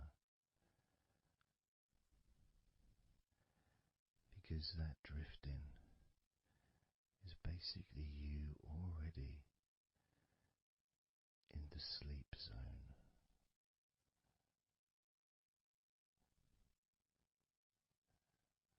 And the more you drift, the longer you drift, and the longer you drift, eventually that drifting continues into sleep. And that's the last you remember until you wake up in your own time, when you experience the right amount of sleep for you. Because when you do, and if you do fall asleep, it's extremely pleasant, so relaxing, so deep, healing sleep.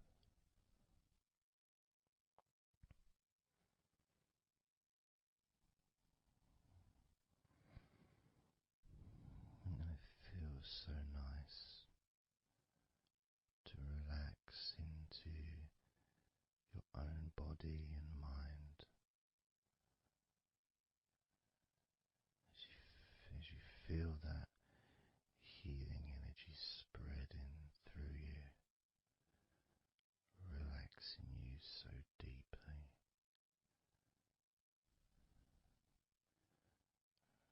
relaxing you so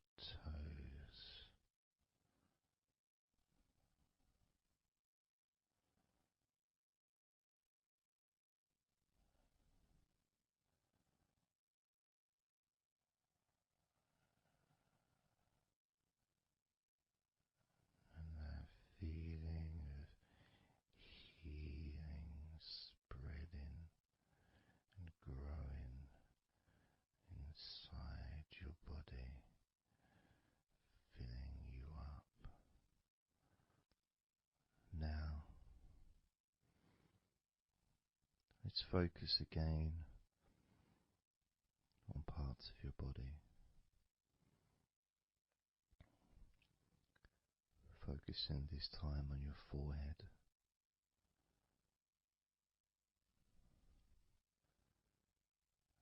Now on your mouth, your lips, your tongue, the whole of your mouth.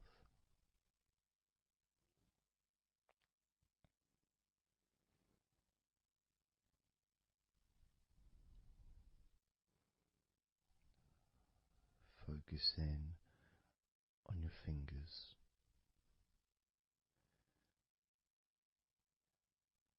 Maybe you could move your fingers a little bit so you can focus on each one individually.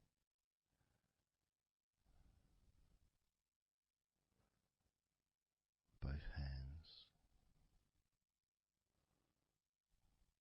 And even though as you focus on both of your hands now, they almost seem to just melt into one.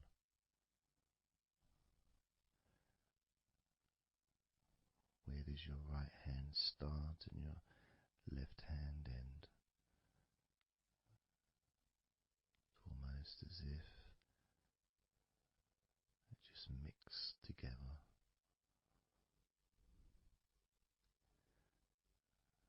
Now focusing on your knees.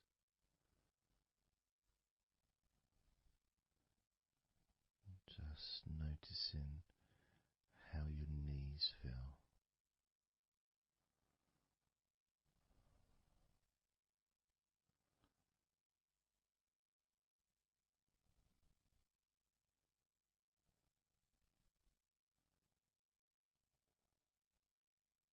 Now focusing on your elbows. Focusing on both of your elbows.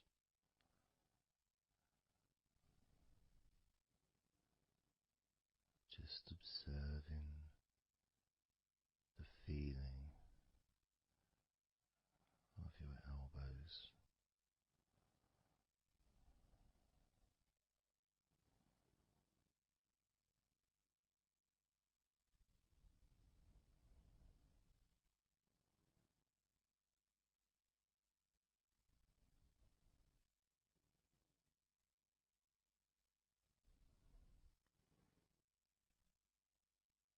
Now focusing and observing the back of your neck.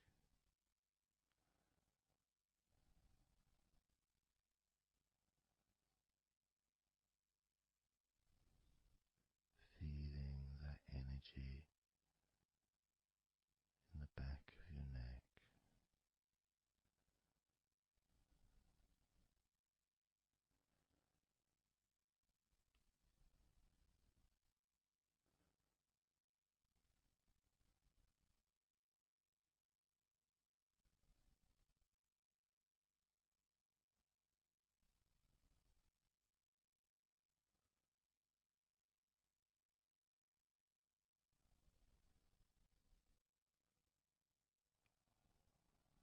Observing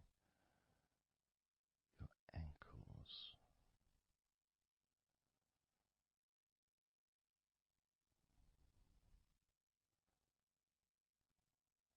Being aware of the physical sensations in your ankles.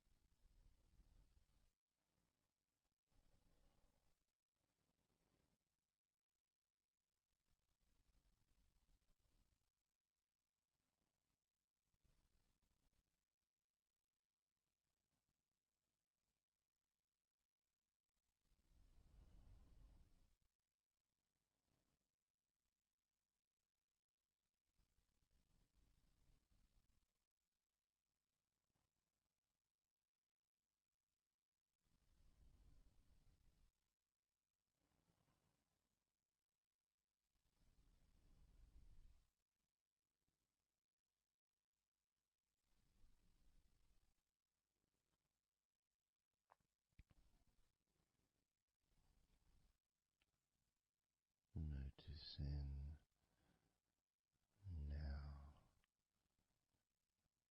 your toes on both of your feet.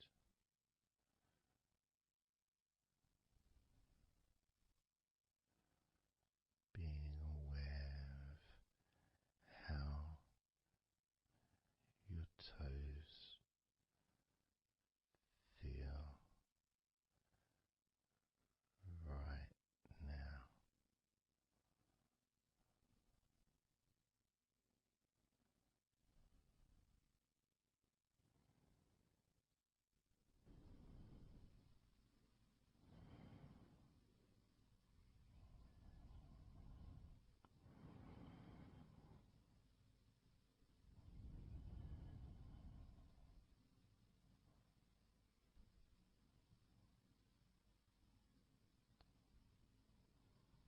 Noticing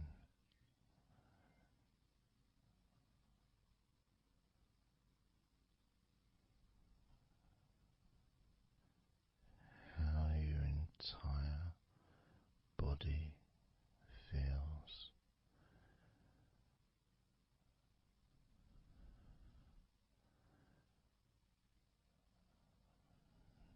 Noticing how your mind feels now.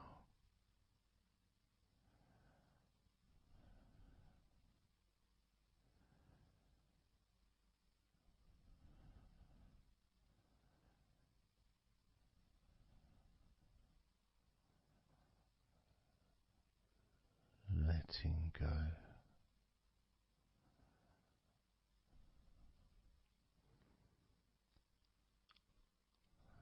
Letting go.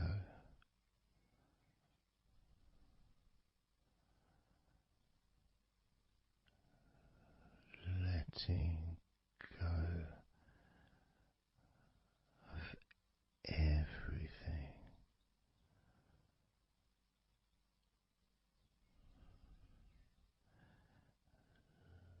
Letting go.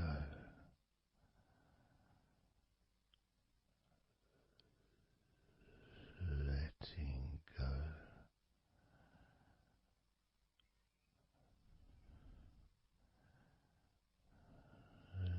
Letting go of everything.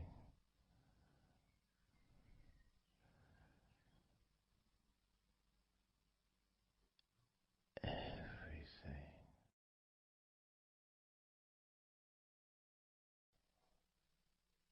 I'm going to start now, and I'd like you just first of all just to see yourself lying down on that massage table, lying on your front, your head is supported, your arms are supported, and you feel comfortable, and breathing is really easy, and you feel confident in how you look as well. So there's none of that issue of body problems or shyness, because I'm a professional, and this is a therapy session, so none of that stuff matters whatsoever. This is about you. This is about how you feel and how you can enjoy that sense of comfort and relaxation that comes from letting go and allowing my hands and my fingers to relax you by massaging your body.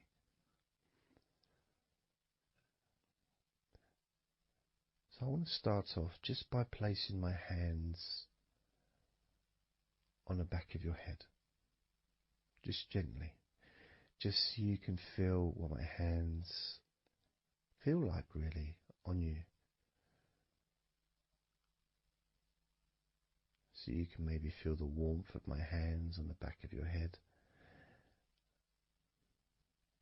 And I'll move my hands to the side of your head, not pressing, but just holding them there very gently. Maybe over your ears and a little bit on your face, just so you can feel my hands, so you can become accustomed to them.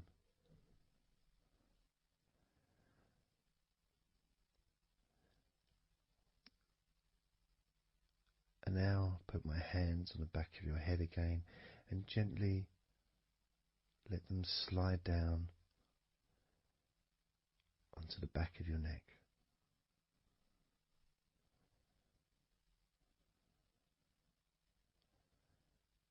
You can feel my hands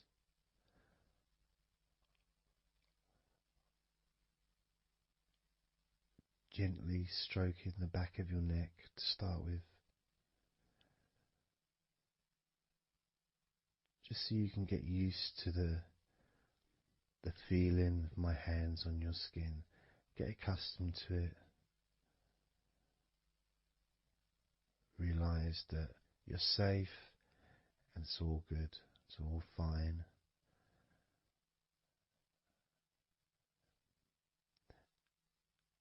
And I'm going to start gently massaging the muscles in the back of your neck.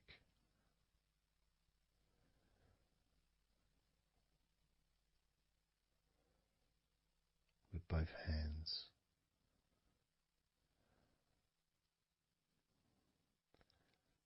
Now this is a very trusting situation really, because our necks are so fragile, and to have someone have their hands around your neck in that way can sometimes be problematic for people, which is why massages are quite good, because it allows you to relax and to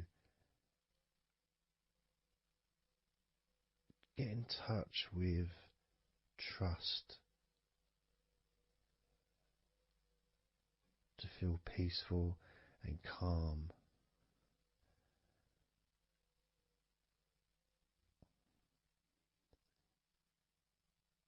There's a massage the sides of your neck gently, moving from the bottom of your neck, which would be sort of near where your shoulders start, I guess, all the way up to your jaw, your ears kind of area, that side of your neck. Of course, is a lot longer than the front of your neck.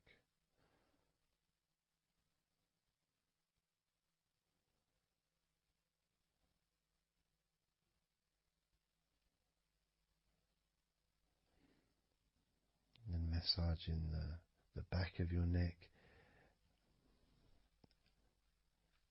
especially that area where perhaps we hold tension. And as that area is massaged, you can actually feel a sense of release in the back of your neck.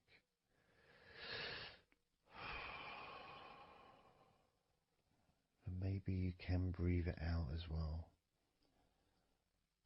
Notice how it feels. Notice how you feel.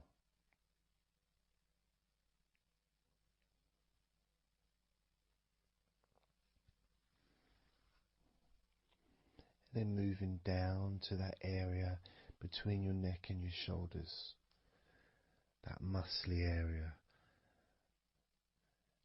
starting to massage that area on both sides. I mean, this would be the area that a lot of people would massage if they were going to give you like a shoulder massage.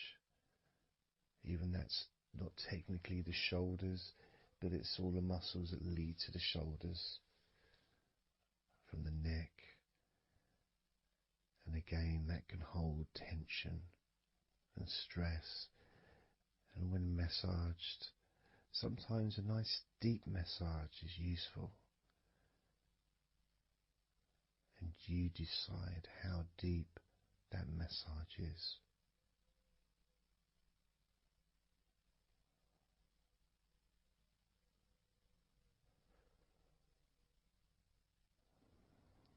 And just allow my knuckles just to dig in, to get to those muscles and to really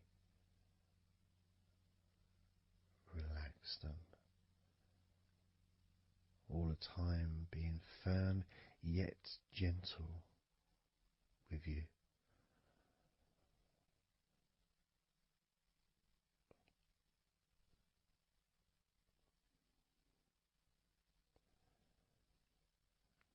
And just stroking down that area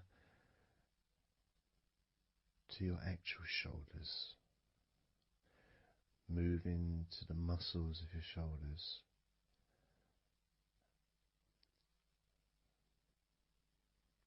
And maybe initially just pulling up the shoulders a little bit off the table, just to give you a little bit of a stretch, but very gently.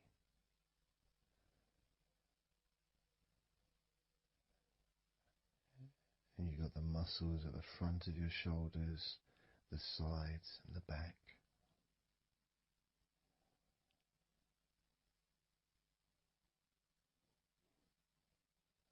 Again, this is a part that can really take quite a bit of pressure, quite a bit of needing, if you wish, to really release the tension, to really get into those muscles, and you can let your fingers in there and it can feel really nice. Sometimes just being stroked gently or being massaged quite strongly can all be beneficial to the relaxation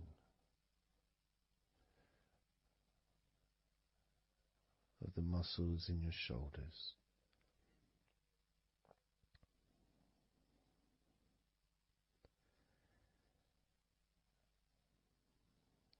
Now, as we move down your arms,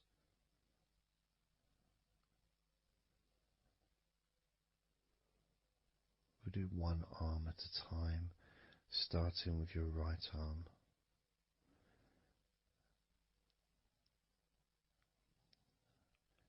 What I'll do is I'll just lift your arm up, just hold it to the side of you. Don't worry, it'll still be attached. And I just massage the tops of your arms.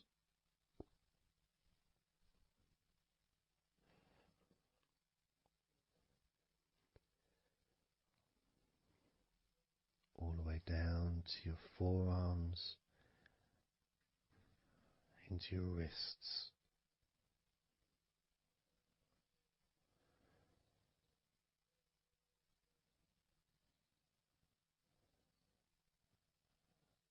Gently massaging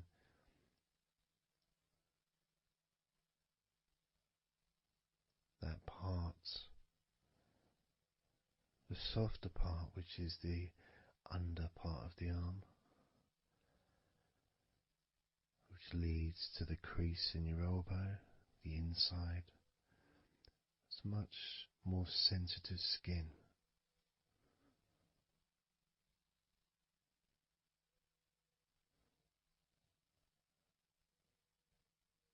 Sometimes just having that stroked can feel really nice, pleasurable and relaxing.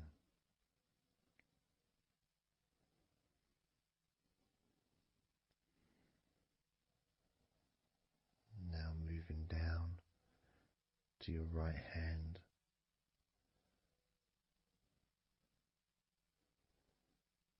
Just holding your hand both of my hands.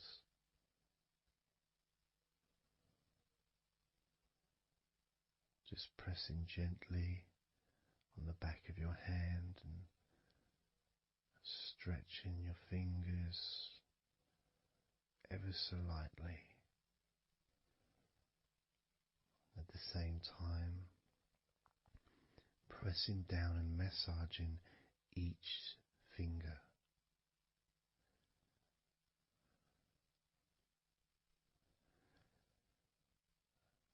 And then starting to massage the palms of your hand.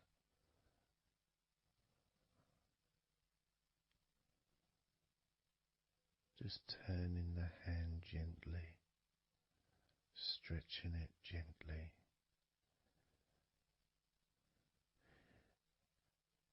And actually having your hand held can really be an emotional experience sometimes, even if it is with a stranger, someone you don't know very well, like a massage person or a therapist maybe, because it's intimate.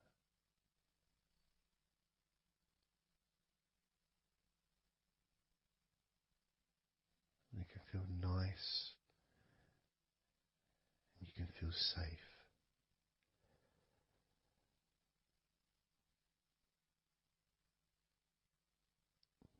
And as I put that right arm back down where it was,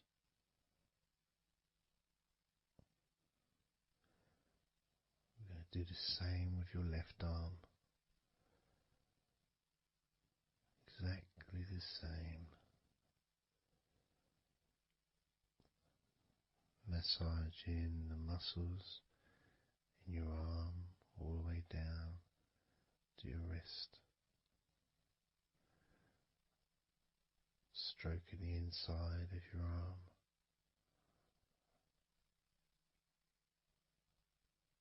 Just being gentle or as firm as you require.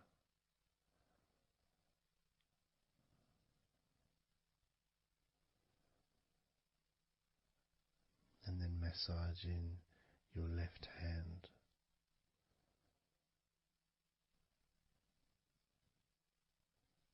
Stretching the fingers gently. Massaging the palm of your left hand.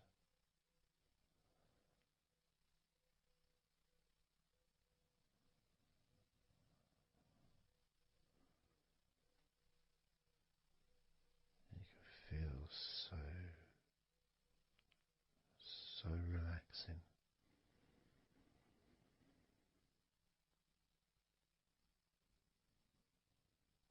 So comforting.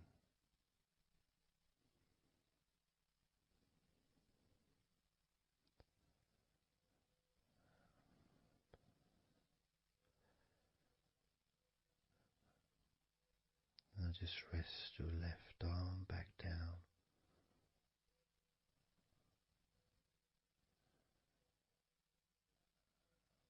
Start to massage your back, the biggest part of your body. Starting at the top, starting again where we already have been, that area at the top, in between your shoulders, near your neck, going back and massaging that area again, but this time moving downwards.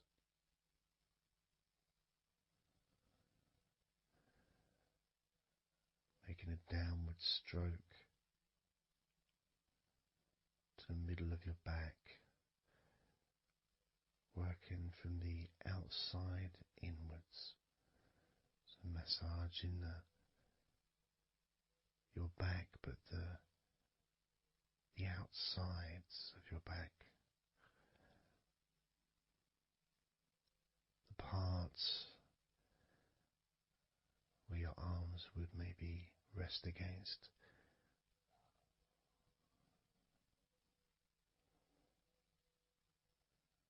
Almost almost the part that connects your front to your back.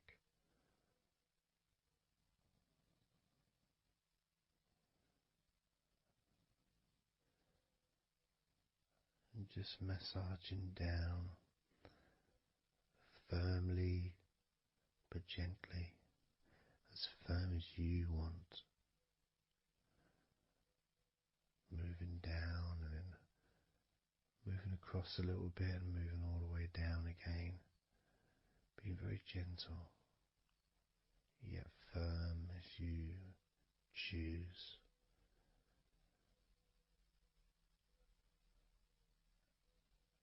Eventually we get to the spine. We can massage the muscles on either side of your spine, from the top of your neck all the way down to your lower back.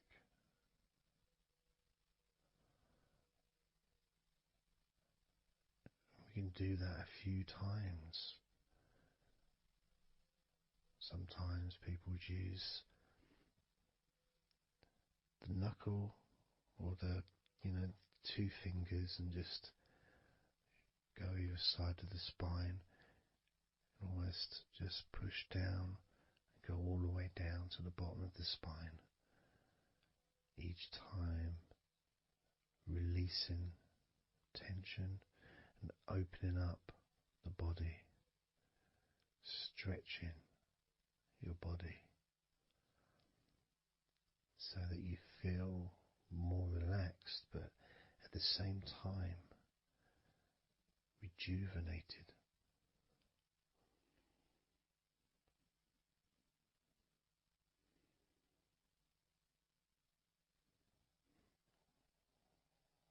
And now I'm going to move to one side, to your right side,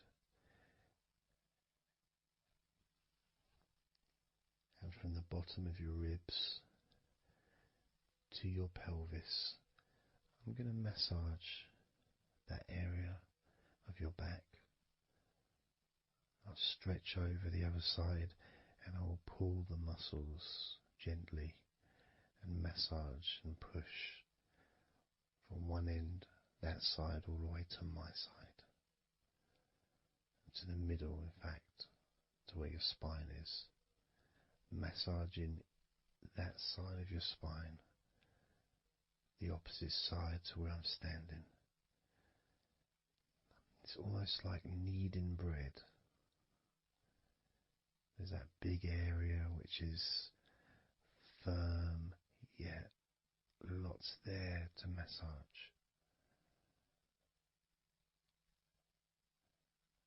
Potentially one of the most important places to actually have a massage, because you really feel it. You really feel the release and the pleasure of having your lower back massaged. It releases so much from your body that's not useful, starting a healing process which will continue long after this recording is over.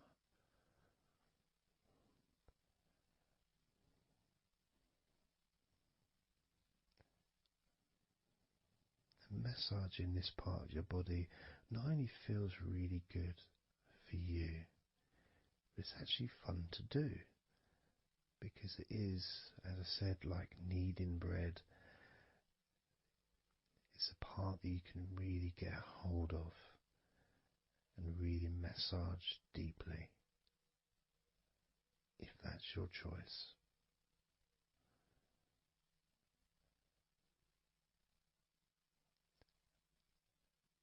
Then I'm going to move over to the other side of your body and do the same with the opposite part of your lower back, kneading and massaging from your sides all the way to the middle of your back where your spine is. pressing and kneading,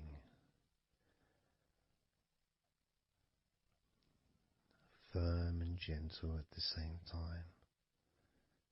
It feels so releasing. This mixture of pleasure, comfort, release, calmness, relaxation, all mixed together.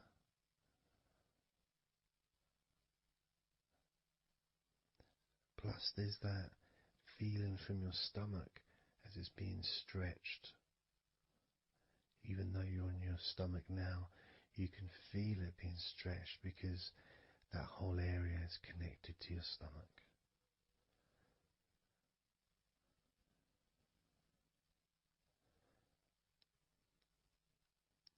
Now we're going to move further up to your top of your body, and I'm going to do the same. This time starting with your upper back, put my hands forward over and massaging that area up to your spine, from the side of your body up to your spine. So some of that massage area, the muscle tissue, or whatever, fatty tissue even, will be possibly from your chest. Because it's all connected, the chest and the back connect together. I'm going to be massaging and just pulling some of that skin from your side up and massaging that area of your upper back all the way to your spine. And then I'll move down a bit and I'll continue with the middle of your back, doing exactly the same thing. As gentle or as deep as you choose.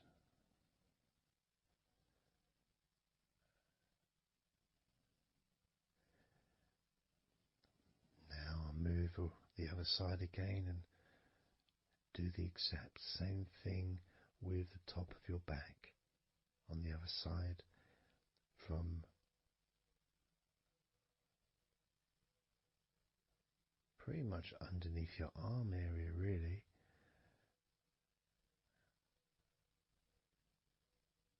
to your spine.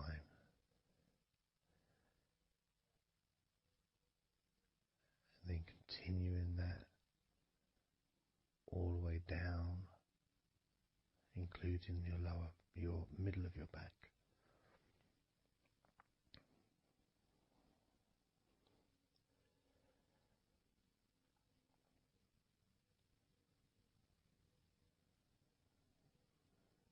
Now I'm gonna go to your thighs, the backs of your thighs, and the sides of your thighs. Starting with your right leg, massaging the back and the sides of your thighs, gently and firmly. There's a lot of muscles there. It's an area that can be very tense at times and maybe needs a little bit more pressure than the rest of the body. But that's up to you. You can gently stroke the back of your legs where, opposite your knee joint or underneath your knee joint. It's a very sensitive, gentle area.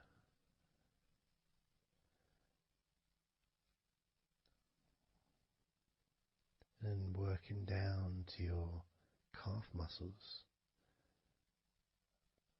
massaging your calf muscles thoroughly and deeply if you choose, using both hands and fingers, digging deep.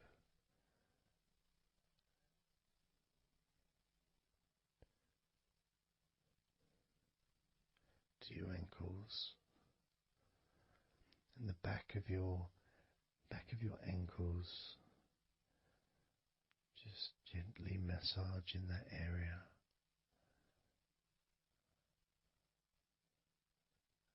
Maybe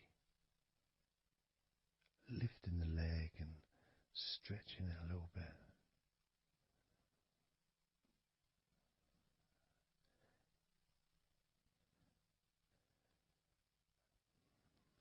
Moving to the right foot.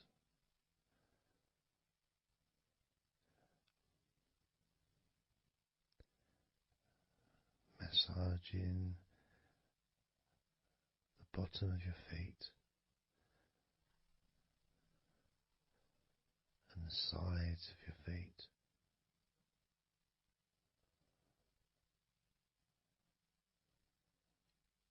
Gently but firm enough so they don't tickle.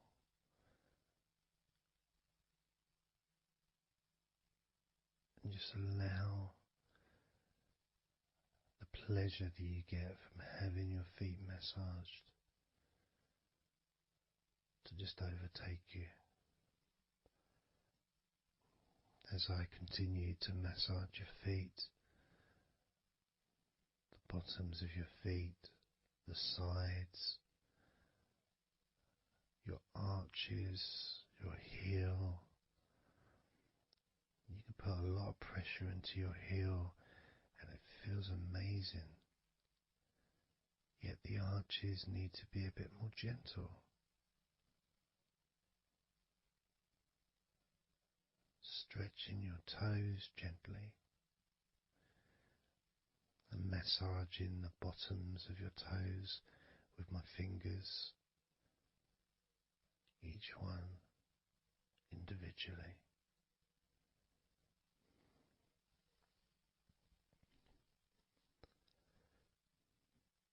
Moving over to the left leg to do exactly the same thing. Starting at the top of the thighs, working the back of the thighs and the sides, massaging deeply and gently that whole area, working all the way down.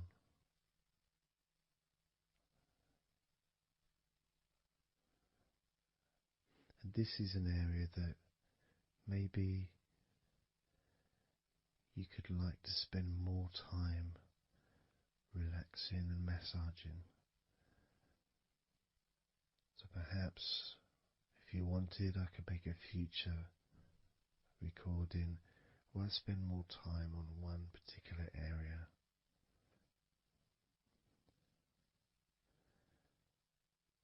As you move down to your calf muscles,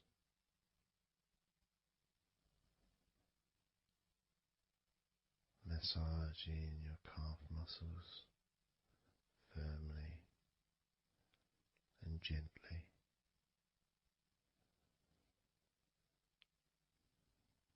Moving down your ankle into your feet, massaging the backs of your feet, the bottoms of your feet,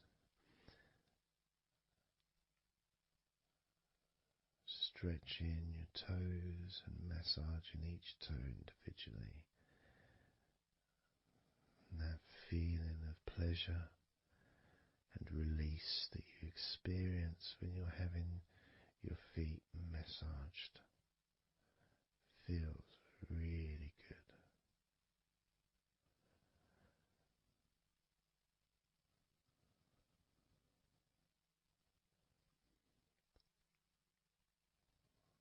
Now, as you turn over in your mind, laying on your back,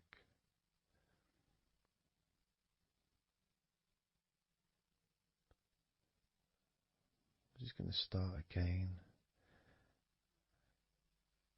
at your neck area.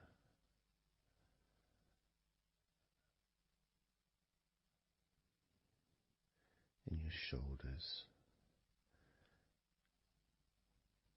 just to get back in touch with that area.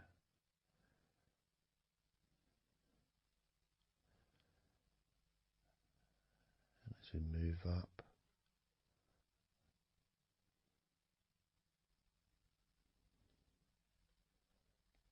I can clean my hands, make them all fresh, because now I'm going to massage your face gently. Starting off with your forehead,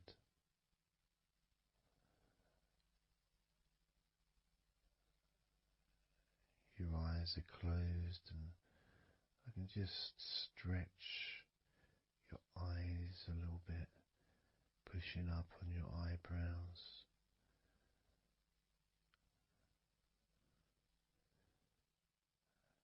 Just massaging around your scalp.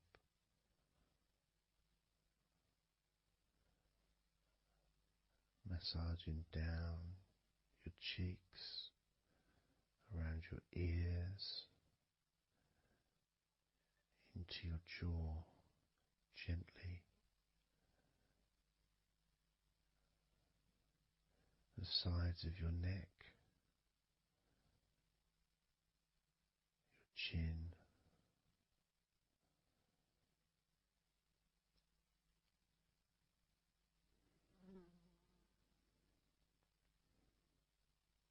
then just moving down from your neck down to your chest, starting by massaging the very top of your chest, where the collarbone is, either side of the collarbone.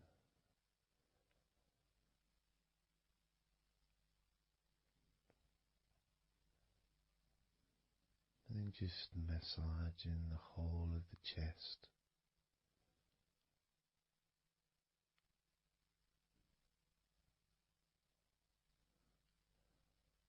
Moving the chest around.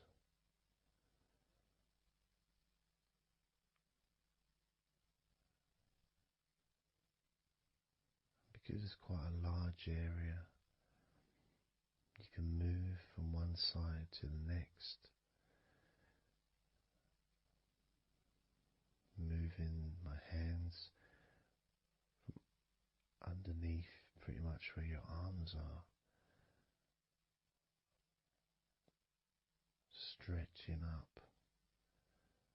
Stretching some of the muscles of your back in the process. Moving up over your chest. And then moving down again.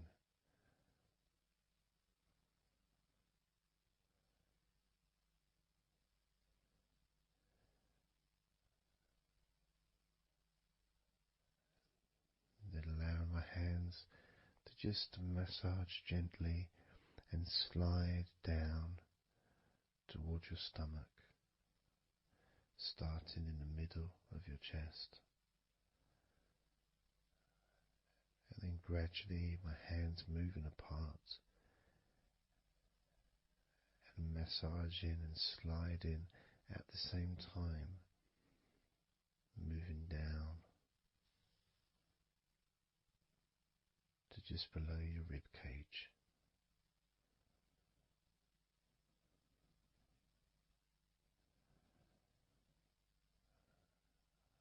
Moving down, then massaging up again, giving your chest all the attention that it needs to feel completely relaxed.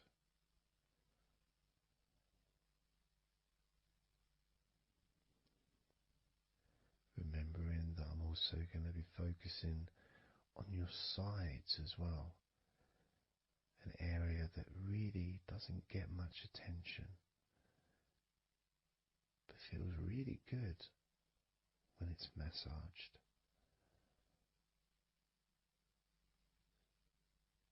stroking my hands down the sides of your body, just below your arms, all the way down to your hips.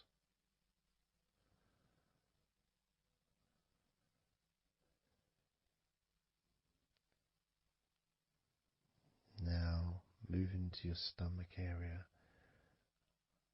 I'm going to stand one side of you like I did when I did your lower back.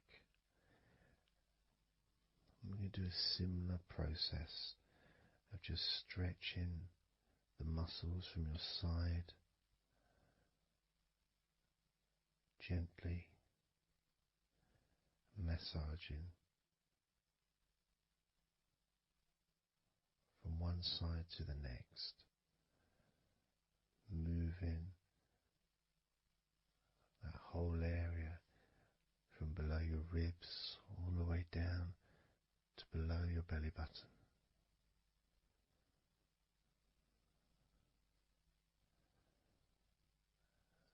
And then move round to the other side of you and repeat that.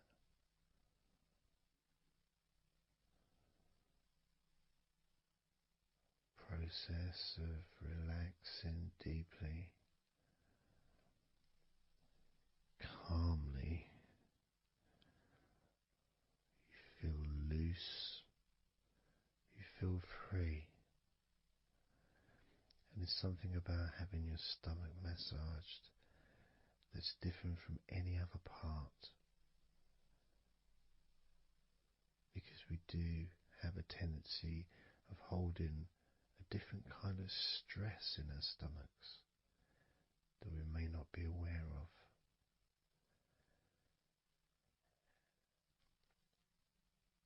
As I now massage your stomach, the front of your stomach, making circles around your belly button,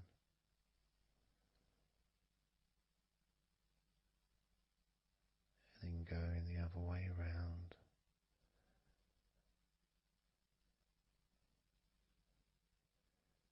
There's a gentleness and a freedom that comes from feeling how you're feeling.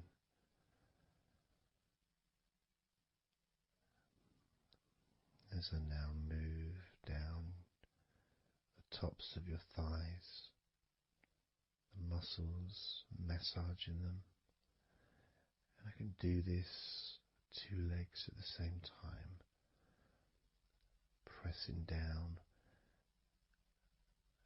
massaging deeply those muscles in your thighs, the front of your thighs.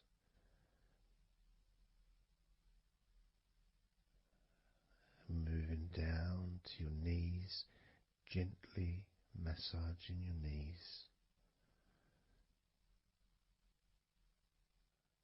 Sliding down your shins, putting pressure on either side of your shin, gently, softly but firmly. Moving down to your ankles, stroking the tops of your feet.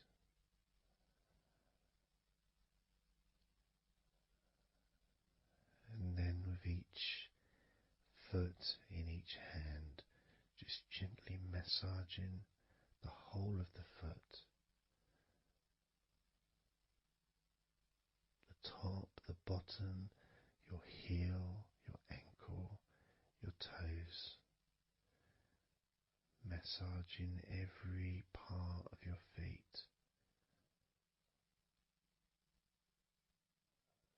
It feels so good just to let go and enjoy the process.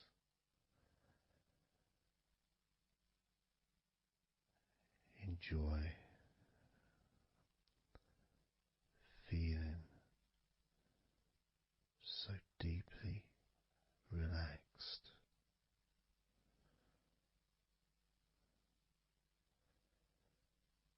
So much comfort and so many feelings that come just from touching your skin.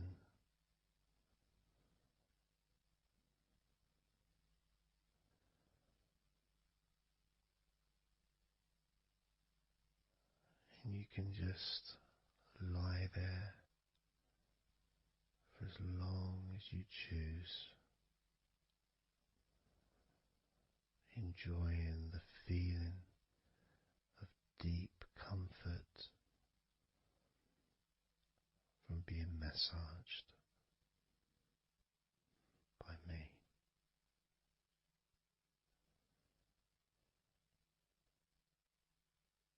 Enjoy feeling deeply relaxed.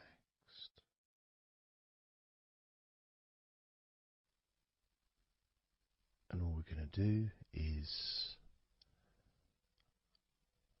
blow out some candles in your mind.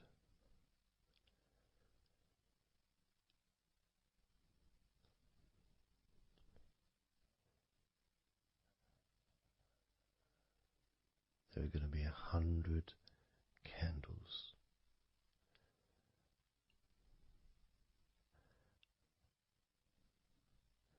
And you're going to blow each one out individually, one by one,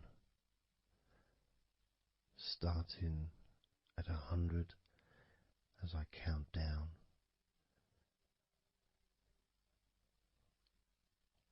all the way down to 1. And each time I say a number,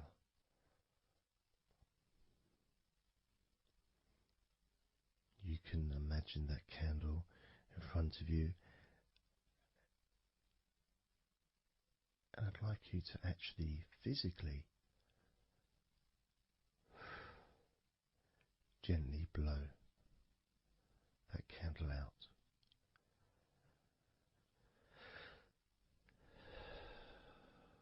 Just so it's not a big blow, it's just a gentle, and that candle will extinguish. And then I'll say the next number as we move down, and you can just blow that one out as well.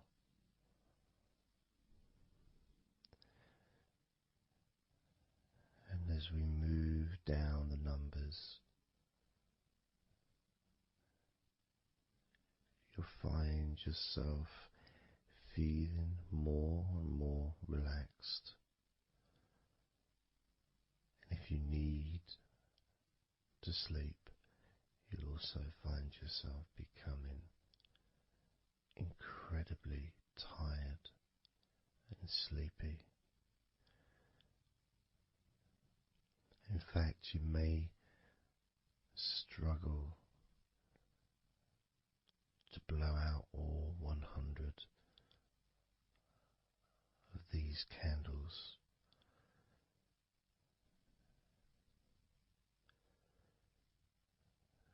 As you feel more and more deeply relaxed,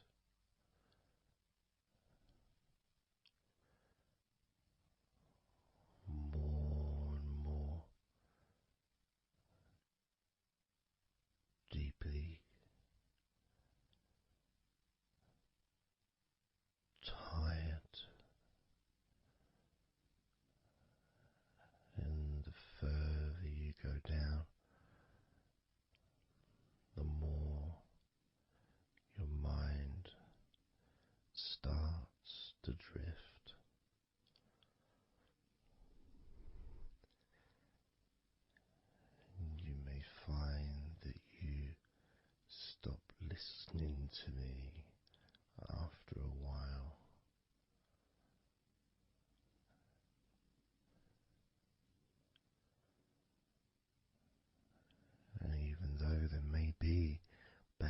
sounds where you are.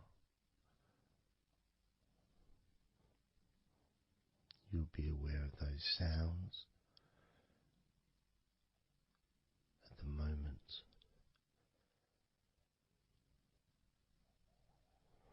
You may start to just not even notice them at all because they're unimportant.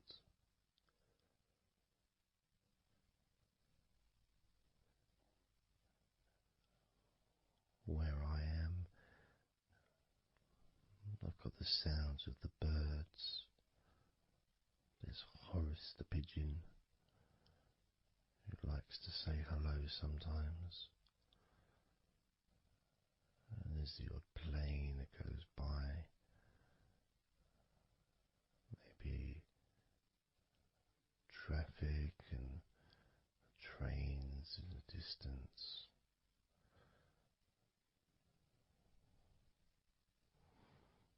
But none of that seems important whatsoever.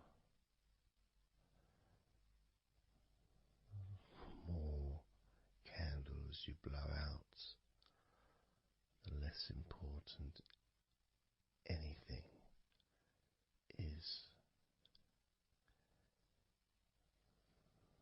The more candles you blow out, the further you seem to move away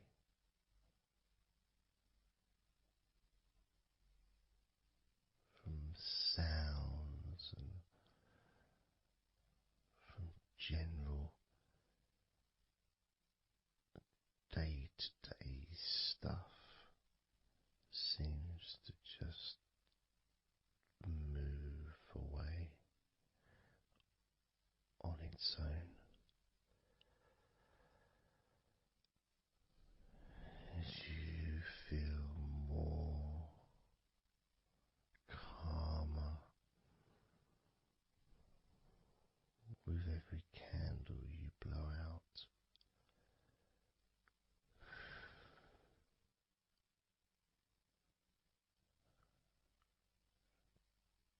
Guiding you to the next number that you hear me say.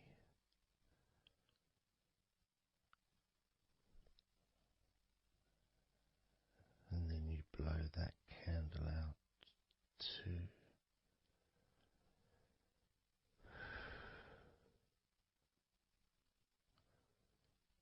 So easy,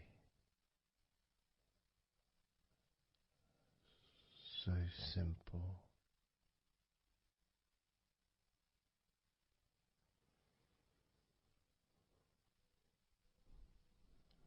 I'm going to start by introducing the first candle, which is 100. The first candle, which is 100. When you blow that candle out,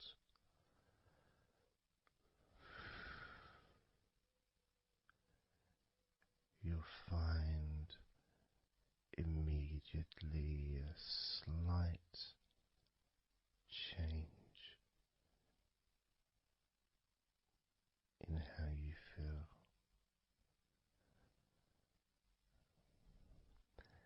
As well as a real sense of positivity growing within you.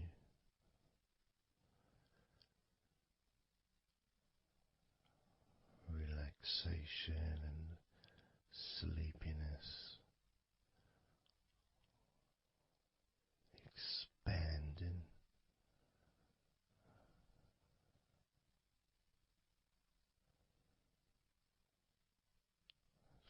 starting with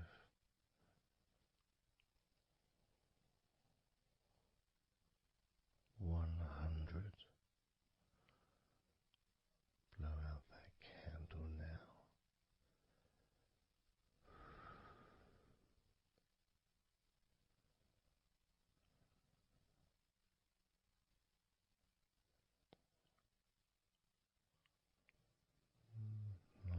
99.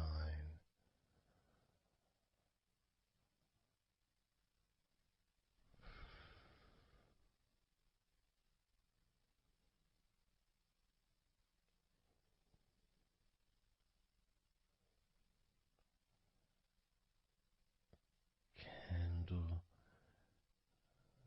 98.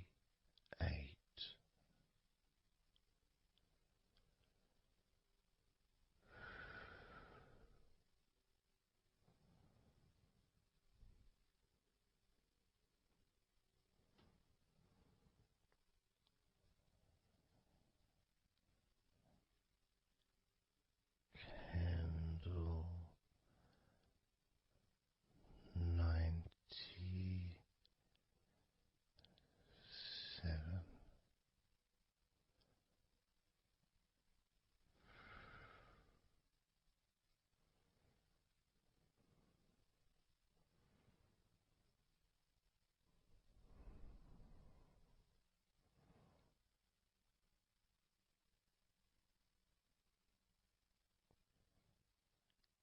Candle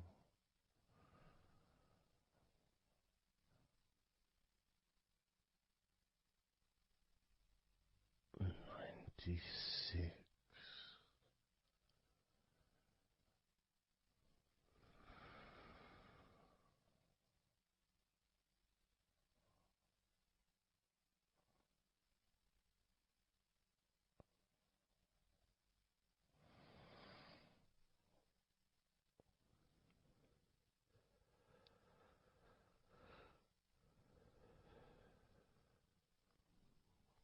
Candle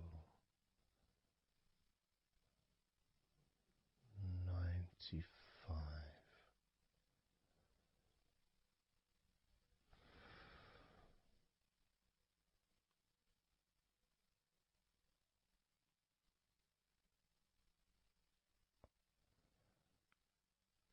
Candle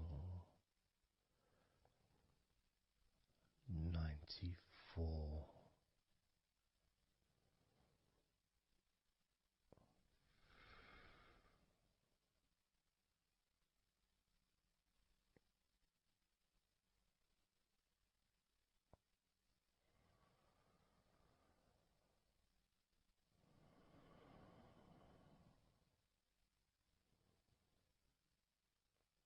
Candle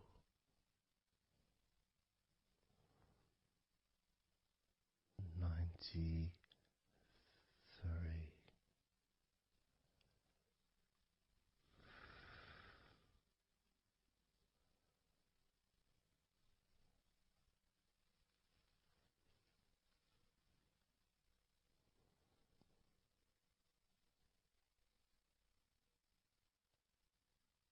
Candle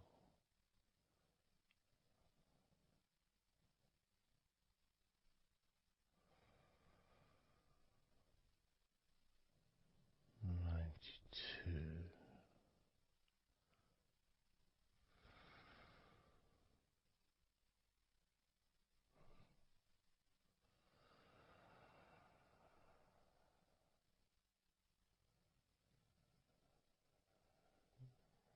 Candle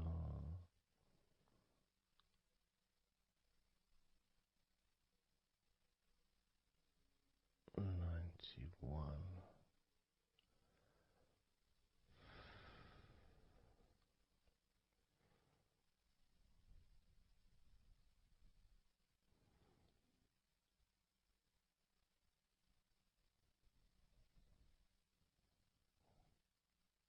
Candle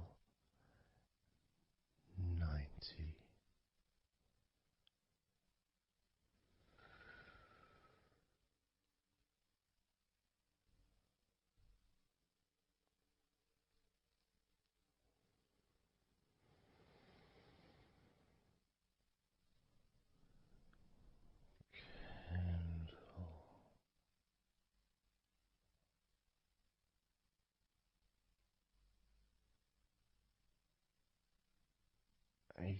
89.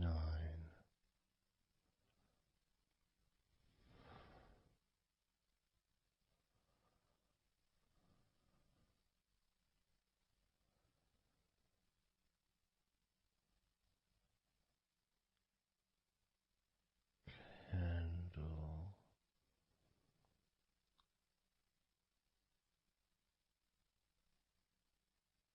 88.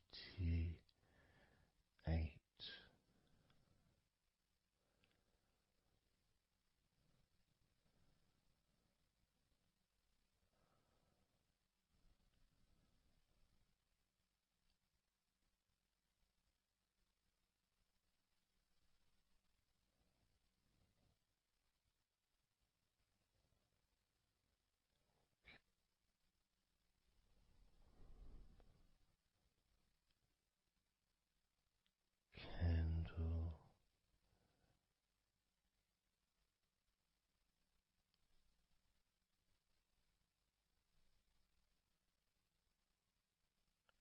87.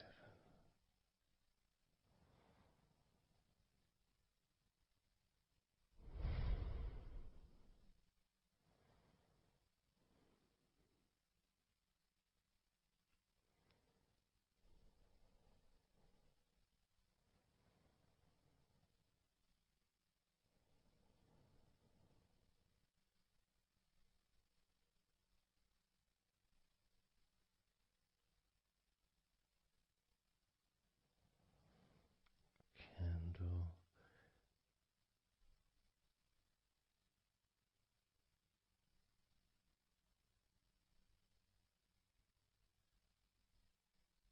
86.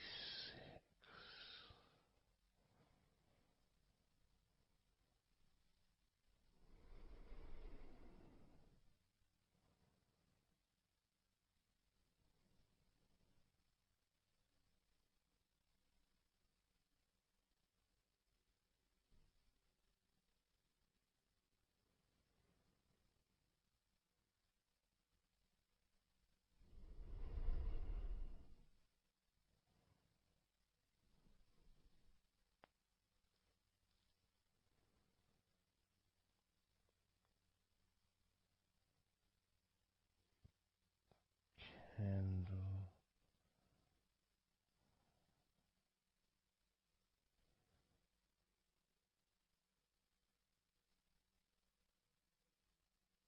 85.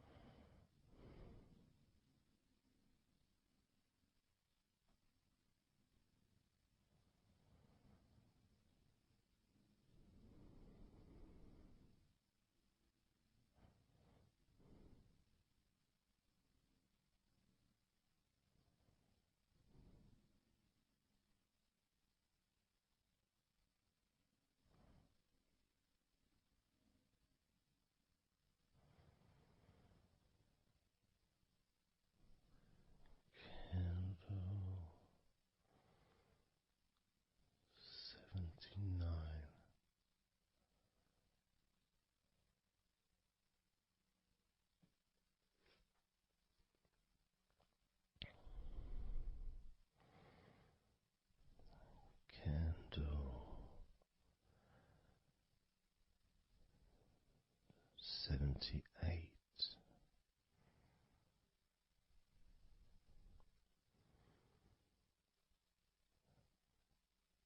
Candle 77.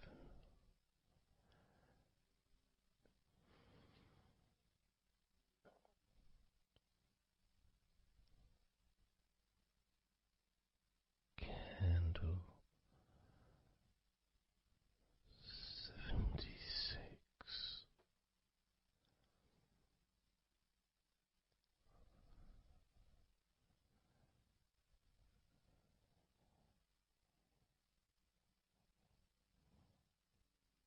Candle 75.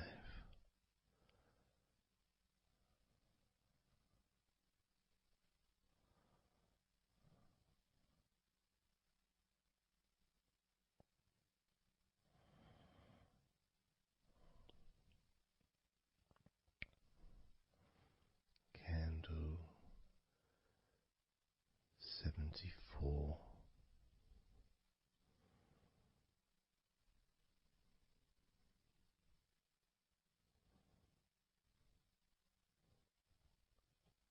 Candle 73.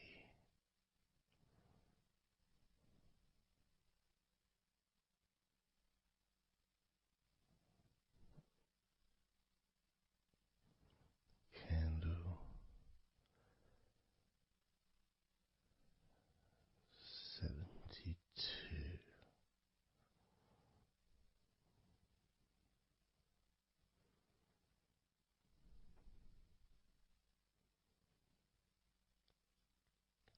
Candle 71.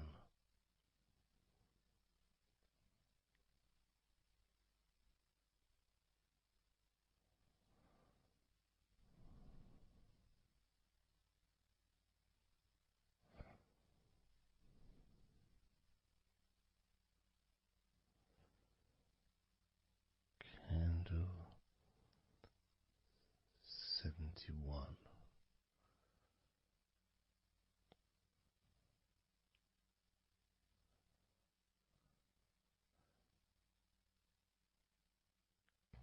Candle 70.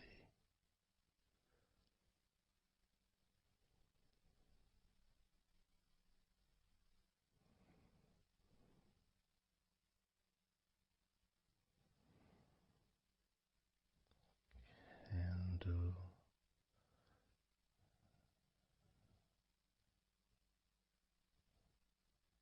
69.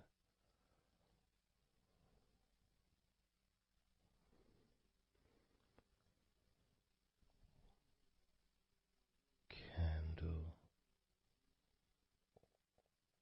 68.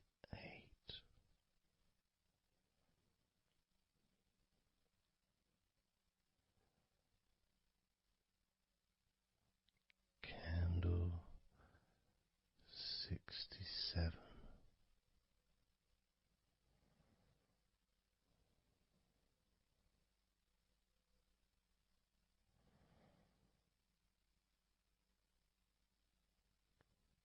Candle 65.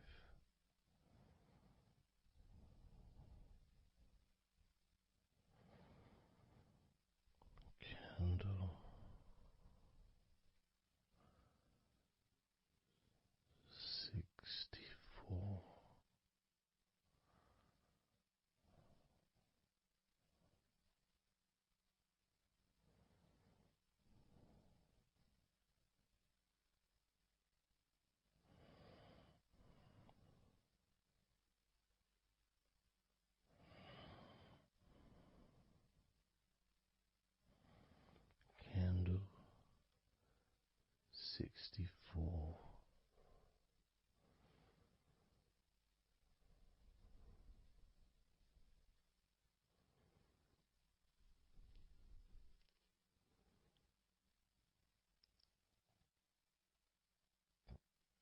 Candle 63.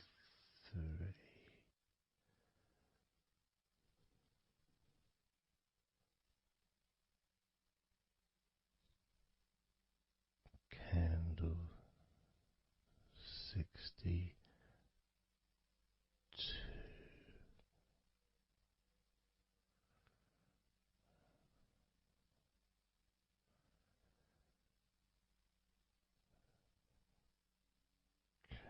Candle 61.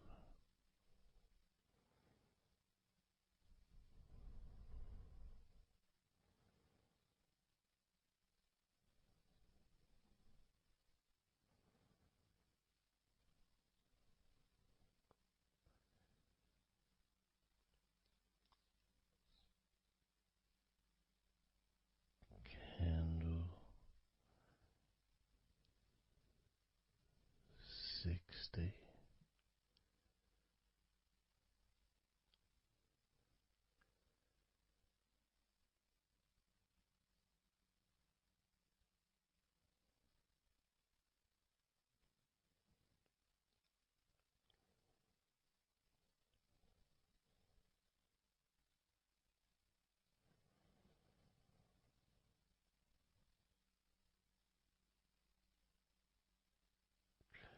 Candle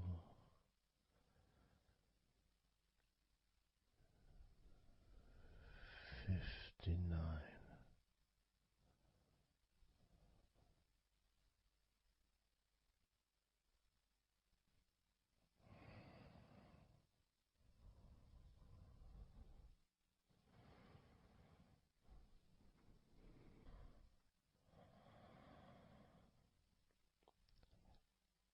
Candle 58.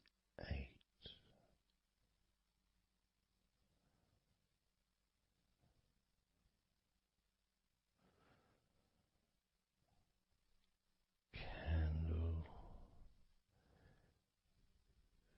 57.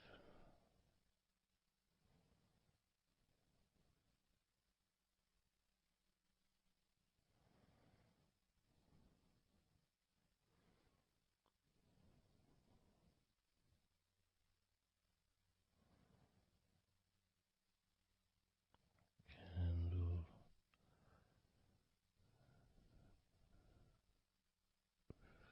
56.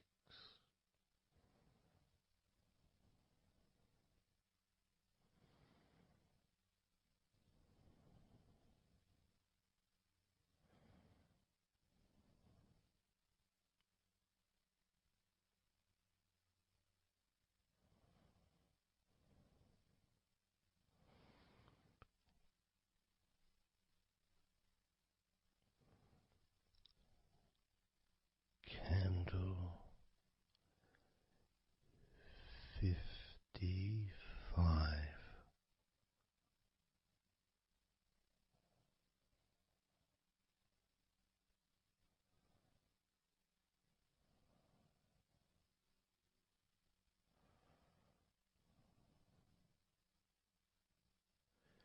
Candle 54.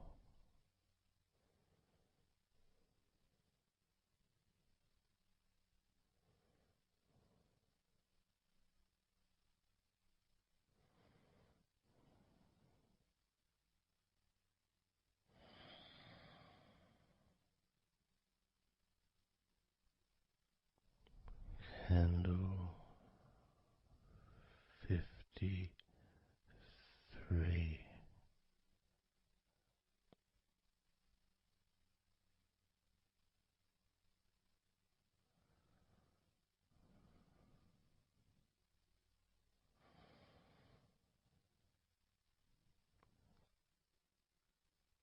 Candle 52.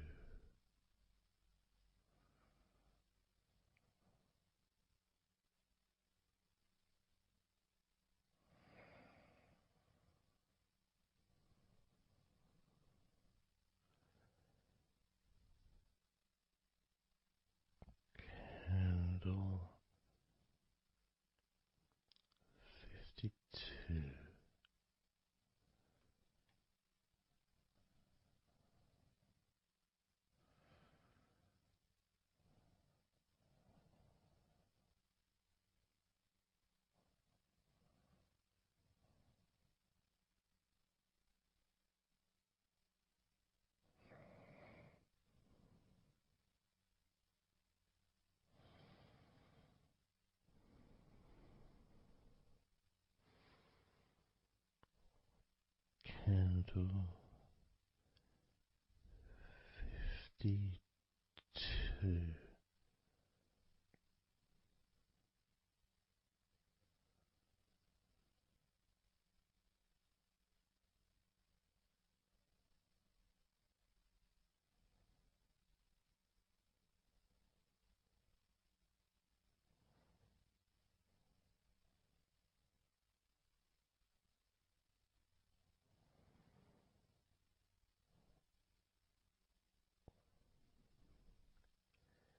Candle 51.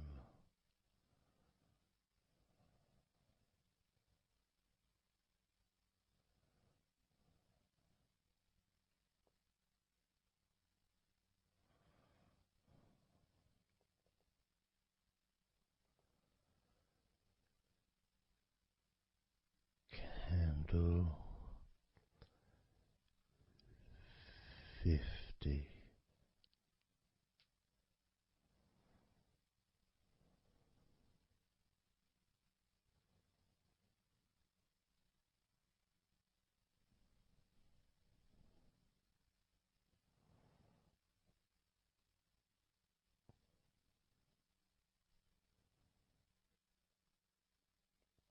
Candle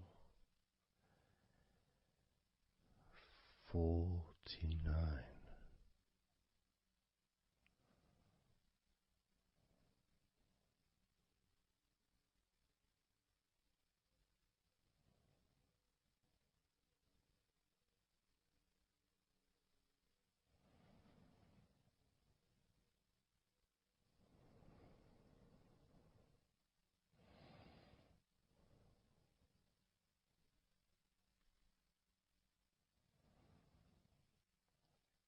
Candle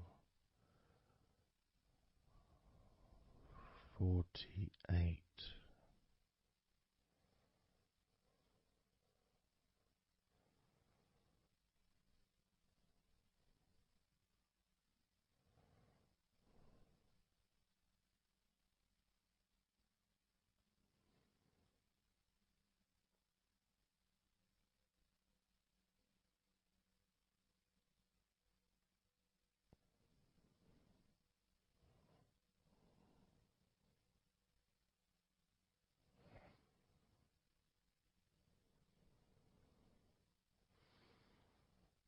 Candle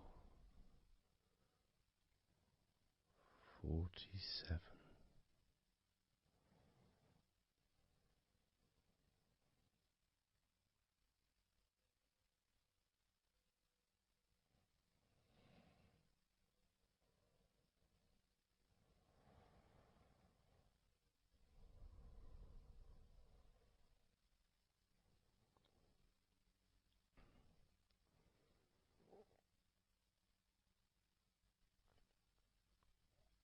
Candle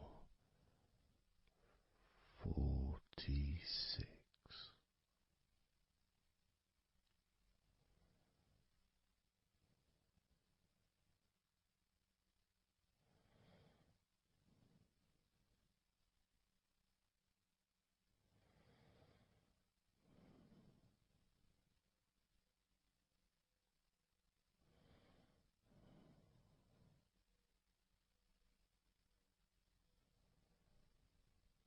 Candle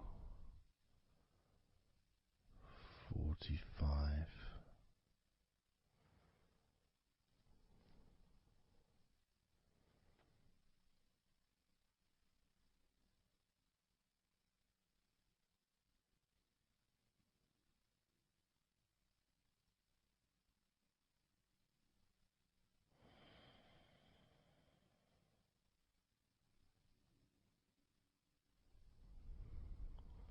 Candle 42.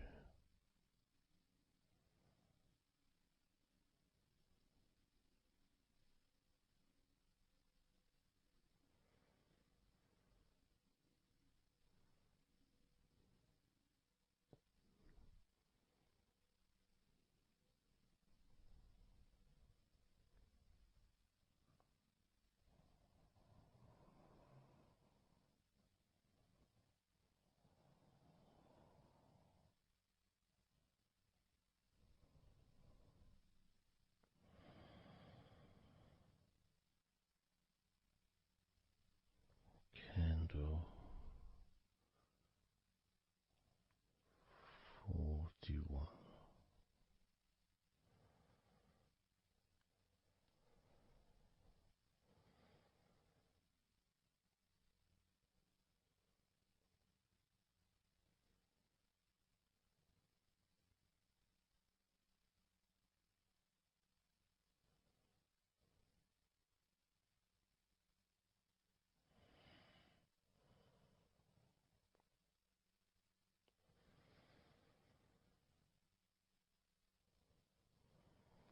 Candle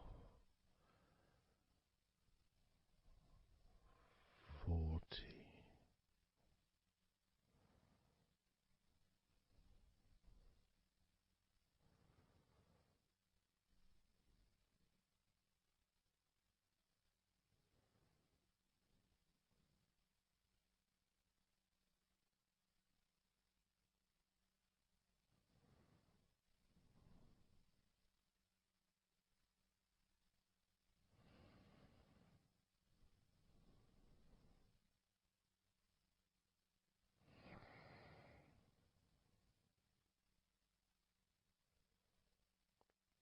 Candle 39.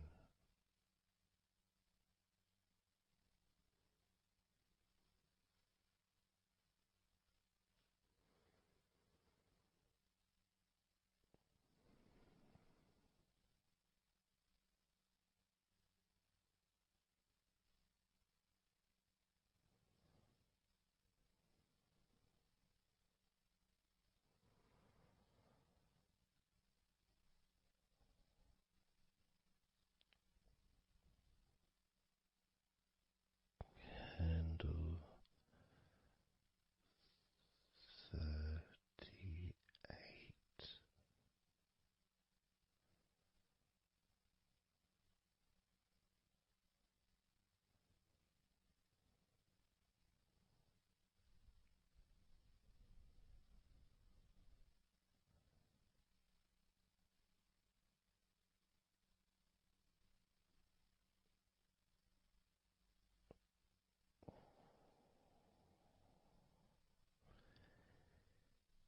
Candle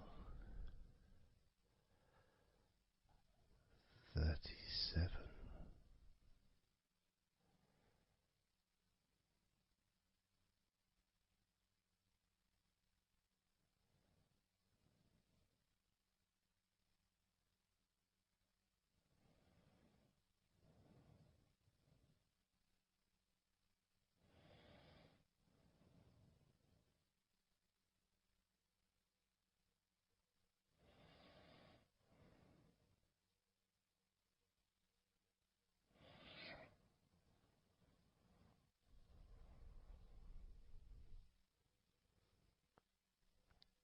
Candle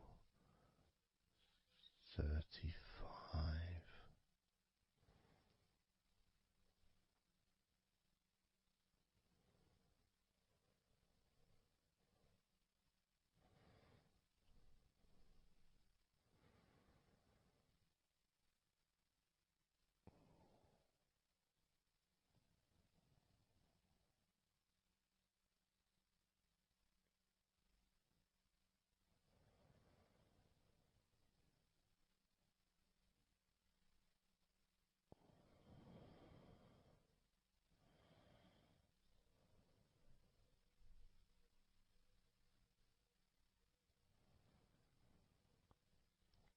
Candle 34.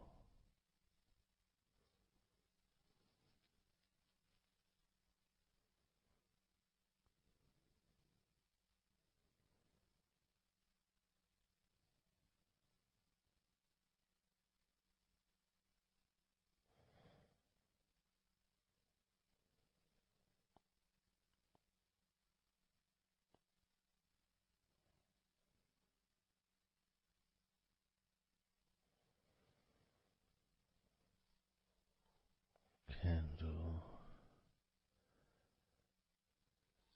33.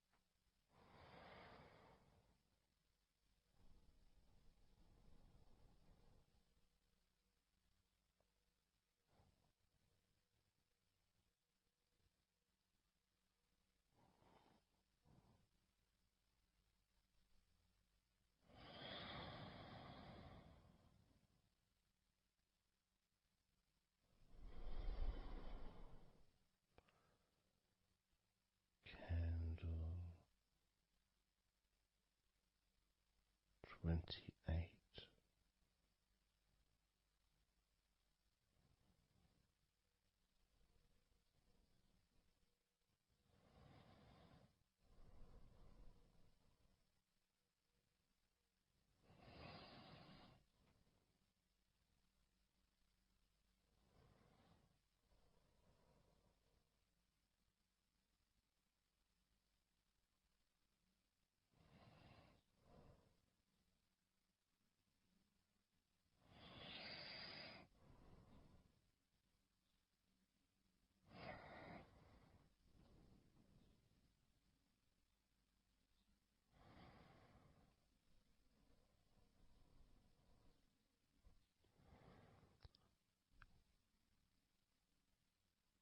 Candle 27.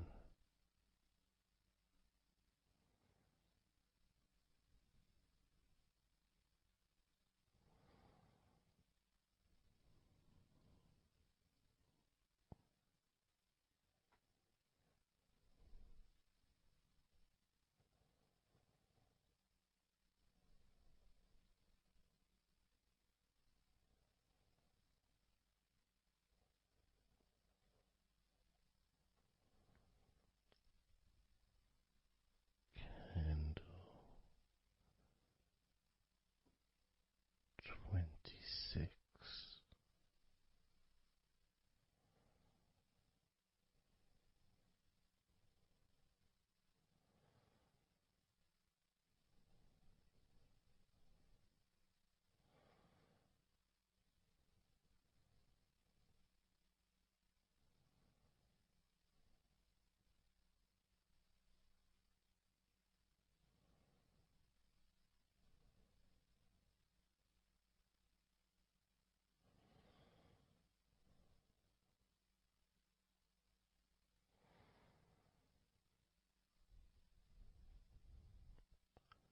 Candle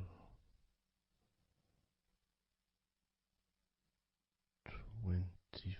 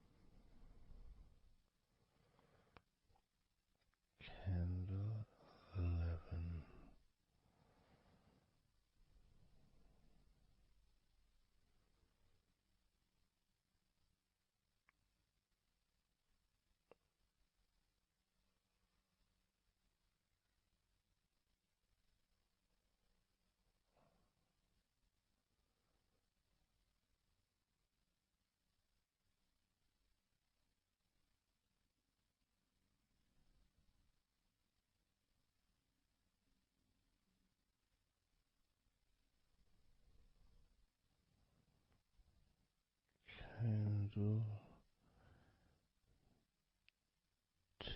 10.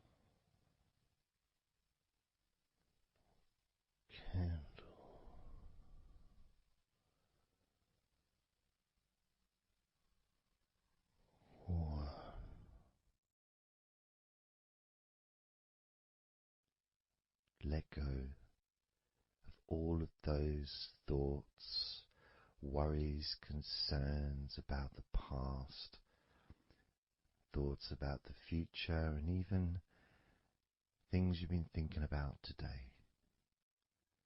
Just let it all go, because none of it is useful in this moment. This is your opportunity to just focus on feeling relaxed, allowing yourself to get in touch with that natural sense of peace that we all have within us. It's available for everyone. It just sometimes takes a little bit of effort to set up the right time and place in order for you to just let go. Because when you do decide to let go and relax, that's what your body starts to do. Because you've chosen to just allow your body to unwind, and your mind starts to slow down. And it's a nice feeling. It's a nice feeling at the beginning just to know that you have chosen to decide to relax deeply. And because you've made that decision, your body will just follow suit. Because sometimes all the muscles in your body need is just permission from you to relax. Because so often we're busy, we're going from here to there, we're walking around and we're doing stuff, and the body doesn't have any time or space to really relax deeply. So it kind of waits for you to lead the way, waits for your permission. And when you do give your permission, when you give the say-so, when you say, okay, it's time for your body to let go completely and relax totally, your body just follows. It's almost like a breath of relief. Ah, good, I can now relax. That feeling at the end of a day, of a very physical day that you may experience in the past, where you get home and you just sit down on a chair, maybe you kick your shoes off and feels so nice. Knowing that you don't have to get up again for a little while at least. And if you choose, you can just sit there for maybe an hour or two. And it feels blissful. And just by sitting down like that, your body knows that it's time to relax. Your body has been given permission from you, because it's a mindset. In your mind, you're prepared to let go of everything and just completely allow all the stress of your body to evaporate, tensions can just gradually vanish.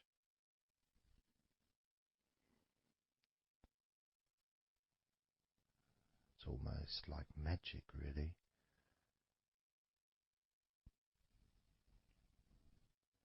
because that sense of relaxation in your body is a very natural state.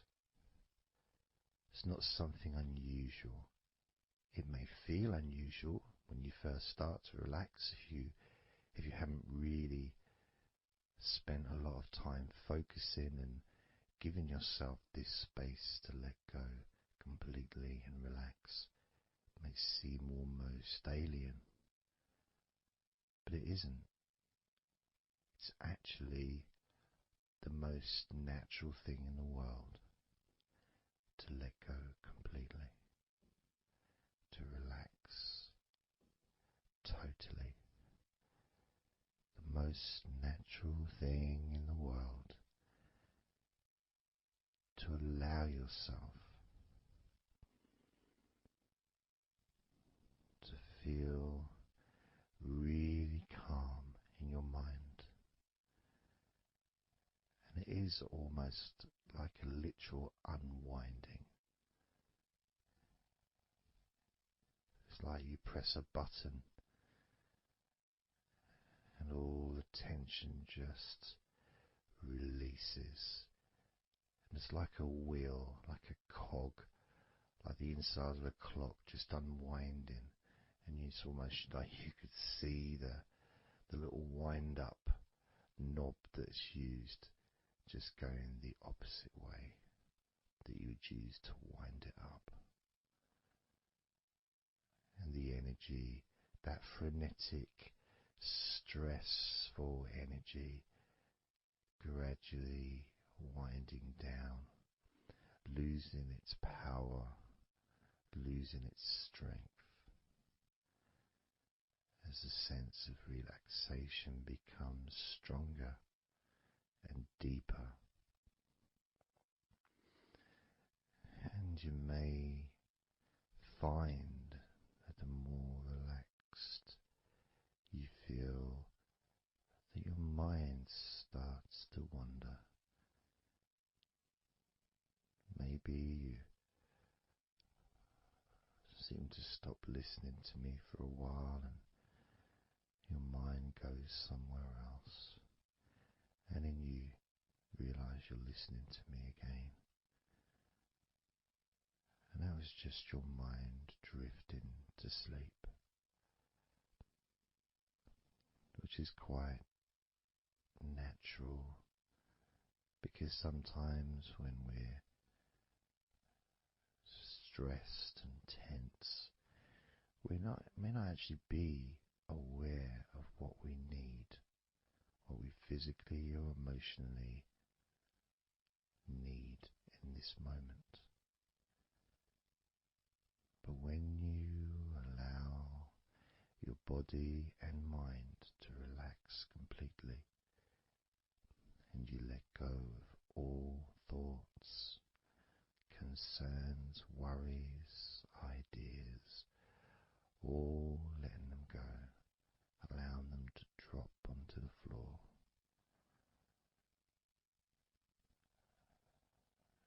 you start to get in touch with the feelings of such relaxation. It feels so nice to be in touch with the calmness of the different body parts as they become looser and looser. Even your breathing seems easier and more natural, effortless, as that cool air enters through your mouth or nose into your lungs, breathing in comfort and relaxation, and then just breathing out any excess remaining tension or stress from every part of your body and mind. As you start to focus on your mind, maybe you notice that things have come to a standstill, or maybe just much, much slower than before, because your mind is not really needed when listening to my voice, which allows your mind to relax just as deeply as your body. And that synchronicity between the relaxation of your body and relaxation of your mind lets you know that feeling completely calm, loose and relaxed really is a great healing experience for you, and has so many positive benefits for your body, your mind, and your life, to be able to let go of everything and to relax completely in all parts of your body and mind. Even your bones are relaxed. All your muscles are relaxed.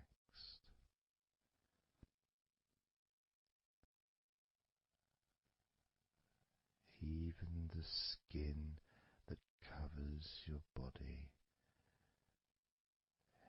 is relaxed. Every hair that you have is also deeply relaxed.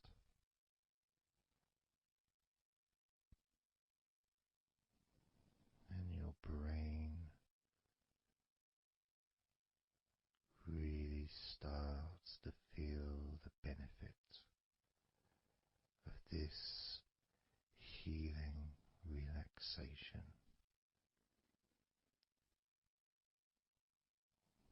And as you focus on the inside of your scalp where your brain is, you can start to realize and notice the benefits of your brain relaxing deeply.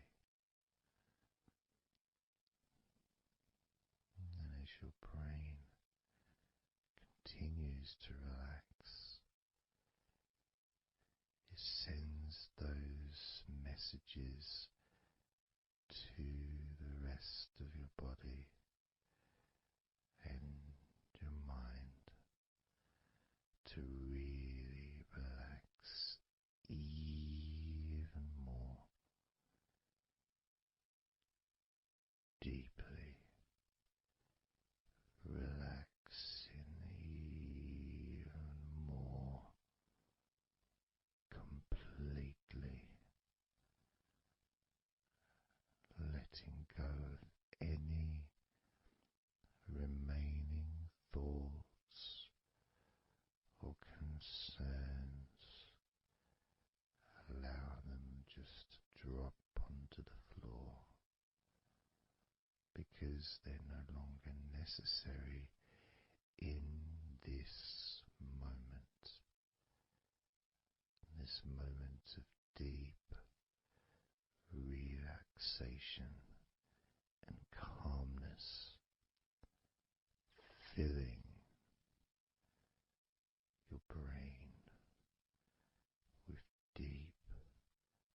concentrated healing,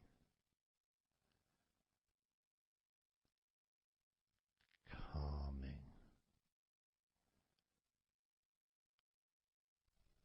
relaxing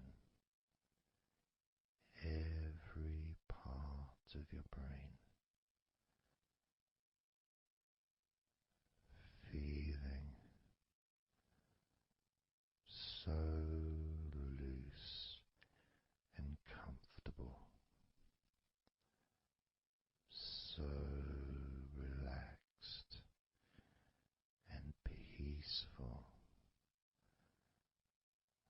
Your brain feels so light and so healthy. And that sense of deep, deep comfort really does allow you to enjoy those ever increasing sensations of comfort that are spreading throughout your body, relaxing each and every muscle of your body even deeper, even deeper, much more deeper than before, much more comfort spreading through your body and your mind, feeling so peaceful and calm, so very, very peaceful in every part of your body, letting go of everything, everything so peaceful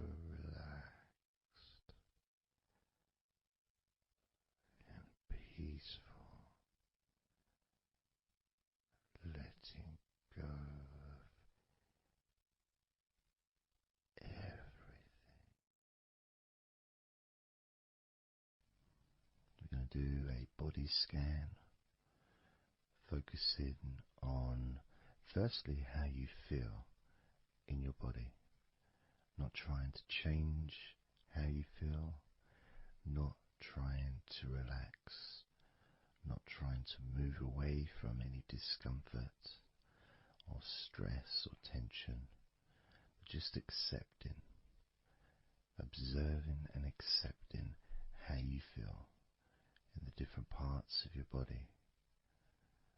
Just allowing yourself to be exactly as you are, to notice, to get in touch with how you actually feel in this moment. So we're going to start off by focusing on your hands. Just be aware of your hands.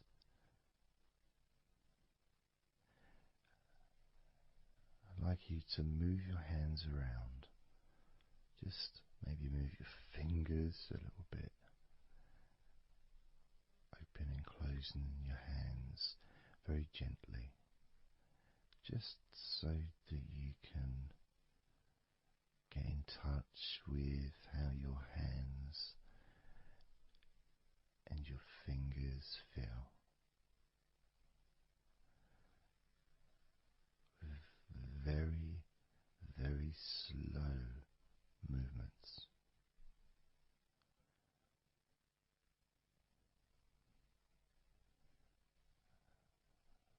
Focusing now on your feet. And if you can, just do kind of an equivalent with your feet as you've just done with your hands. Maybe turning your ankles, moving your feet around, moving your toes gently, but only very gently and very slowly,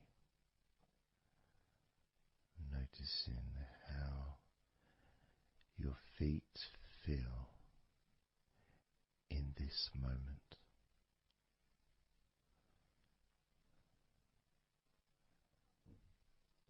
Focusing now on your eyes. I'd like you to just focus on your eyelids. Maybe you can open and close your eyes a couple of times to really get in touch with how you feel when you do close your eyes. The muscle changes in your eyes when you do close them. Maybe raising your eyebrows, which stretches the tops of your eyes. Perhaps squinting your eyes, scrunching up your eyes, just so you can really get in touch with all aspects of how your eyes feel right now.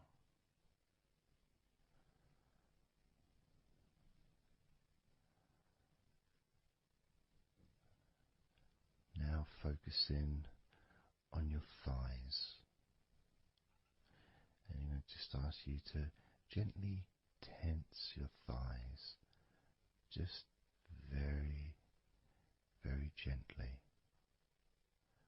just enough so you can become more attuned to the physical sensation of your upper legs, the front of your thighs and the backs of your thighs.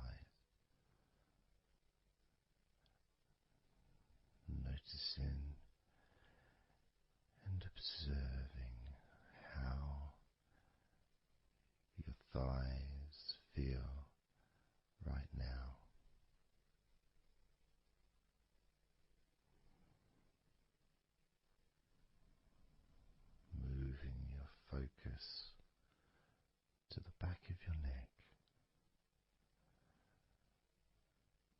noticing the back of your neck, the muscles. Of course, they lead to the side of your neck. They also lead to the top of your back, which lead to your shoulders.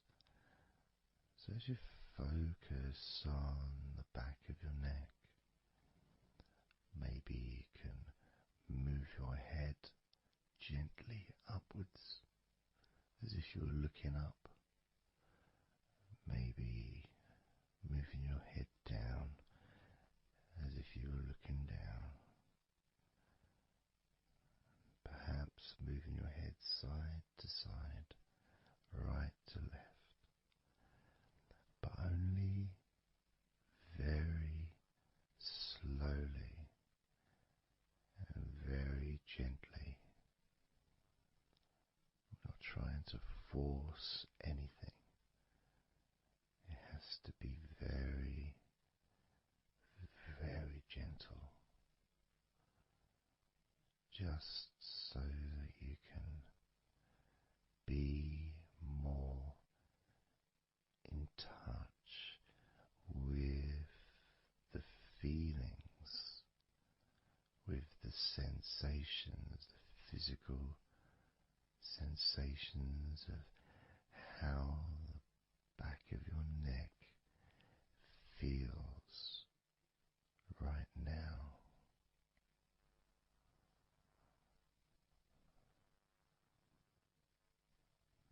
As we now focus on the tops of your arms, the parts where your biceps and your triceps are, between your elbow and your shoulders. As you focus on those parts, the tops of your arms, you may like to just tense them, but very, very gently and slowly, so you're not straining or putting any pressure whatsoever on your arms. It's just so that you can gain more of a sense of how your upper arms are feeling in this moment,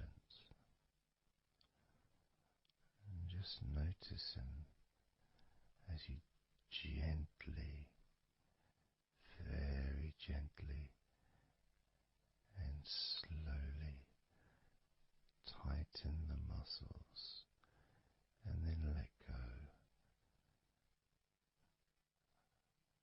Notice how the tops of your arms feel right now.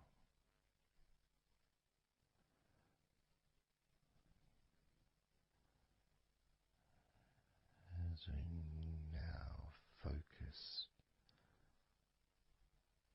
on your stomach,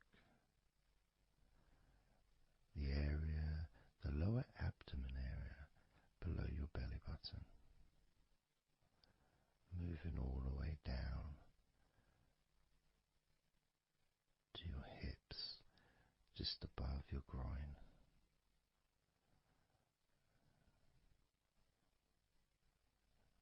Maybe you're able to tense these muscles in that area very, very gently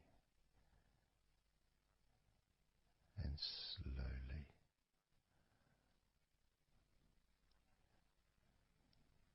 If that's a difficult thing to do, then maybe you can just move your body, pushing your stomach up, maybe moving a little bit to the side, using your hips, just so that you can get more in tune with how your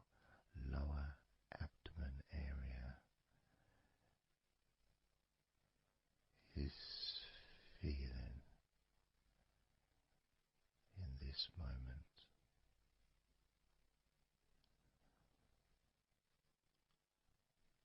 Just noticing the physical sensations of your lower abdomen.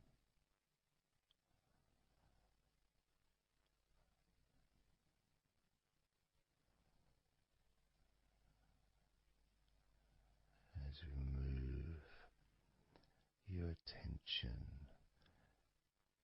to your mouth,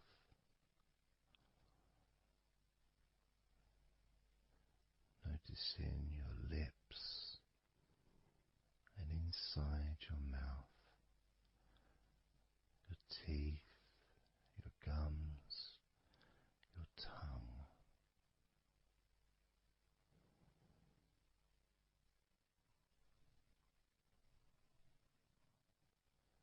Just noticing how your tongue and your mouth feels, and it may help by moving your tongue around your mouth, moving it to your left, maybe pressing it gently against the side of your mouth, and then to the right, gently to the side of your mouth, perhaps pressing up against the top of your mouth, and then down gently against the bottom of your mouth. Always very slowly and very, very gentle, so that you can be aware of how you feel in your mouth area.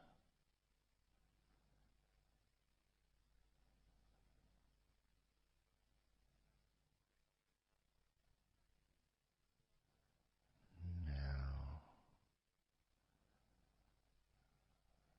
we're going to focus on your wrists.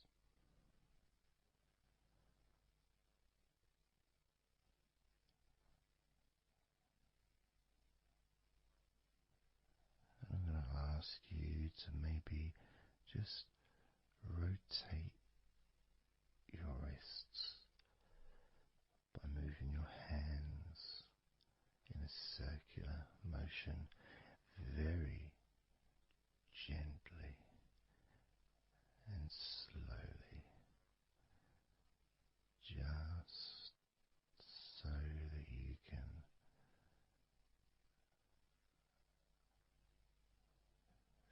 feel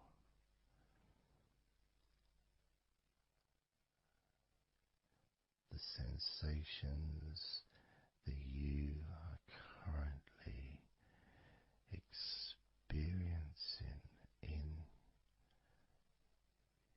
your wrists. Perhaps moving your hands up and down,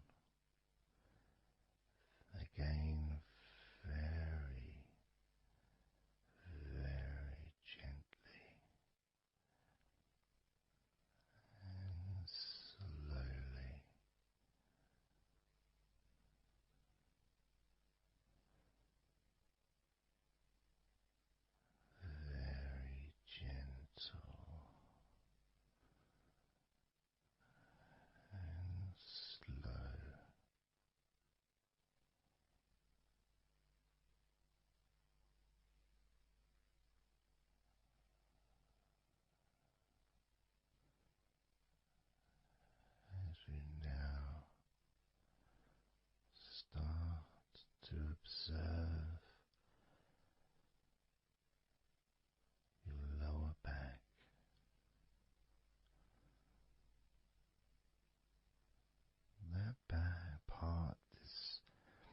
just above your hips,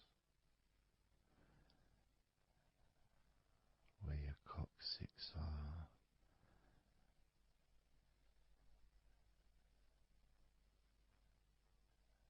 that whole area, which also really does include the sides of your body, because those muscles are very much connected.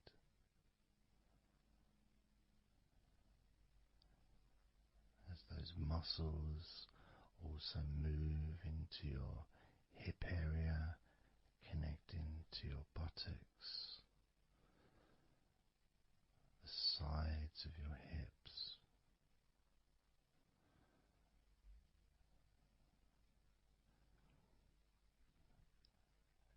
and if you're physically able to do so,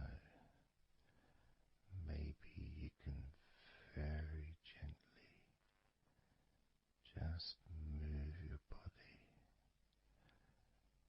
ever so slightly, very slowly, from side to side, just enough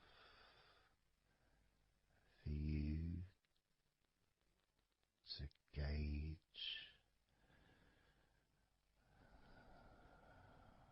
how you feel in your lower back.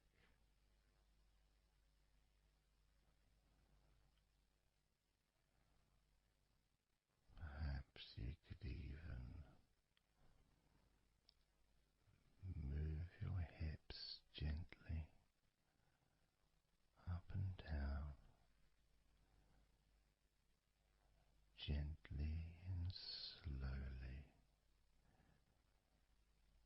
in order to really be in touch with the physical sensations of your lower back.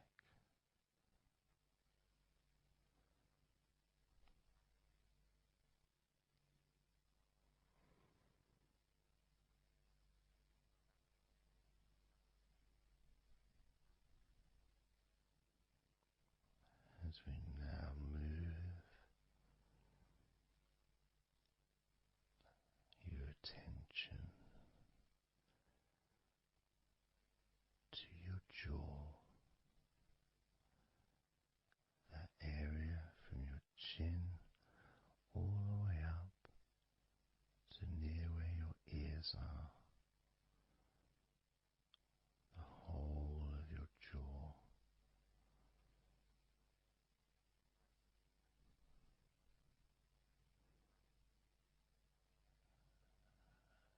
And you can just, if it's okay to do so, gently open your mouth,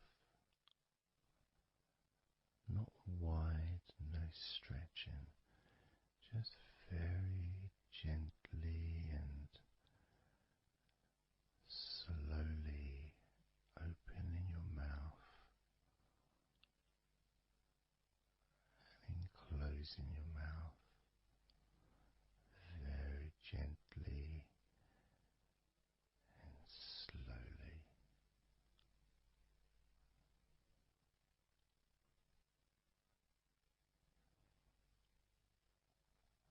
So you can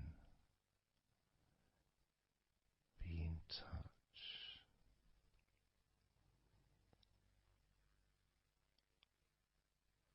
with how your jaw feels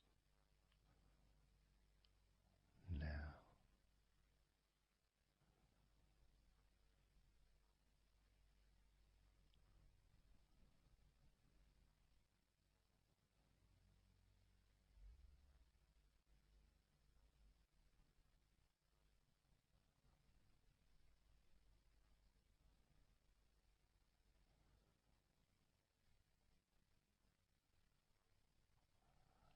Noticing now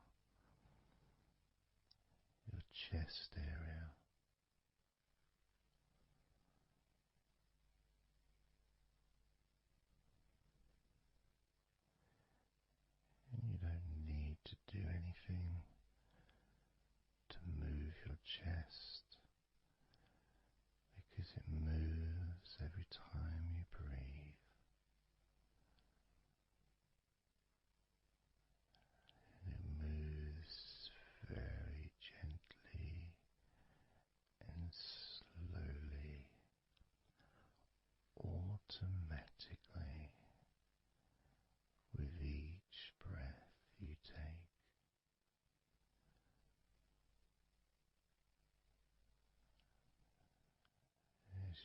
focus on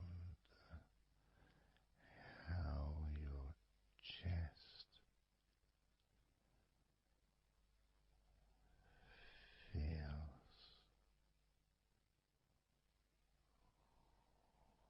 when you breathe.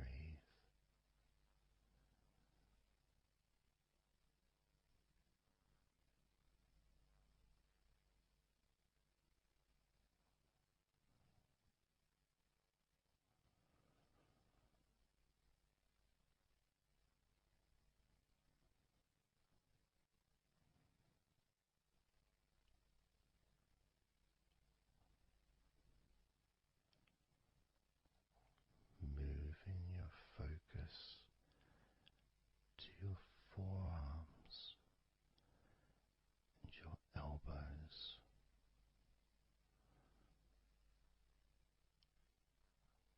Maybe you're able to very gently and slowly tense the muscles in your forearms.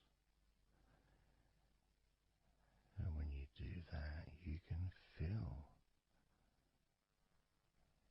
your elbows as well.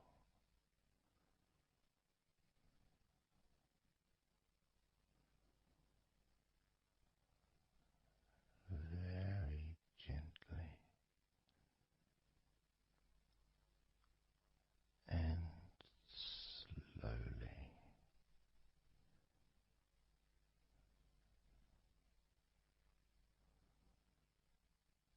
Gently and softly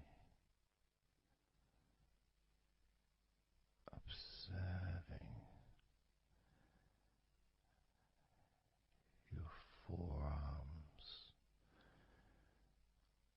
and elbows.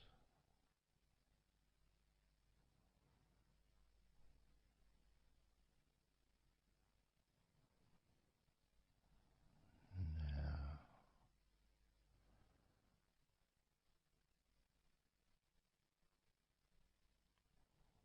you can focus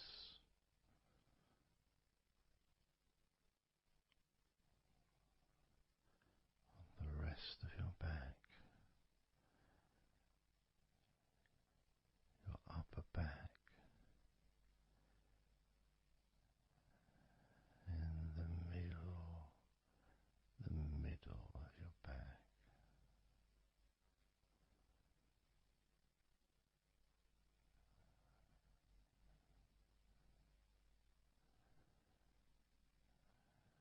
Again, this part of your body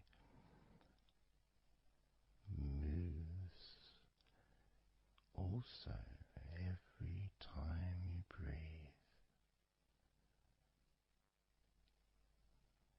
You may not notice that usually,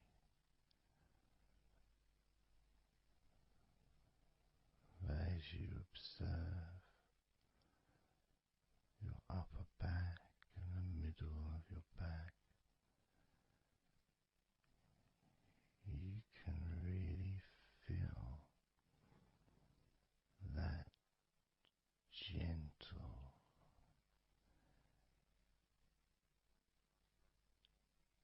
and slow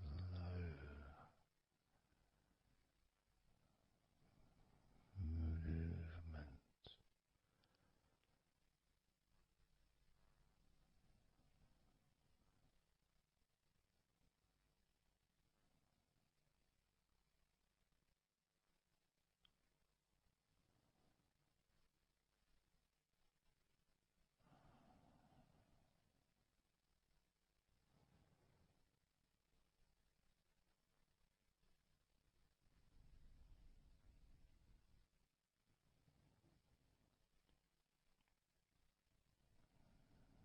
Moving your focus into your hip area, your buttocks, your groin, those those muscles and those bones in your midsection.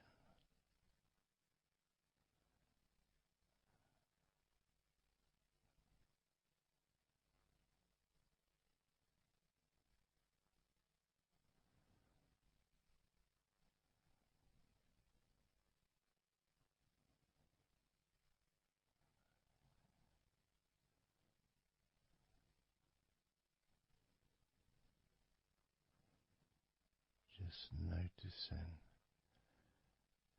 how your hips feel right now.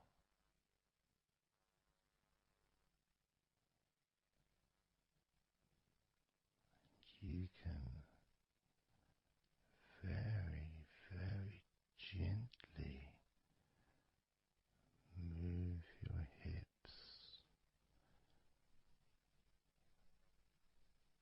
maybe side to side, very gently and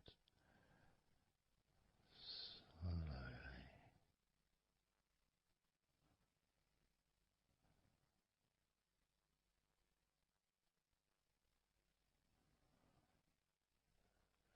Very, very gently,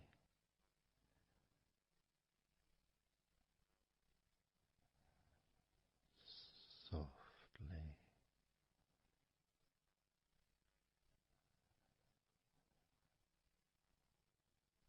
and slowly.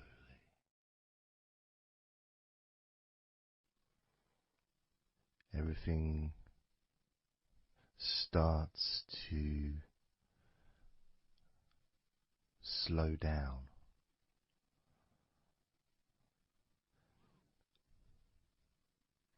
including the thoughts in your mind and your mind itself just starts to gradually, it doesn't have to be instant, but just gradually starting to, it's almost like time is stretching.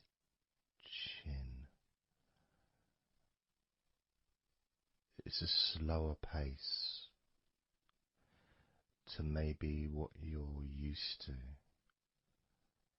in your day-to-day life. It's a slower movement of energy,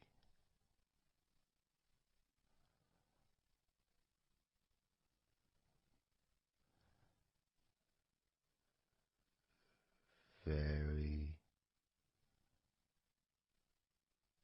small movements which make up the larger movements, which is always the case. You know, when you move your hand, it might seem like it's one movement, but it's lots of minute different muscles moving in accordance with each other, and what happens in this space that we're sharing is we move from that big movement into those smaller movements.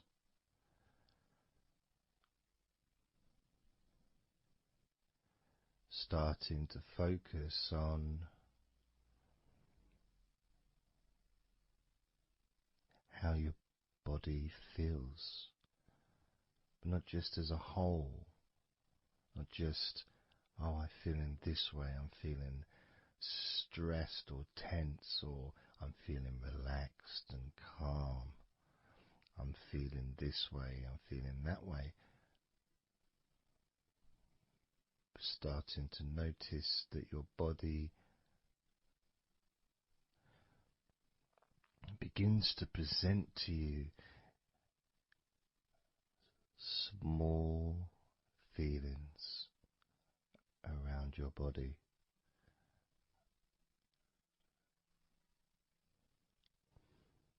Small physical sensations in your legs, whether pleasurable or not. Maybe resisting the temptation to label them or to judge them, those feelings, just thinking about them as just being neutral, just feelings.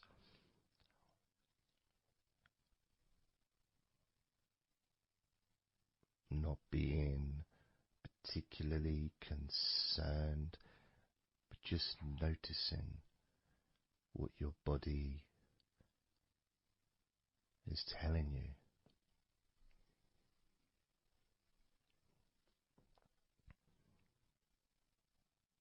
The feelings in your arms. Instead of feeling the whole of the arm, maybe notice those individual feelings, all those different muscles and the skin, the hairs of your arms, all the internal parts of your arms, the veins,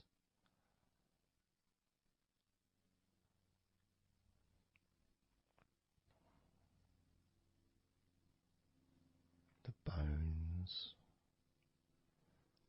Just being aware of maybe your elbow on your right arm has a certain feeling. Maybe your left wrist also has its own individual physical sensation.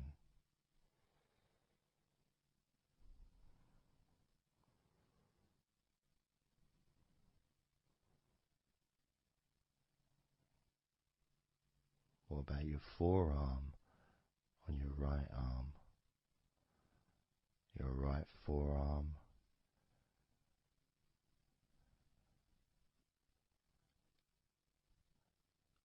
There may not be any particular feeling that you could even give a name to. May not feel like anything other than just a feeling. You know, it's there.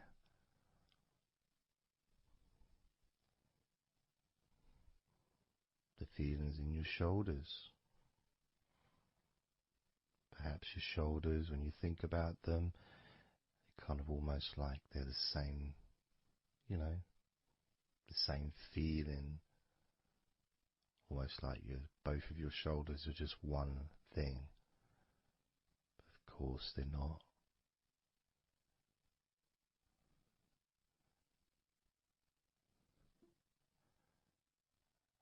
And when you focus on your left shoulder and then on your right shoulder, maybe you find that you move the muscles a little bit. Maybe tense the muscles gently.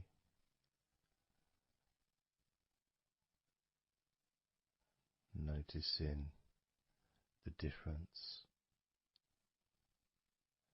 in each shoulder.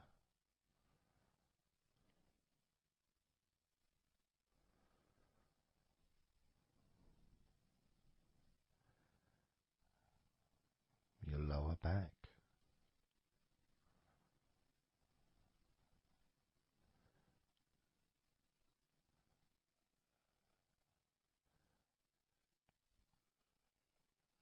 The left side of your lower back and the right side of your lower back.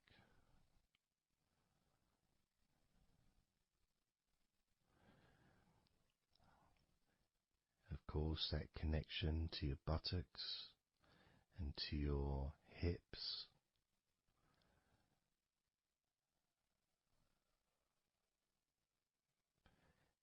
And also moving up into the middle of your back.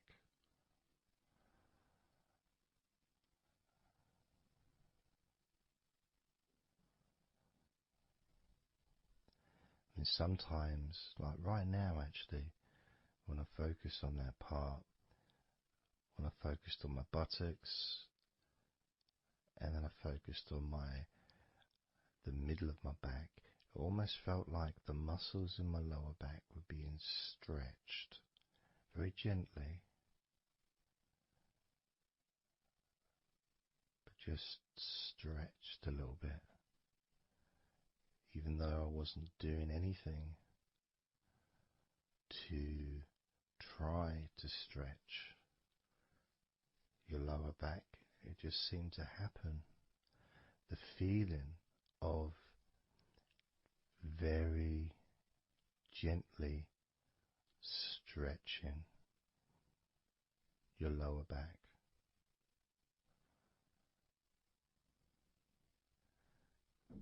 Comes along, that feeling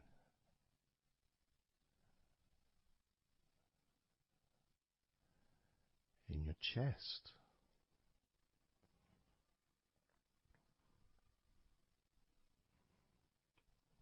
Just noticing what sensations you are experiencing in your chest right now.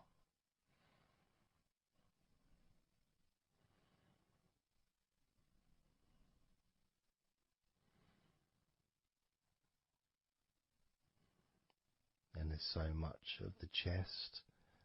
Obviously there's the collarbone leading to the chest. You've got the chest bone. You've got the muscles in your chest. And of course, if you're female, there's possibly the breasts. If you're male, you've got the different, well, mine aren't that different these days, but there may be more muscles at the top of the chest, but at the side, underneath, it's pretty much the same. Whether you're a man or a woman, there's muscles there, muscles that stretch out to your back, as well as breast tissue which stretches and moves into your back. So just being aware of your chest,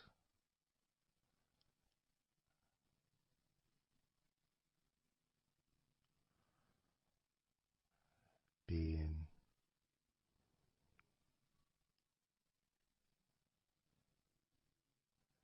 with whatever feeling there is in your chest.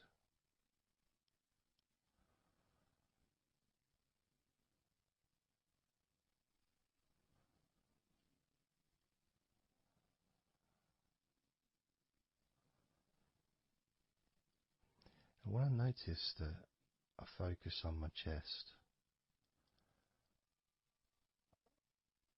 I feel it in my back, my upper back. I mean, I guess the obvious reason would be because, I breathe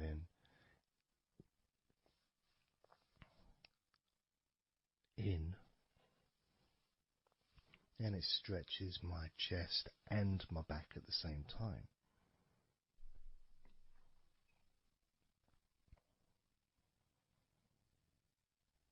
Yeah, it feels okay.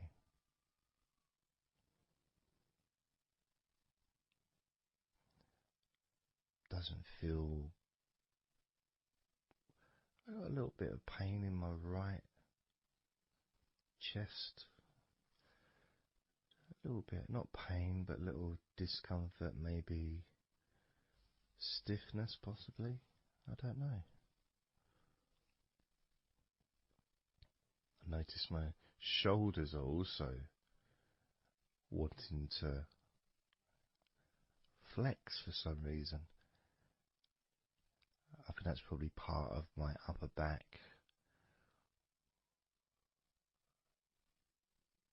That connection between my shoulders and my upper back. Because I can move my shoulders and stretch the muscles in my back.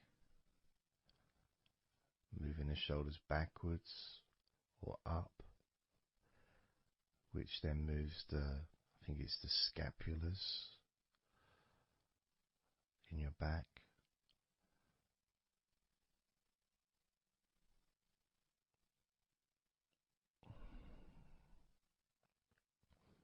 It feels quite nice, actually.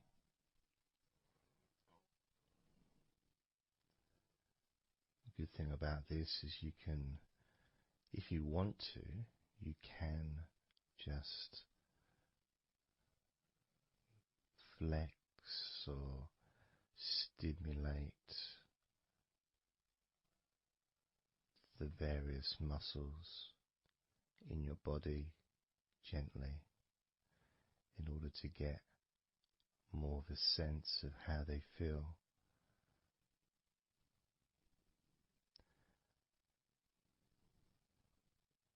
And when you're relaxing, when you do tense a muscle and you let it go and you let it relaxes way more than it would normally. But you have to feel that you're able to do that. There's no point doing it if there's an issue with a part of your body. You need to be gentle with yourself at all times when relaxing deeply. It's important to be kind to yourself.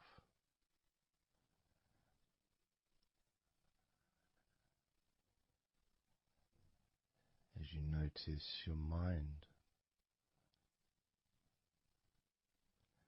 how much has your mind slowed down since we started this recording?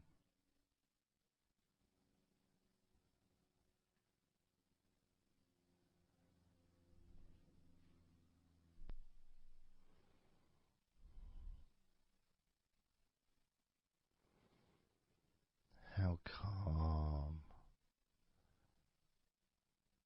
and peaceful is your mind right now?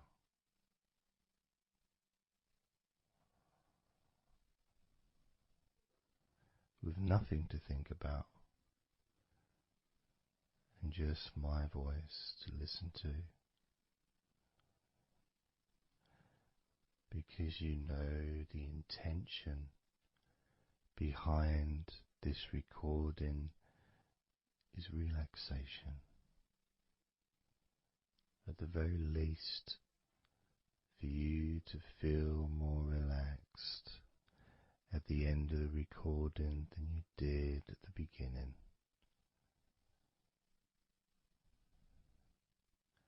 At the very least, for your mind to slow down as your body continues to relax.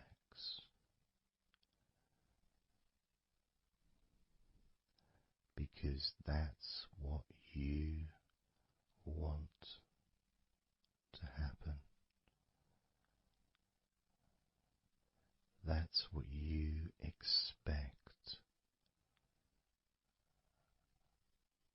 to happen.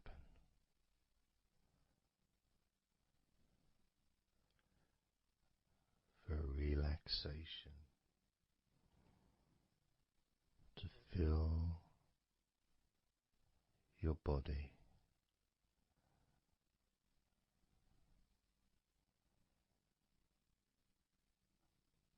Maybe calming your mind to the point of boredom when you start maybe to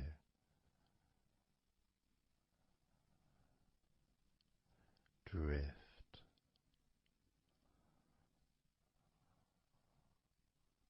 away.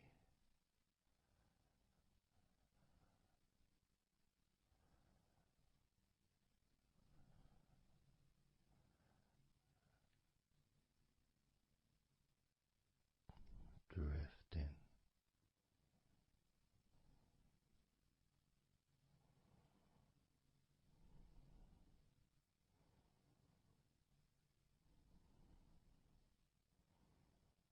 It's almost as if you're moving further away from your body and your mind,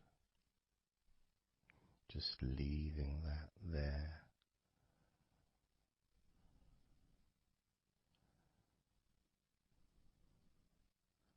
Kind of like in an escape pod in a spaceship and movie, a space movie, you know, when they get into that little pod and it sends them far away from the spaceship.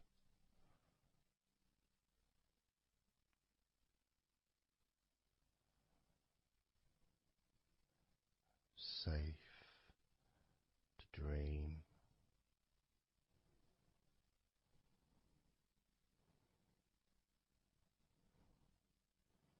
And continue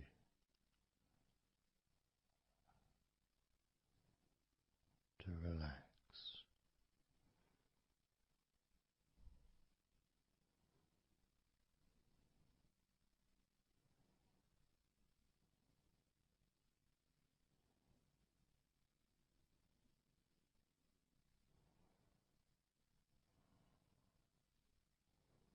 Drifting.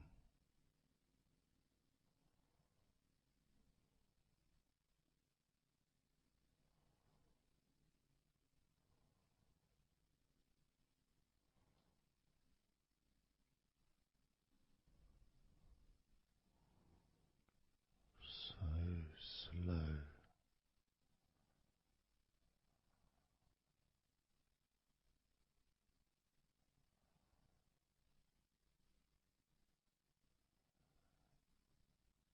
And peaceful.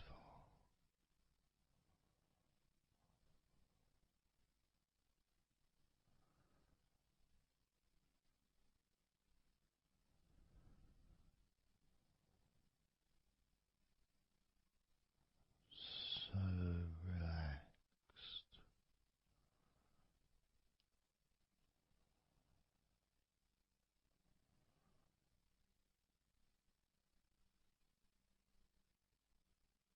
And peaceful.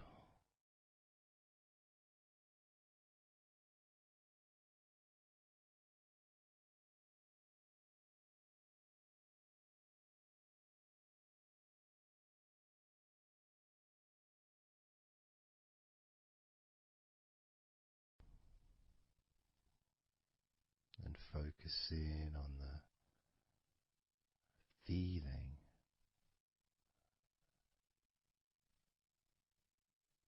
of those individual parts of your body that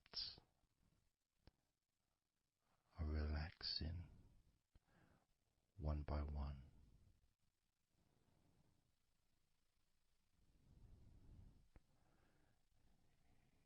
You may find that every now and then you realize that you weren't listening to my voice because your mind started to imagine something different. Maybe you started to almost move into some kind of a dreamy state. And then you become aware of my voice again. And even though you may want to focus on my voice, you may also wish to allow your mind to just drift naturally into that space of comfort and safety.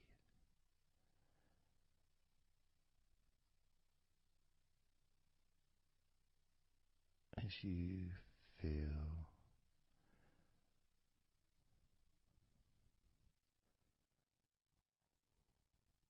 more comfort spreading through your body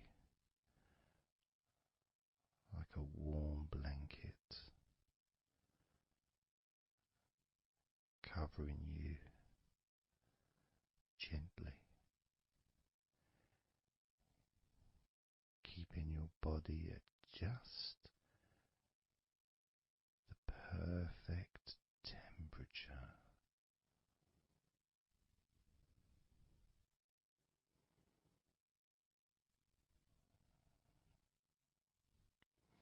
And even if you can hear background sounds,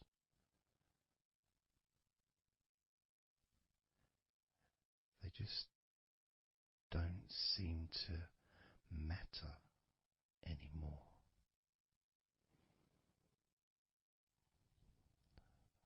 As that sense of peace spreads through your mind,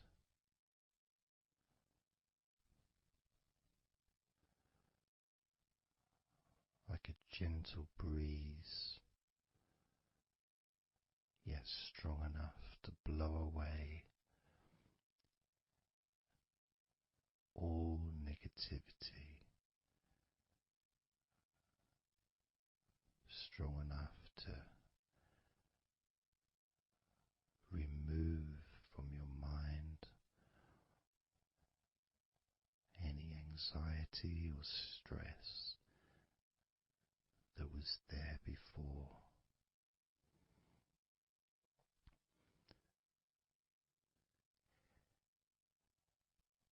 And blow away any other thoughts or feelings that just don't fit with the sense of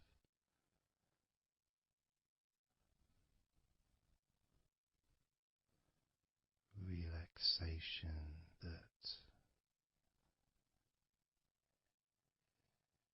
is filling your body and your mind.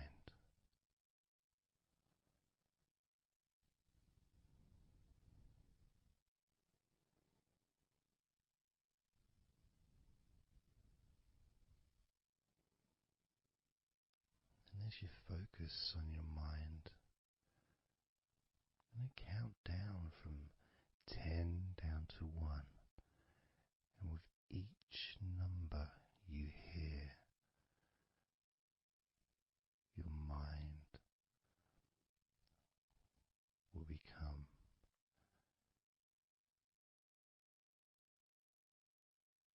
slightly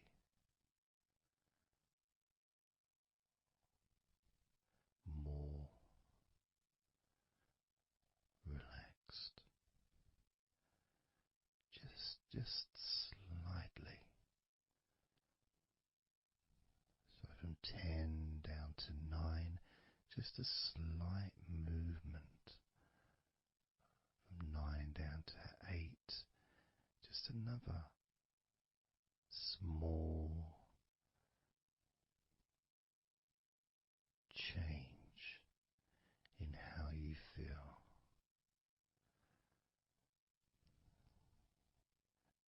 8 down to 7. That feeling is a gap, almost like a gap that starts to get wider. The gap between those feelings that you used to have in your mind compared to the feelings you have that are growing now. Feelings of comfort and security and confidence. And that gap becomes wider.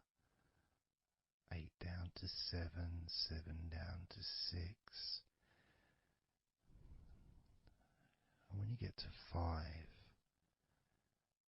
your mind will start to have a certain physical sensation, almost like there's a magnet outside of your head sucking the tension and the stress and any remaining feelings that you don't want, sucking them out through your skull.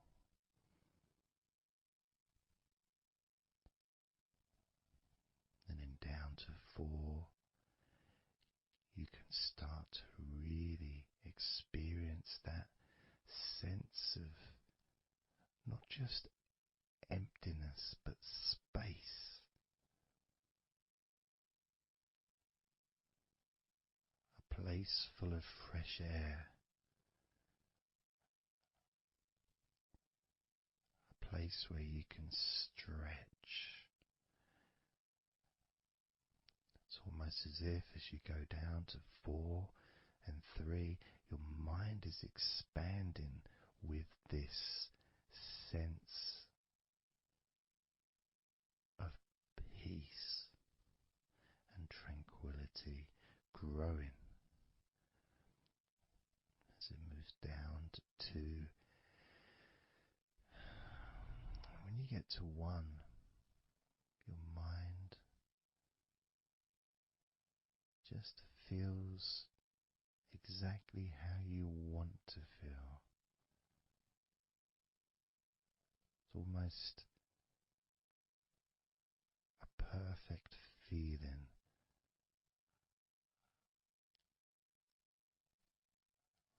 Maybe a sensation that you'd like to keep. A place that's safe where nothing can affect you at all.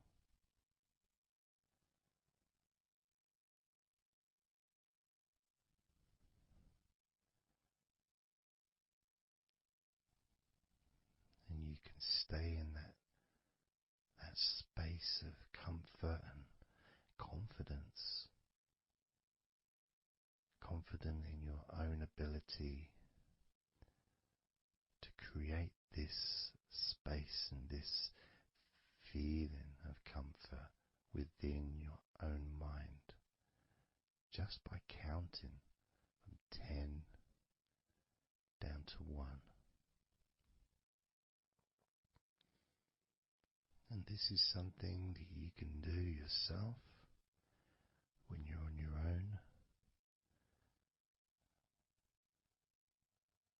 A time when you can maybe sit down, maybe just for a few minutes. Close your eyes and just count slowly from 10 down to 1. And re-experience these feelings in your mind.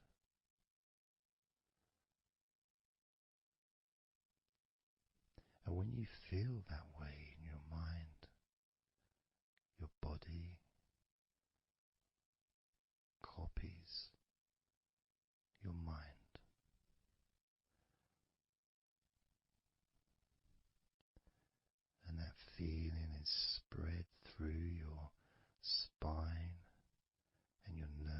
system into every part of your body. It travels through your bloodstream,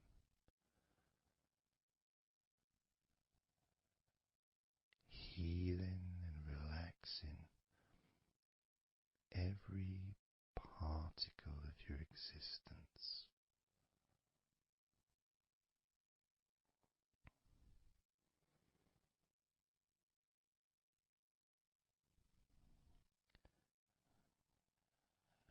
And we can practice this a few times before the end of the recording, and then you can practice on your own. And each time you count from 10 down to 1, the feelings of comfort, calmness, and deep relaxation become stronger and deeper.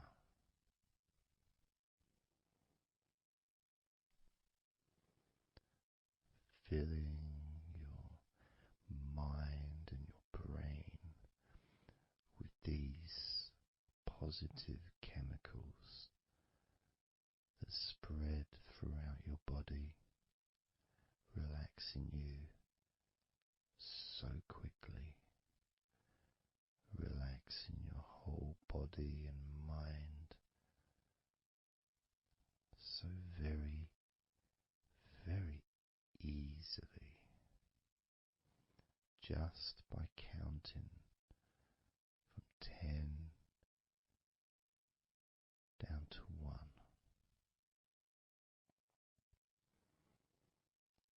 So we're going to do it now.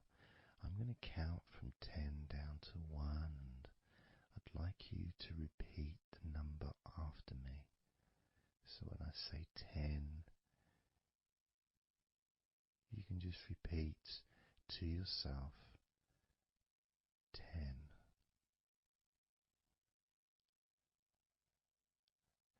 Just notice, be aware of how you feel in your mind and your body. Then when I say 9, you can repeat to yourself 9. Again, noticing the increase in comfort and calmness in your mind and in your body.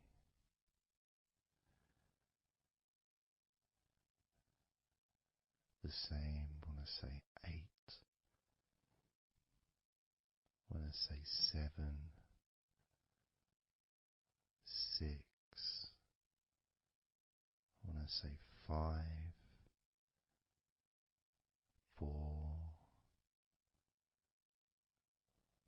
when I say 3,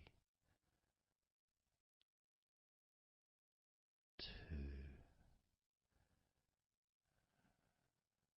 and lastly when I say 1, you can repeat that number.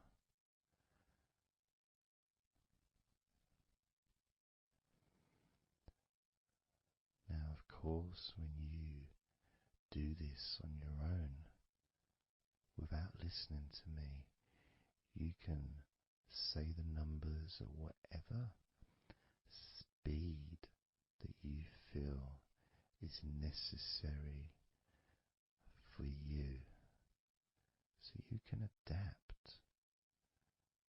So if you feel you want to say the numbers 10 down to 1 faster than I do, then go ahead and do that.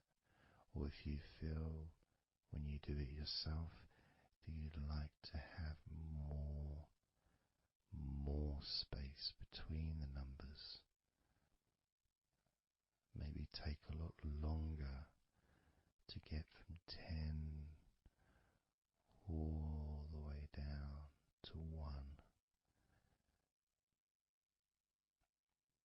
It's your choice also to do.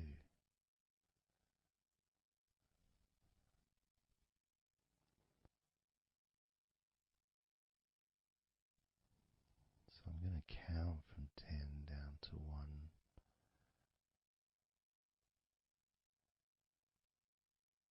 And when I get to 1, that will be the end of this recording. Unless, of course, you're listening with music, then the music will continue.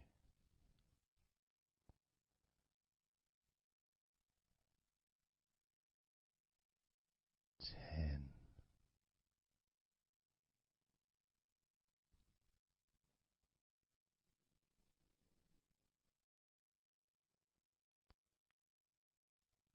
9.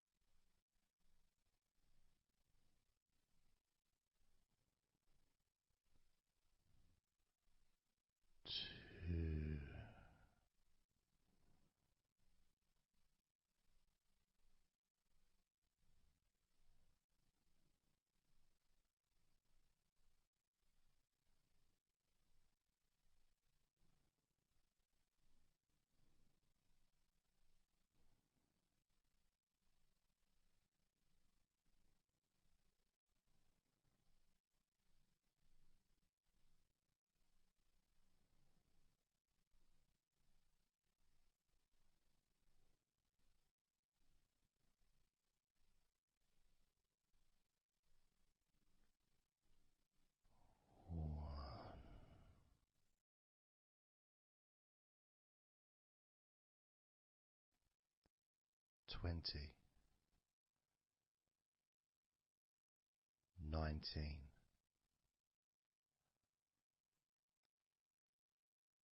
18, 17, 16, 15, 14, 13,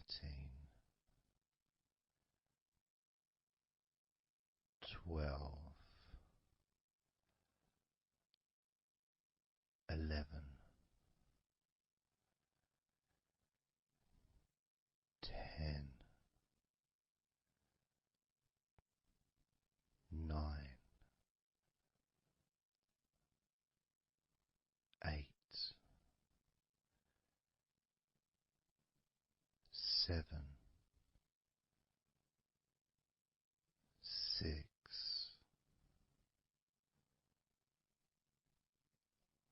5,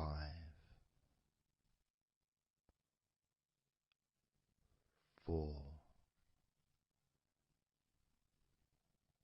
3, 2,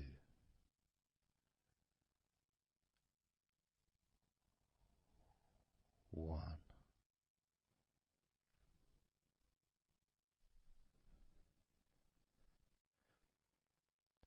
Now open your eyes, noticing how you physically feel, having counted down from 20 to 1, allowing stress and tension to leave through your fingertips and your toes. And as you focus on your fingertips, maybe they feel a little bit tingly, which is, I suppose, quite understanding considering the tension has been exiting your body through your fingertips.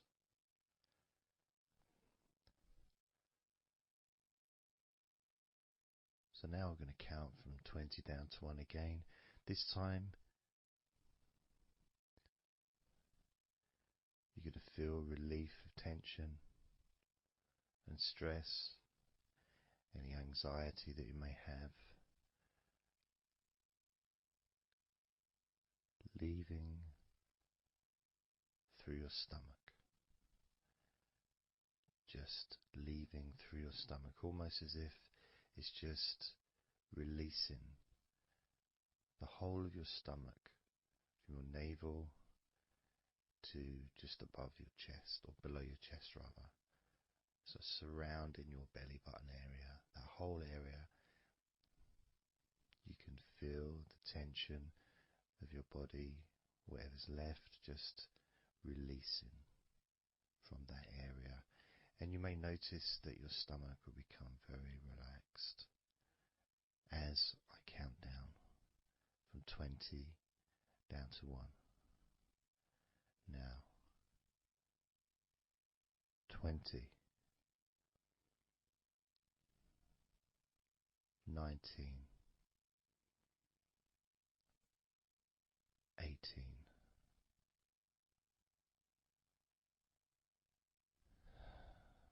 17,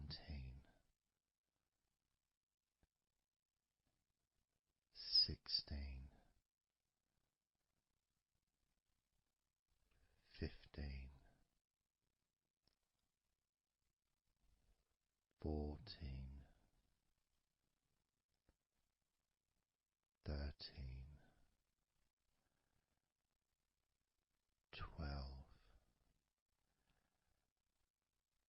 11, 10, 9,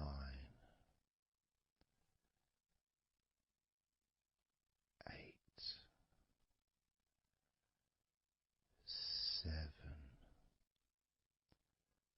6,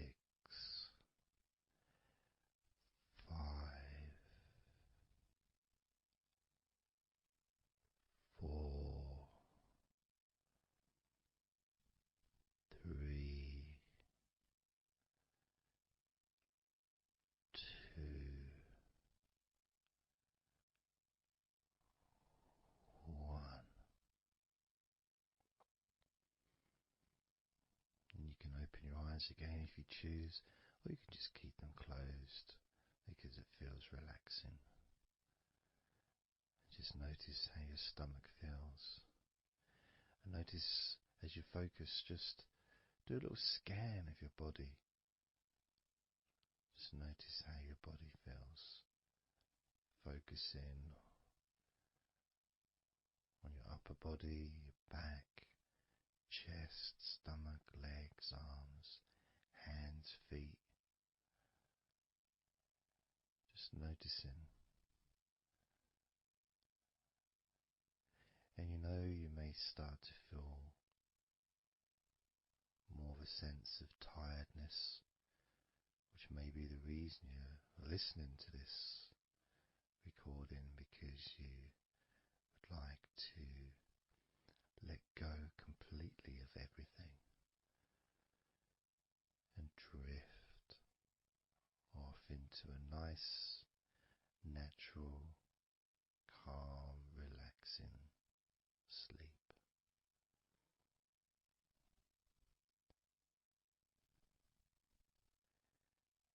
So now we're going to focus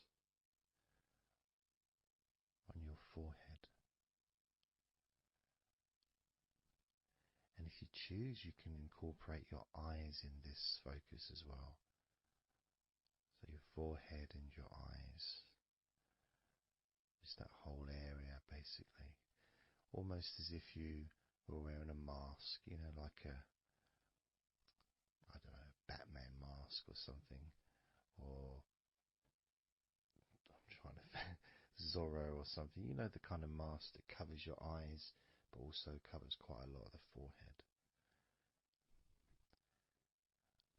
And focusing on that area, because that's the area that we're now going to release tension and stress from your mind, from your brain and from your mind, and any tension that you may have remaining in your face, in your neck, in your jaw, in your eyes, your forehead, or your scalp. So basically any tension within your head area, including your mind and your brain. And that's going to be released through your forehead and your eyes. As I count down again from 20 down to 1. Now, 20, 19, 18,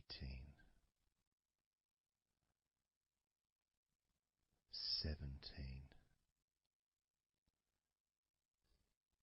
16, 15, 14, 13,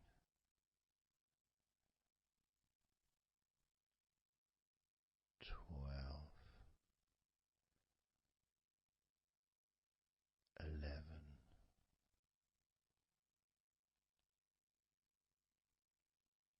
10,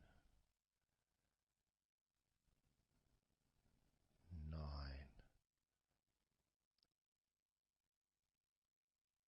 8, 7, 6, 5,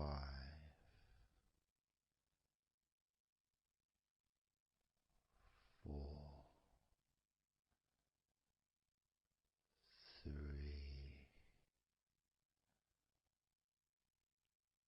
2, 1.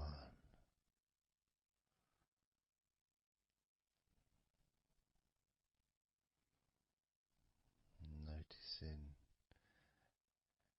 as you scan your face, your jaw, your eyes, your cheekbones, your ears, your forehead, your scalp, and your neck, your neck and the front of your neck, the sides of your neck and your throat.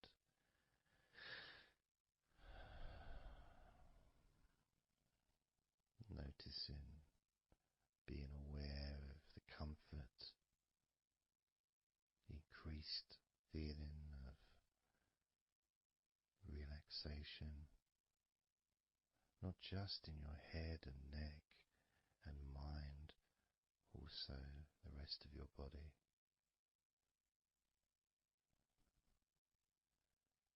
Just notice how loose and calm you feel, and how easily it is to just let go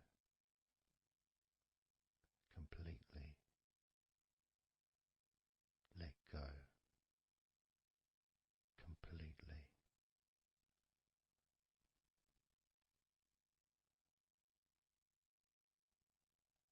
How easily.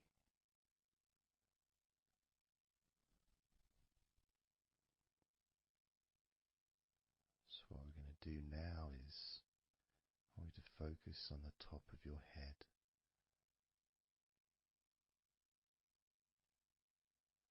And we're going to allow every last piece of tension or stress that might be lingering or hiding in your body or mind or head to just be sucked out at the top of your head and released into the air, almost sucked out into the clouds. Imagine a big cloud above your head, almost like a whirlpool, and it's just going to suck that tension out of the top of your head and just take it away for good. As you focus, imagine an opening in the top of your head where that tension and stress and any remaining issues, maybe worries or concerns that are of no use to you now, can all be sucked out of the top of your head and taken away as I count down again from 20 down to 1. Now, 20, 19,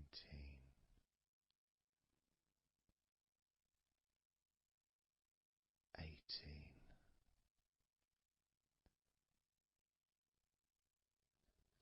17, 16,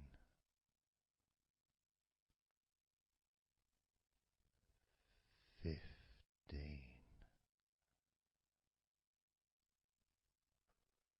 14,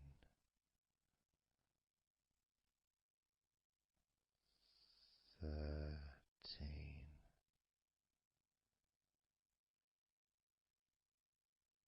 12,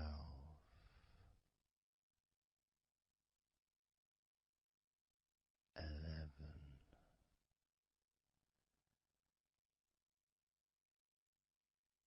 10,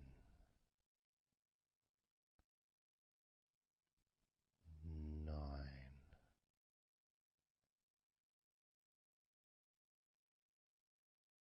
8,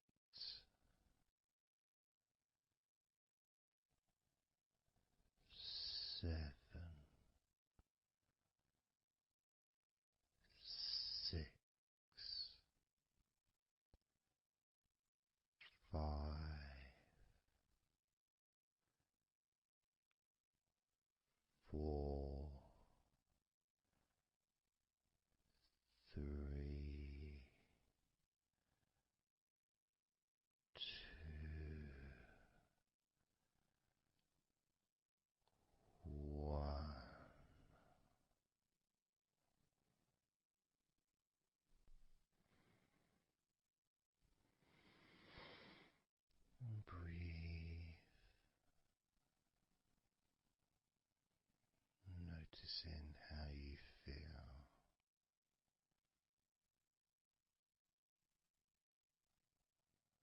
How relaxed and calm you physically and mentally feel right now.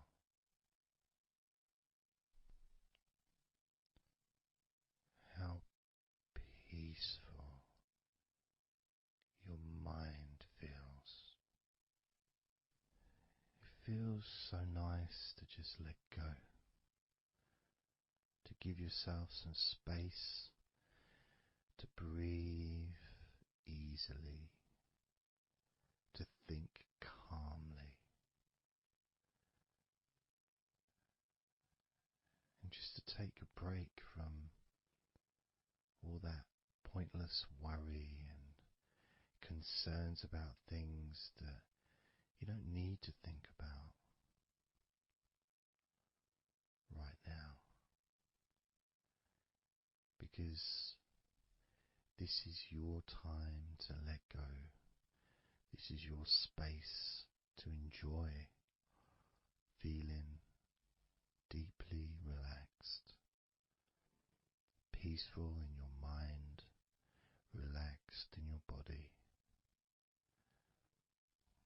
It can feel so good, so nice to just not have to do anything, to be able to really enjoy that serenity that comes with letting go completely, that peacefulness that comes with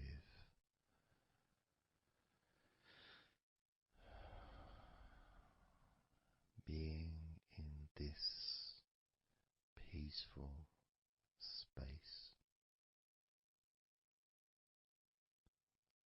And you can keep this sense of calmness for as long as you choose.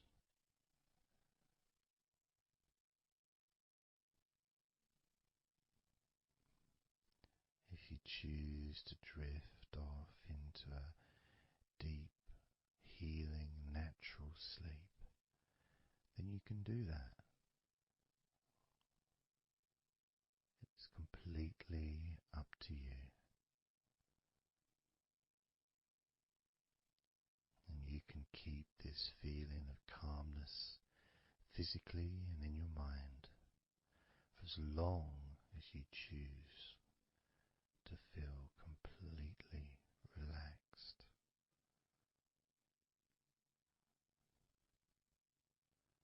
Completely relaxed. And I'd like you to make up your mind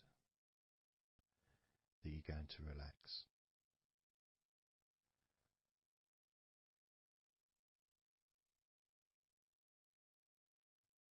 And I want to explore that with you, what it feels like when you actually decide that you're going to relax. Not forcing yourself, but giving yourself that. I guess it is a command, really, isn't it? When you're telling yourself, relax. In a gentle but firm way that only you can really tell yourself in that way. You can't really have someone else saying to you, now relax, relax, you know. It needs to be gentle, but someone else can't really have the same kind of influence or power that you have over your own physicality, over how you feel.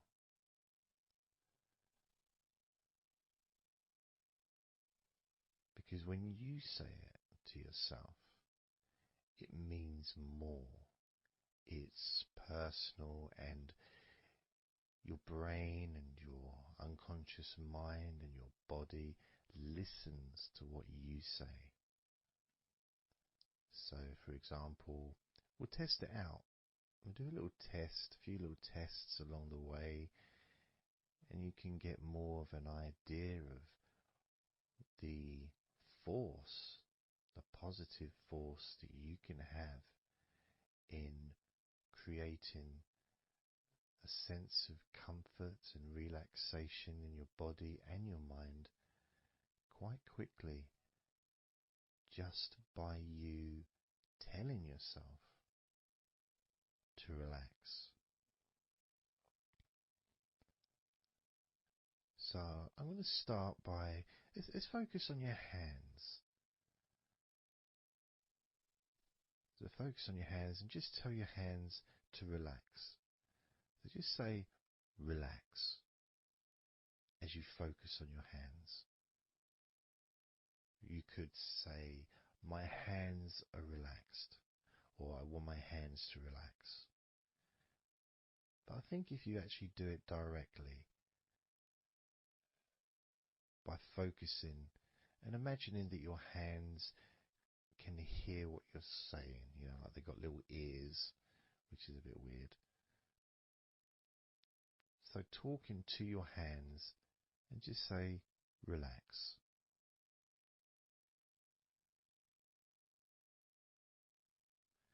Noticing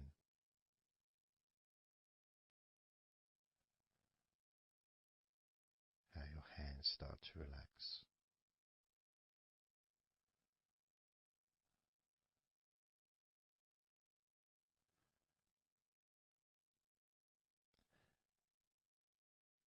Now focus on your eyes and tell your eyes to relax. So you're just saying the same word, relax. And find the right tone for you.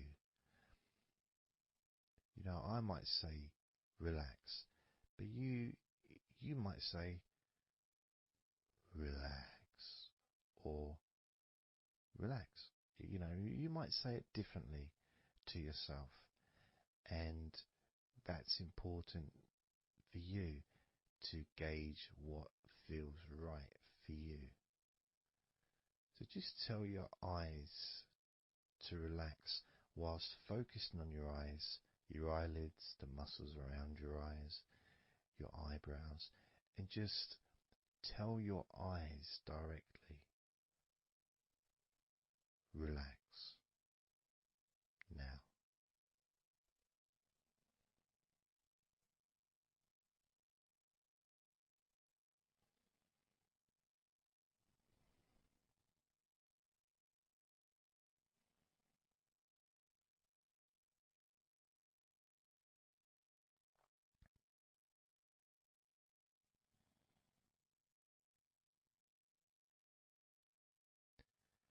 Now I just did that myself, and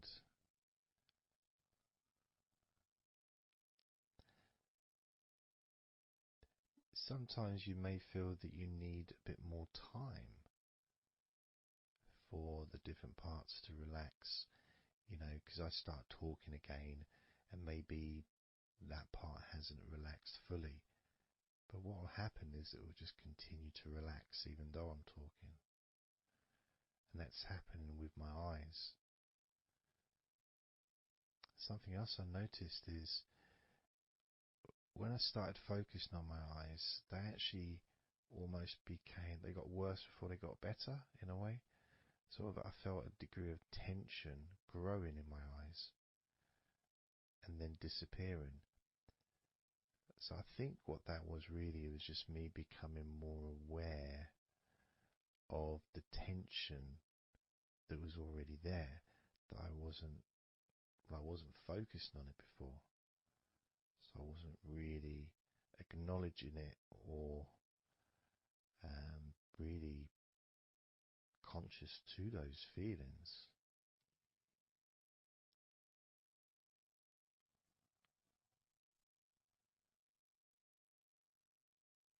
Yeah, my eyes are still continuing to relax, as well as my hands actually.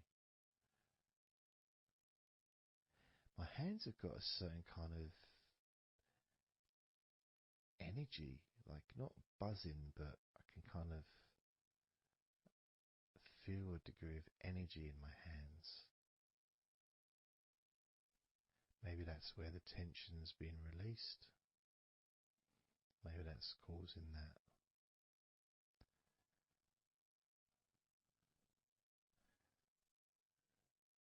The next part, I think we should focus on the back of the neck. That's a part which quite often, well for me, holds tension. I don't know about for yourself, but I think it's quite a standard place where tension is sometimes held. So, and I'm doing exactly what you're doing as you do it as well. So I'm telling my body parts to relax as well. So if you tell your neck, the back of your neck, focus on the back of your neck and just say, relax, in your own words, in your own tone, in your own voice. You can say out loud or you can just say it to yourself internally. But you're focusing and you're saying it literally to the back of your neck, as if the back of your neck can actually hear what you're saying. So do that now. Just say relax to the back of your neck, and I'll do the same.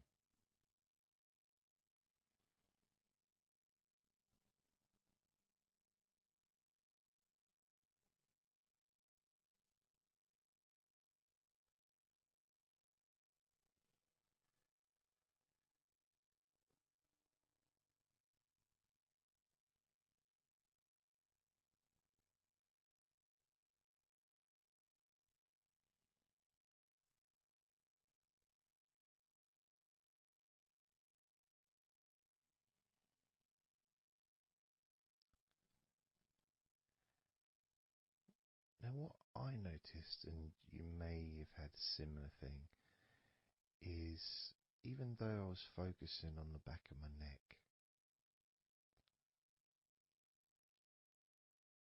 other parts started to, I don't know, show themselves to me, or maybe because they want to be relaxed as well, but I started noticing the feelings in my shoulders, the tension in my shoulders and in my upper back. Whether that was because my back of my neck was saying, well, I'm pretty much okay. It's the other parts that need attention.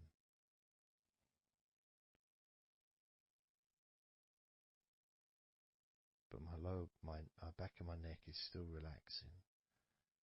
But I just became more aware of other parts that needed attention. Now this might happen, and it's not, it doesn't mean that it's going wrong. It just means you're being notified of more places that also want to feel relaxed. So I'm going to focus on my upper back. So you can do the same. Even if you don't have any feelings of tension that are obvious in your upper back, if you just focus on your back and the whole area from your shoulder blades down to the middle of your back, down your spine. I mean, with me, it's more the shoulder blades that are more, yeah, that's the parts that are really sort of giving me the nod that it needs relaxing. So I'm just going to ask that part to relax. And you can do the same now.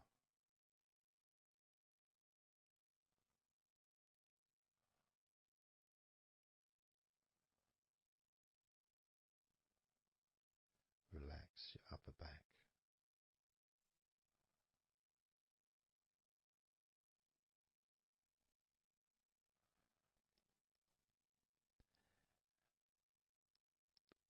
Something strange happened there, and this often happens. I've been doing this for 16 years or something, and often, I don't know why I'm surprised, but amazed really that there can be a feeling. So when I was focusing on the back of my neck, my upper back was starting to feel quite stressed and in need of attention.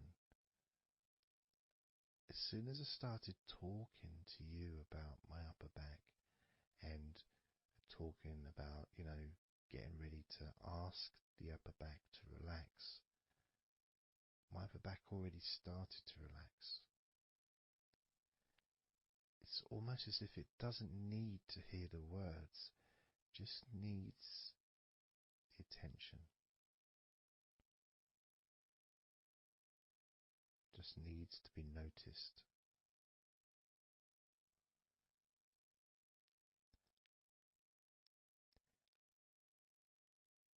That is something that often happens in this type of situation, is when you start to relax a couple of parts of your body, as we've done with our hands, our eyes and our eyelids, and now back of the neck,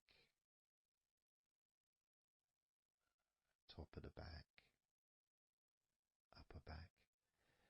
The rest of the body seems to just take notice and decide in its own way to start relaxing. Other parts of your body start to just become looser. I suppose it's kind of like a bit of an avalanche, The little ball starts rolling, and before you know it, the whole of your body is completely relaxed and calm.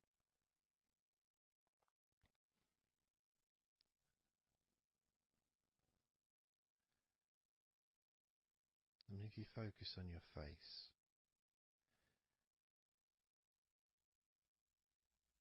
you focus on your eyes, your eyelids, your eyebrows, and the muscles around your eyes. Maybe you start to notice that your forehead is more relaxed than it was. Maybe your face is more relaxed. I would say my entire face is a lot more relaxed than it was.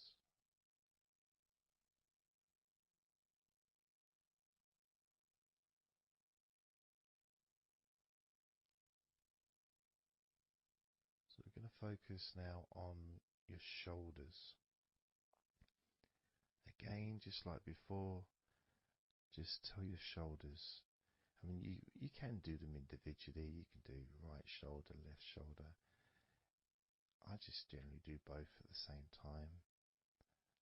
And just tell your shoulders as you focus on them in your mind. Focus on how they feel. Maybe you can see them in your mind's eye.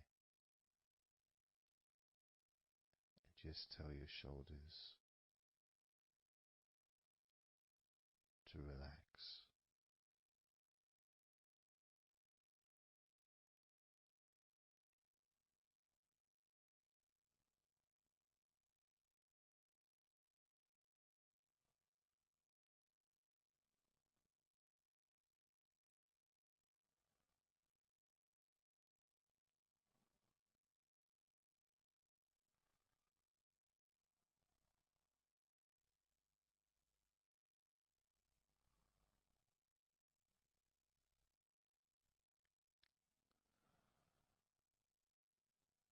It feels nice as they relax.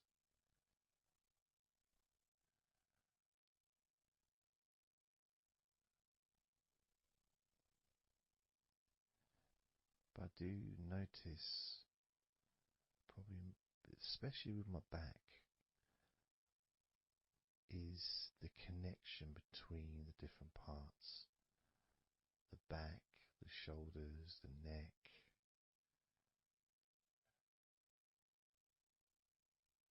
Being all connected and being such a large part of your body. almost hard to separate them from each other.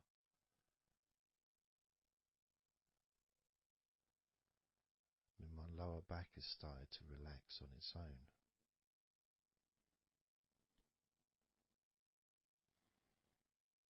Maybe I'm going too slow. And that could be an issue because we all go at different speeds. And the idea at the beginning of this recording was for you to be able to just say to yourself, relax.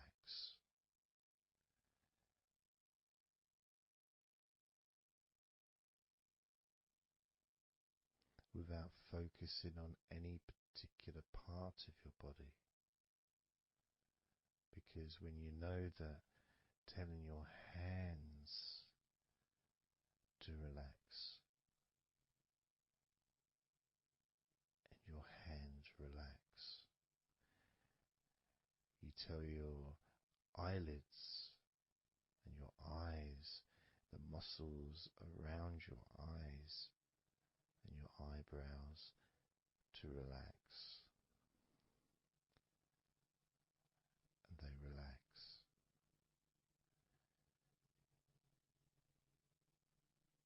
You tell the back of your neck to relax, and it relaxes.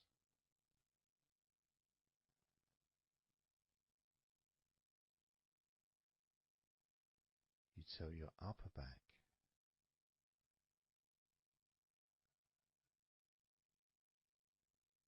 to relax,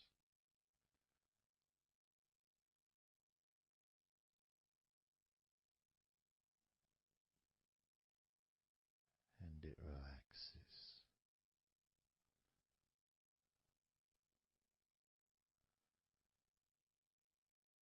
You tell your shoulders to relax,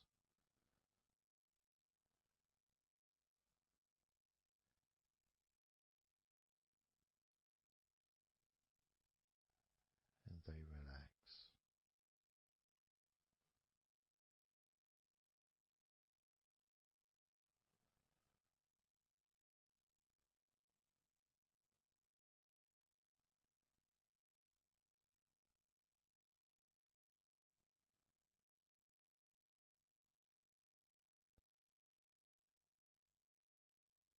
And when you told your hands to relax, they relaxed, and they continued to relax.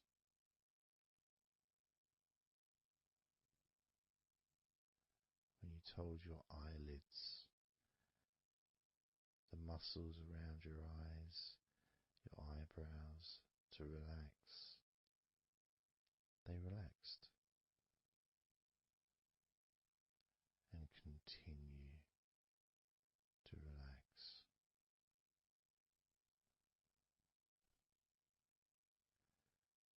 When you told the back of your neck, focus on the back of your neck, and told it to relax. It relaxed and continued to relax.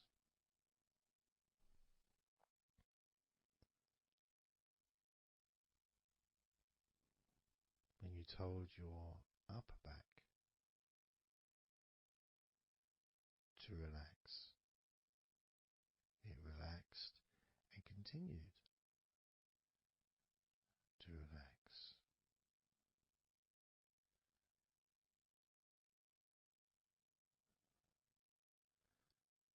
As with your shoulders, you told your shoulders to relax, and your shoulders relaxed and continued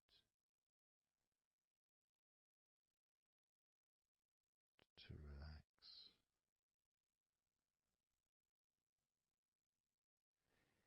And it's not just that, it's that the rest of your body has also been listening, and that relaxation has been spreading. So from your eyes, the relaxation spread to your forehead, around your face, into your skin, into your jaw.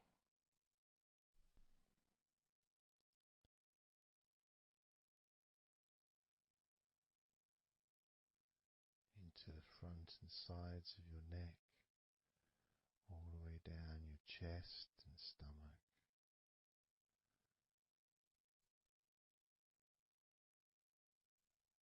Your relaxed hands and shoulders meet up through your arms, relaxing.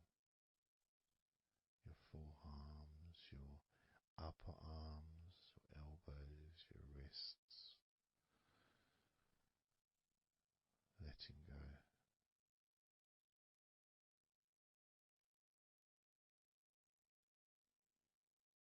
Your lower back,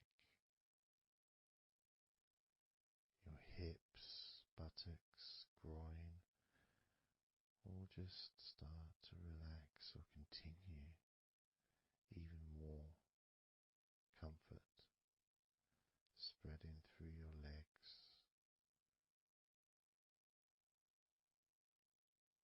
all the way down to your ankles, the tops of your feet, the sides of your feet, and the bottoms of your feet.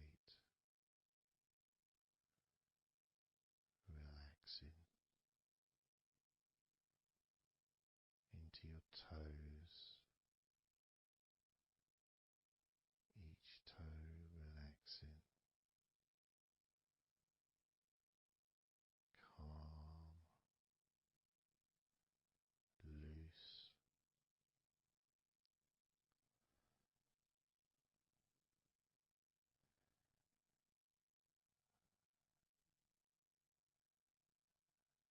And as your body relaxes more, your mind becomes slower,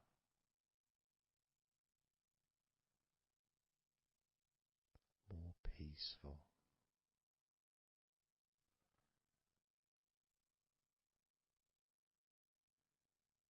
to the point where if you choose to fall asleep,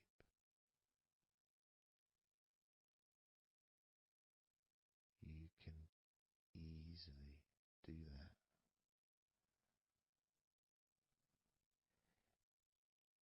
Easily drift away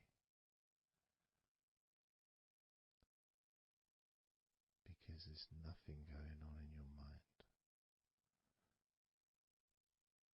Your brain is peaceful.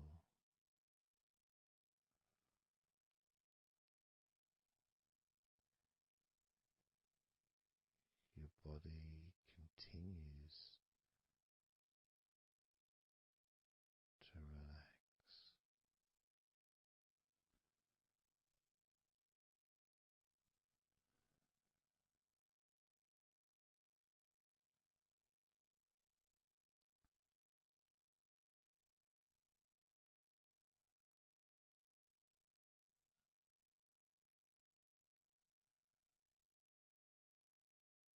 And with that connection between your body relaxing and the word that you say to yourself, relax,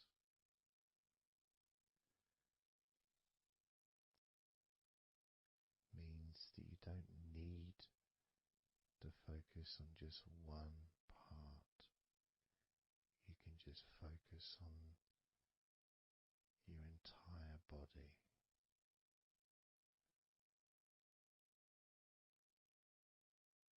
Saying the powerful word, relax.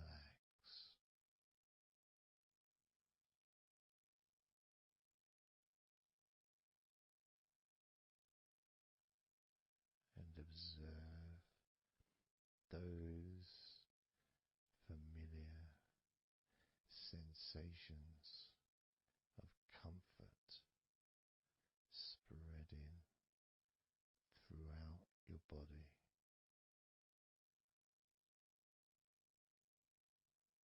loosening and calming and healing every part of your body, feeling more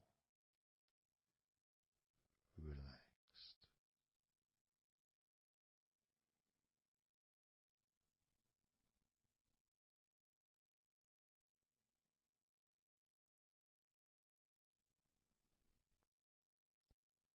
So that all you need to do from now on is just tell yourself, relax, and observe,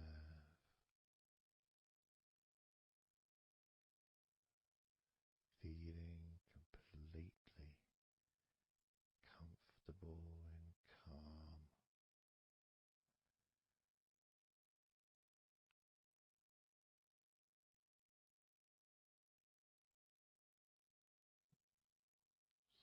So relaxed.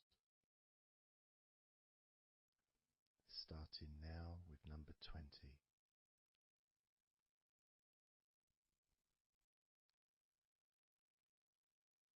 19.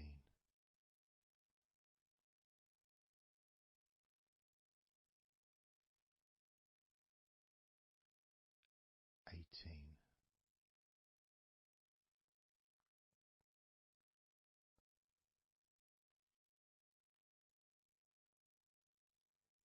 17.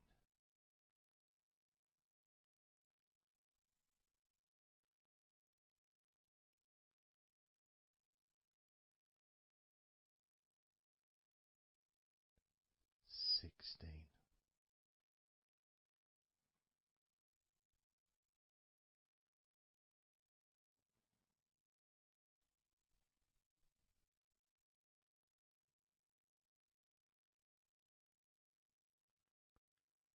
15.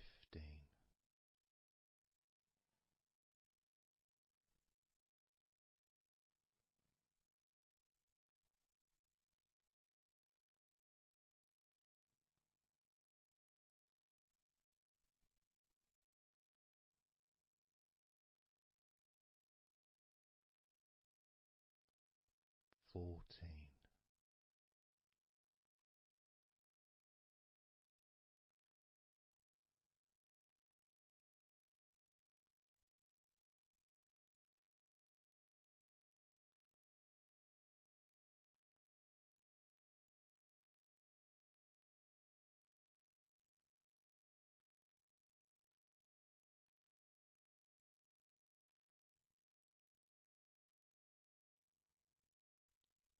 13.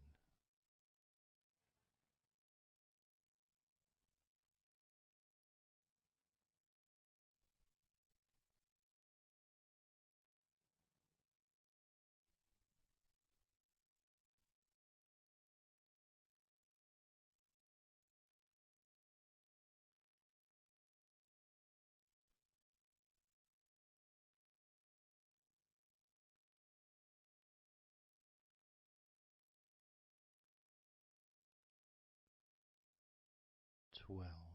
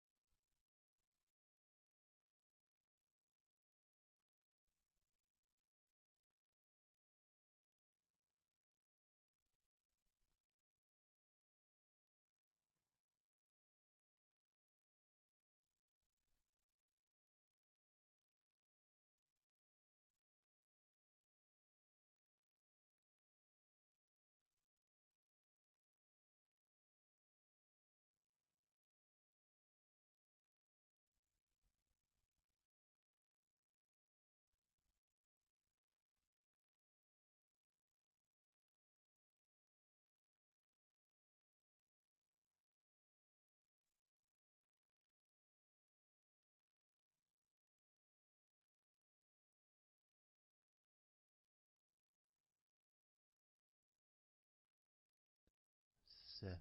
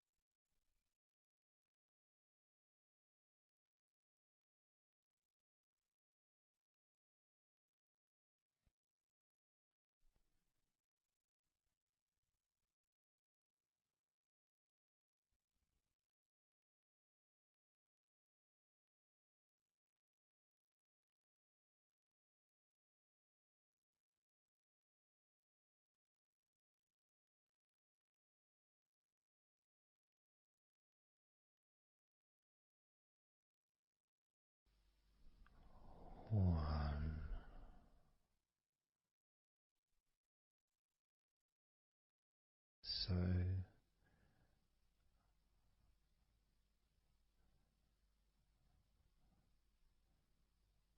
counting down from 10 to 1, 10, 9, 8, 7, 6, 5, 4, 3, 2, 1.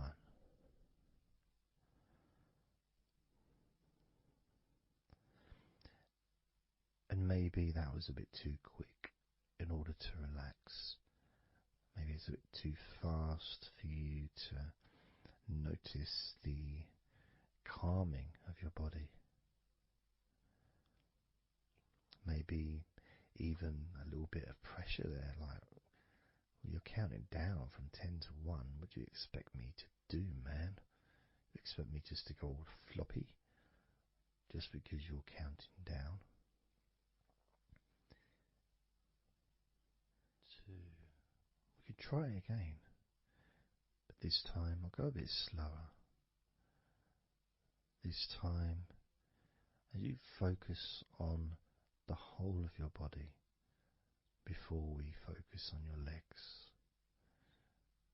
just notice how your body does start to feel more relaxed with every number that I count down. 10,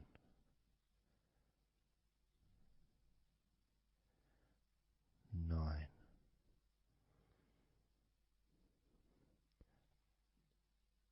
8,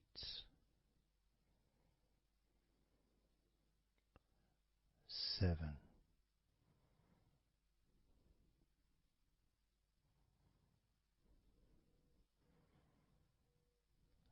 6,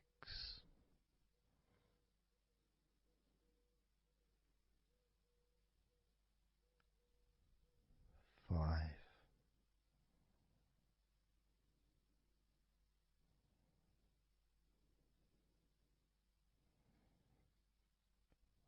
4,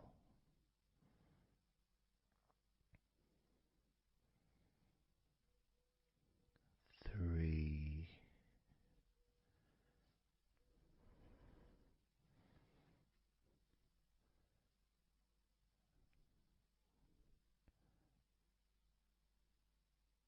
2,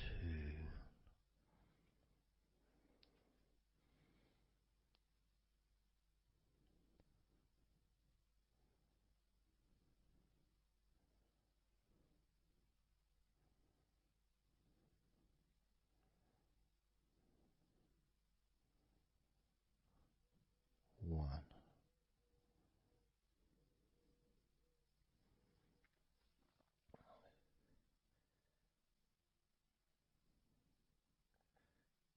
And just notice how you feel generally, how your body feels.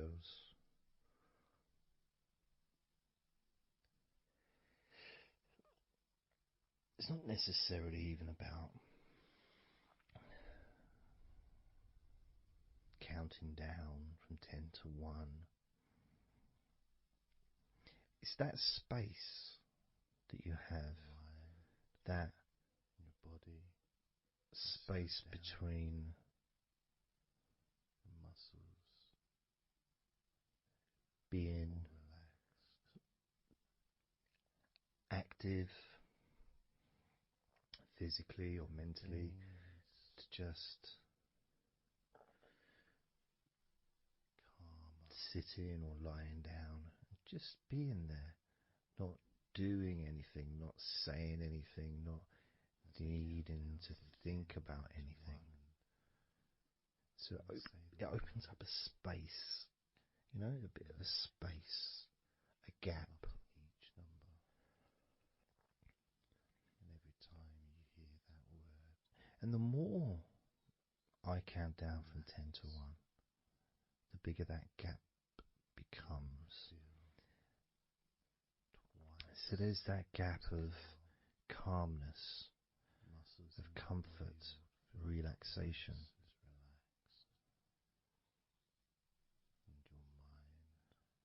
It's a nice feeling.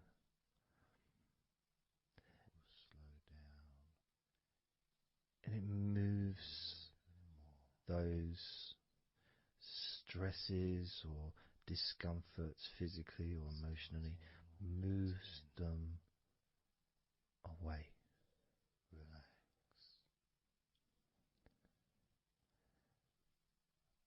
Allows you to just slow down. So I'm going to count again from 10 down to 1 and notice that gap widening. The gap. And as it widens, it's almost like the stress and attention falls into the gap.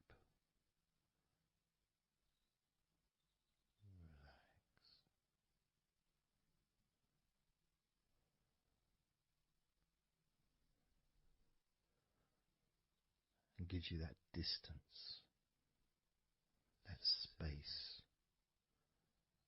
Now, 10, 9, 6, 8,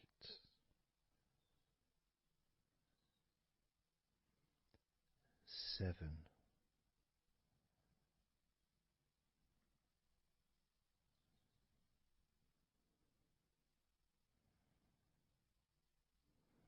6,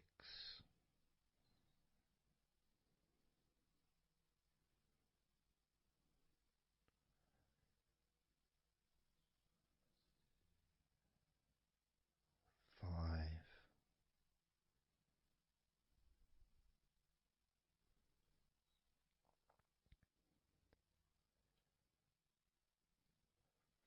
4,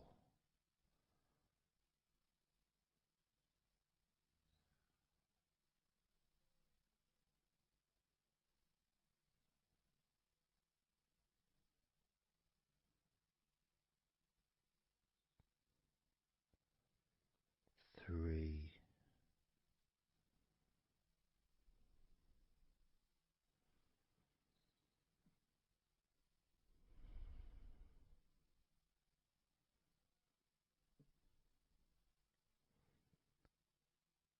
2,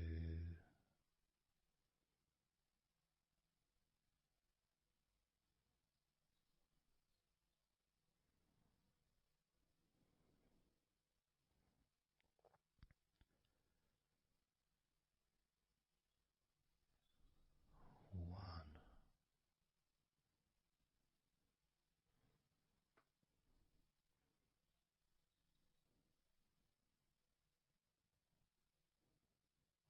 How does your body feel now?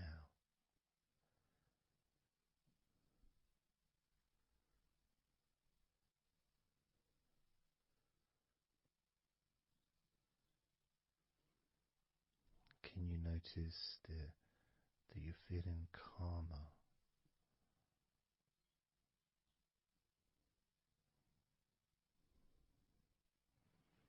That you're feeling more relaxed?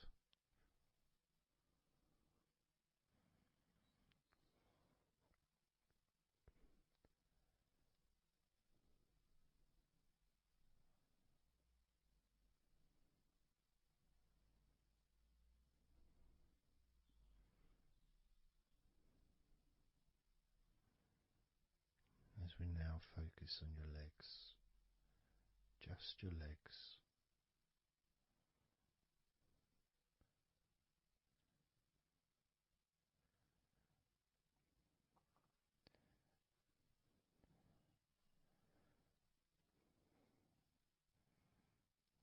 We're just going to start with focusing on your thighs.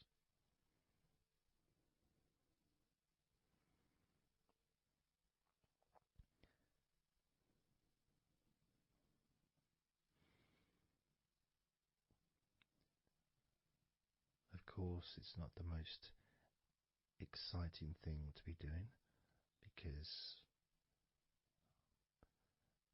I'm sure, like most of your body, there's not a lot going on right now.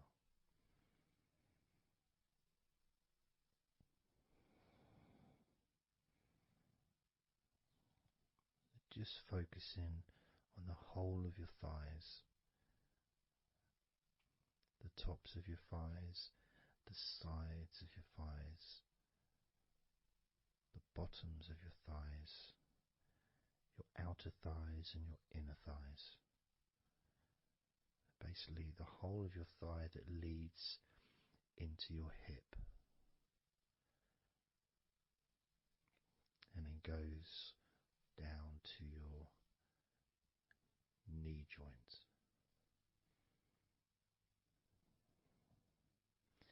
Now, this is a big area. It's a very heavy area.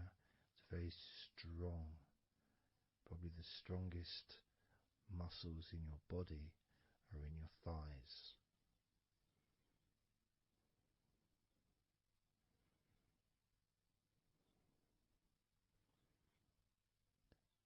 But I don't think we perhaps give enough attention to our thighs.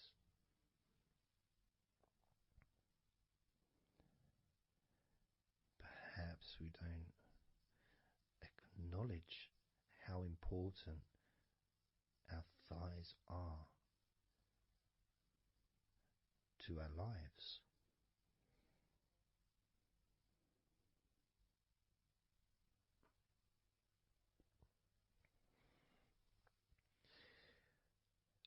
How much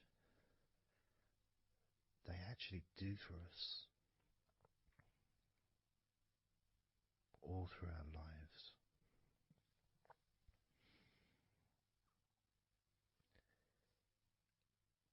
And it may sound really weird, but I think that all of our body parts,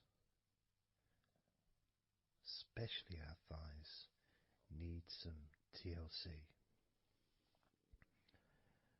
A bit of love shown, a bit of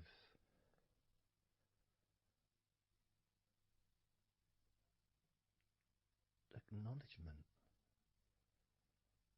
a thank you, gratitude for what our thighs do for us.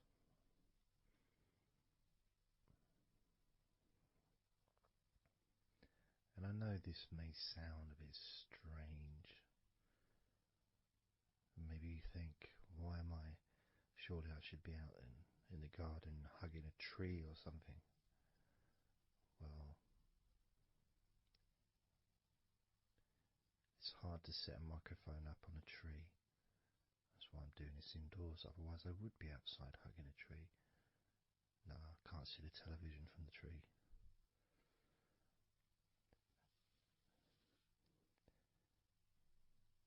If you move down to your knees, again, such an important part.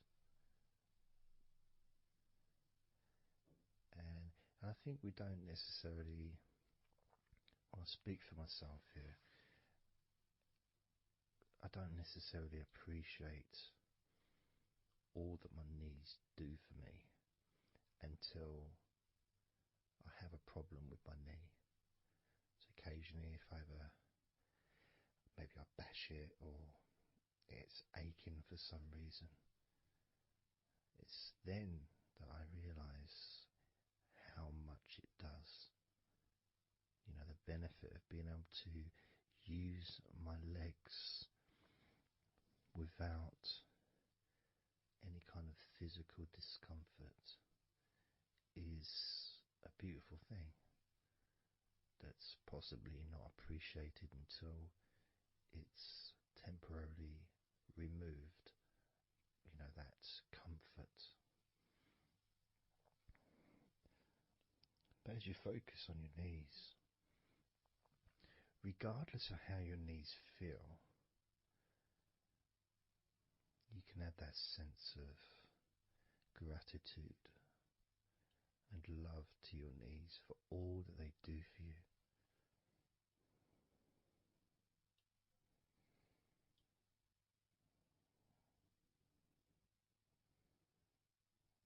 And you can still have that attention on your thighs, and maybe notice how your thighs feel.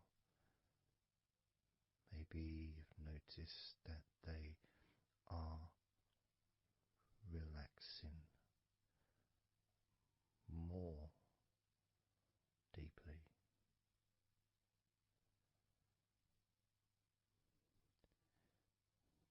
As you focus now on the bottoms of your legs, your shins and your calf muscles, and the bones between your knees and your feet, incorporating, of course, your ankles.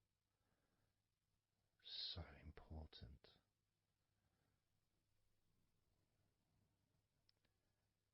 Anyone that's had even like the slightest sprain of an ankle knows how much we take our ankles for granted.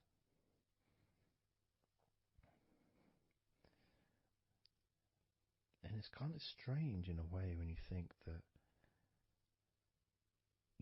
logically our wrists are a lot thinner than the rest of our arms, which is okay, can't see any problem with that, because we're just picking stuff up.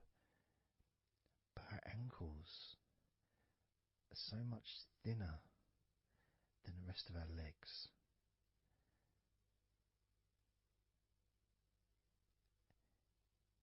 And from a physics perspective, or logical even, it doesn't really make sense that all this weight would ultimately be resting on your ankles, then leading to your feet.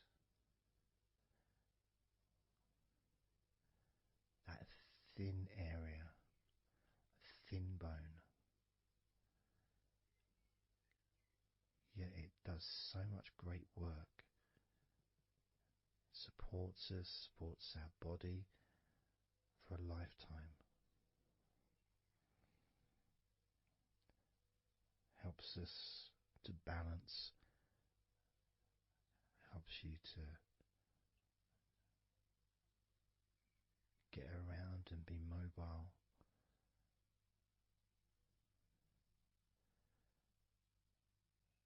And there's the calf muscles, of course.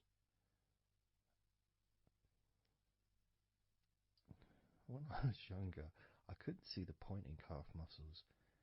They didn't seem to do anything. Okay, if I walked around on tiptoes, then my calf muscles get some work.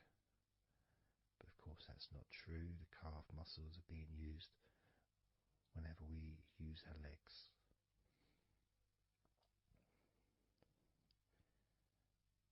And your shins,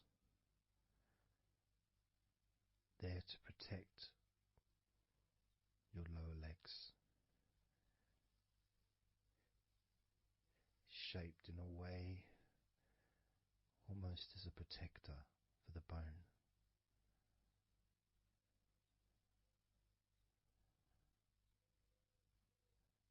Leading, of course, to your ankles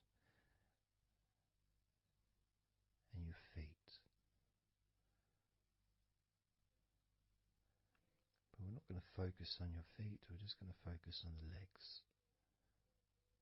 I realise that now that I've mentioned your feet, you're probably focusing on them anyway, so maybe I should focus on your feet a little bit. You can have them in your awareness, the same as you have your thighs in your awareness, even though we haven't been focusing on your thighs for few minutes, we've been focusing on your ankles.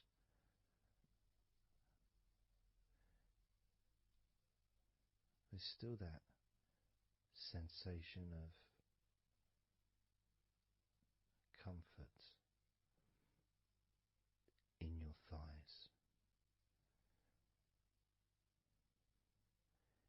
And there's that movement of energy, because the thighs hold lots of different sensations.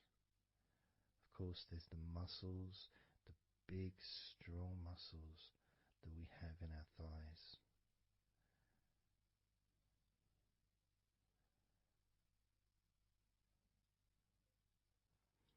But the skin on the outside of the thighs, as in the outside of all of our body, can be very sensitive. Sensitive to the touch, sensitive to temperature.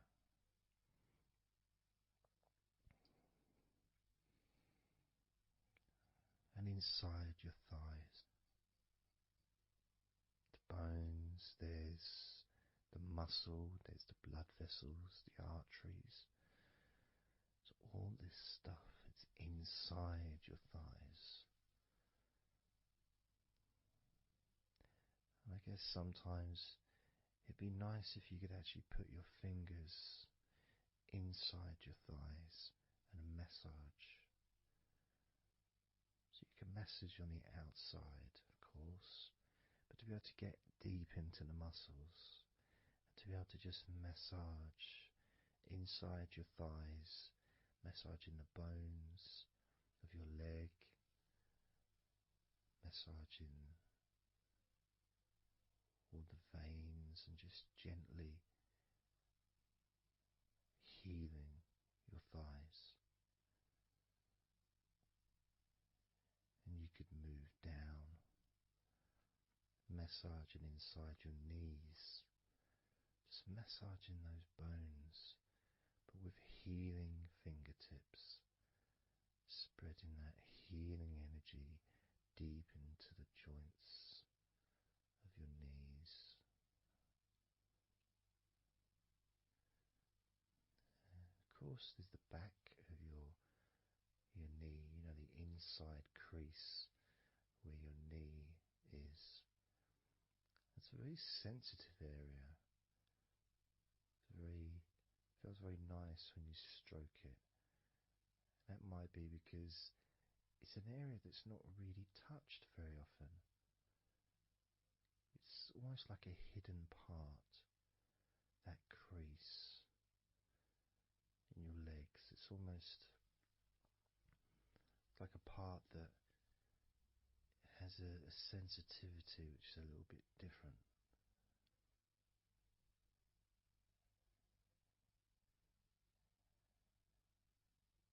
Of course, it's protected by your legs.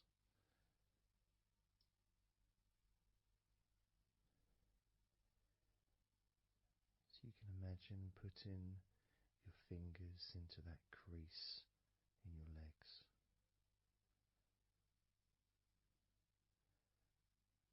That fold in between your legs, you can just massage with your fingertips. Imagine your fingertips going inside, massaging the muscle tissue. You can of course feel the bones of your knees healing through your fingertips.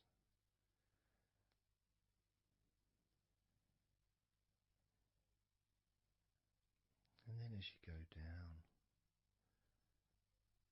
to your calf muscles, now that's a part I'd like to be able to really put my fingertips deep inside my calf muscles, massaging every single tissue of that muscle, healing every part.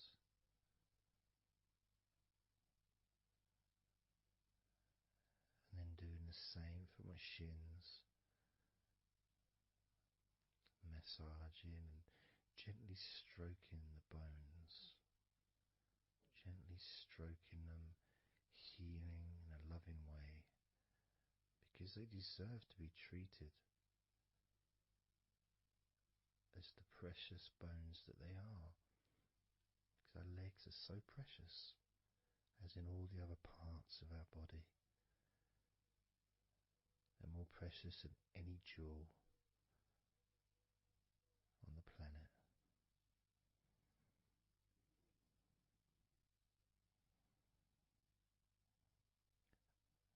And when you start to think about your legs in this way, it can change your perspective. It might sound a bit silly to start with, the idea of having love for your legs, showing appreciation for your thighs, wanting to be able to put your hands in your thighs and massage the muscles and the bones, and to get your fingers deep in there, releasing all tension, just to show how much you care about your legs, how much you care for what your legs do for you regularly. Your knees, your calves, your ankles, the strength of your ankles, considering how thin they are compared to the rest of your legs, especially your thighs. Yet they're so strong, so flexible, absolutely amazing things. Your ankles are truly a gift because of what they do for you.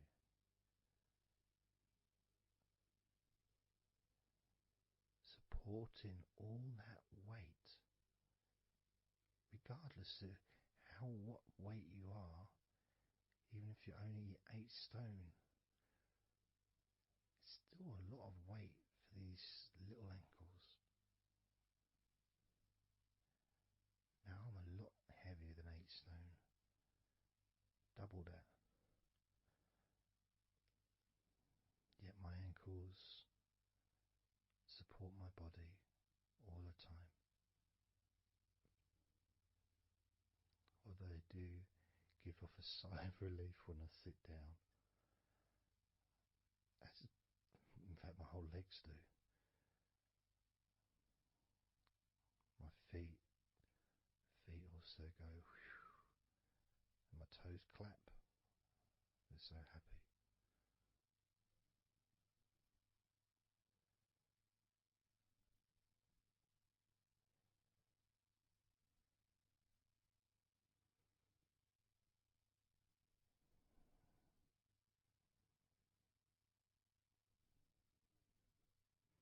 Your legs really are amazing. And I know that talking about your legs is possibly among the most boring things you've ever heard anyone say, possibly. But boring or not, everything I said is true.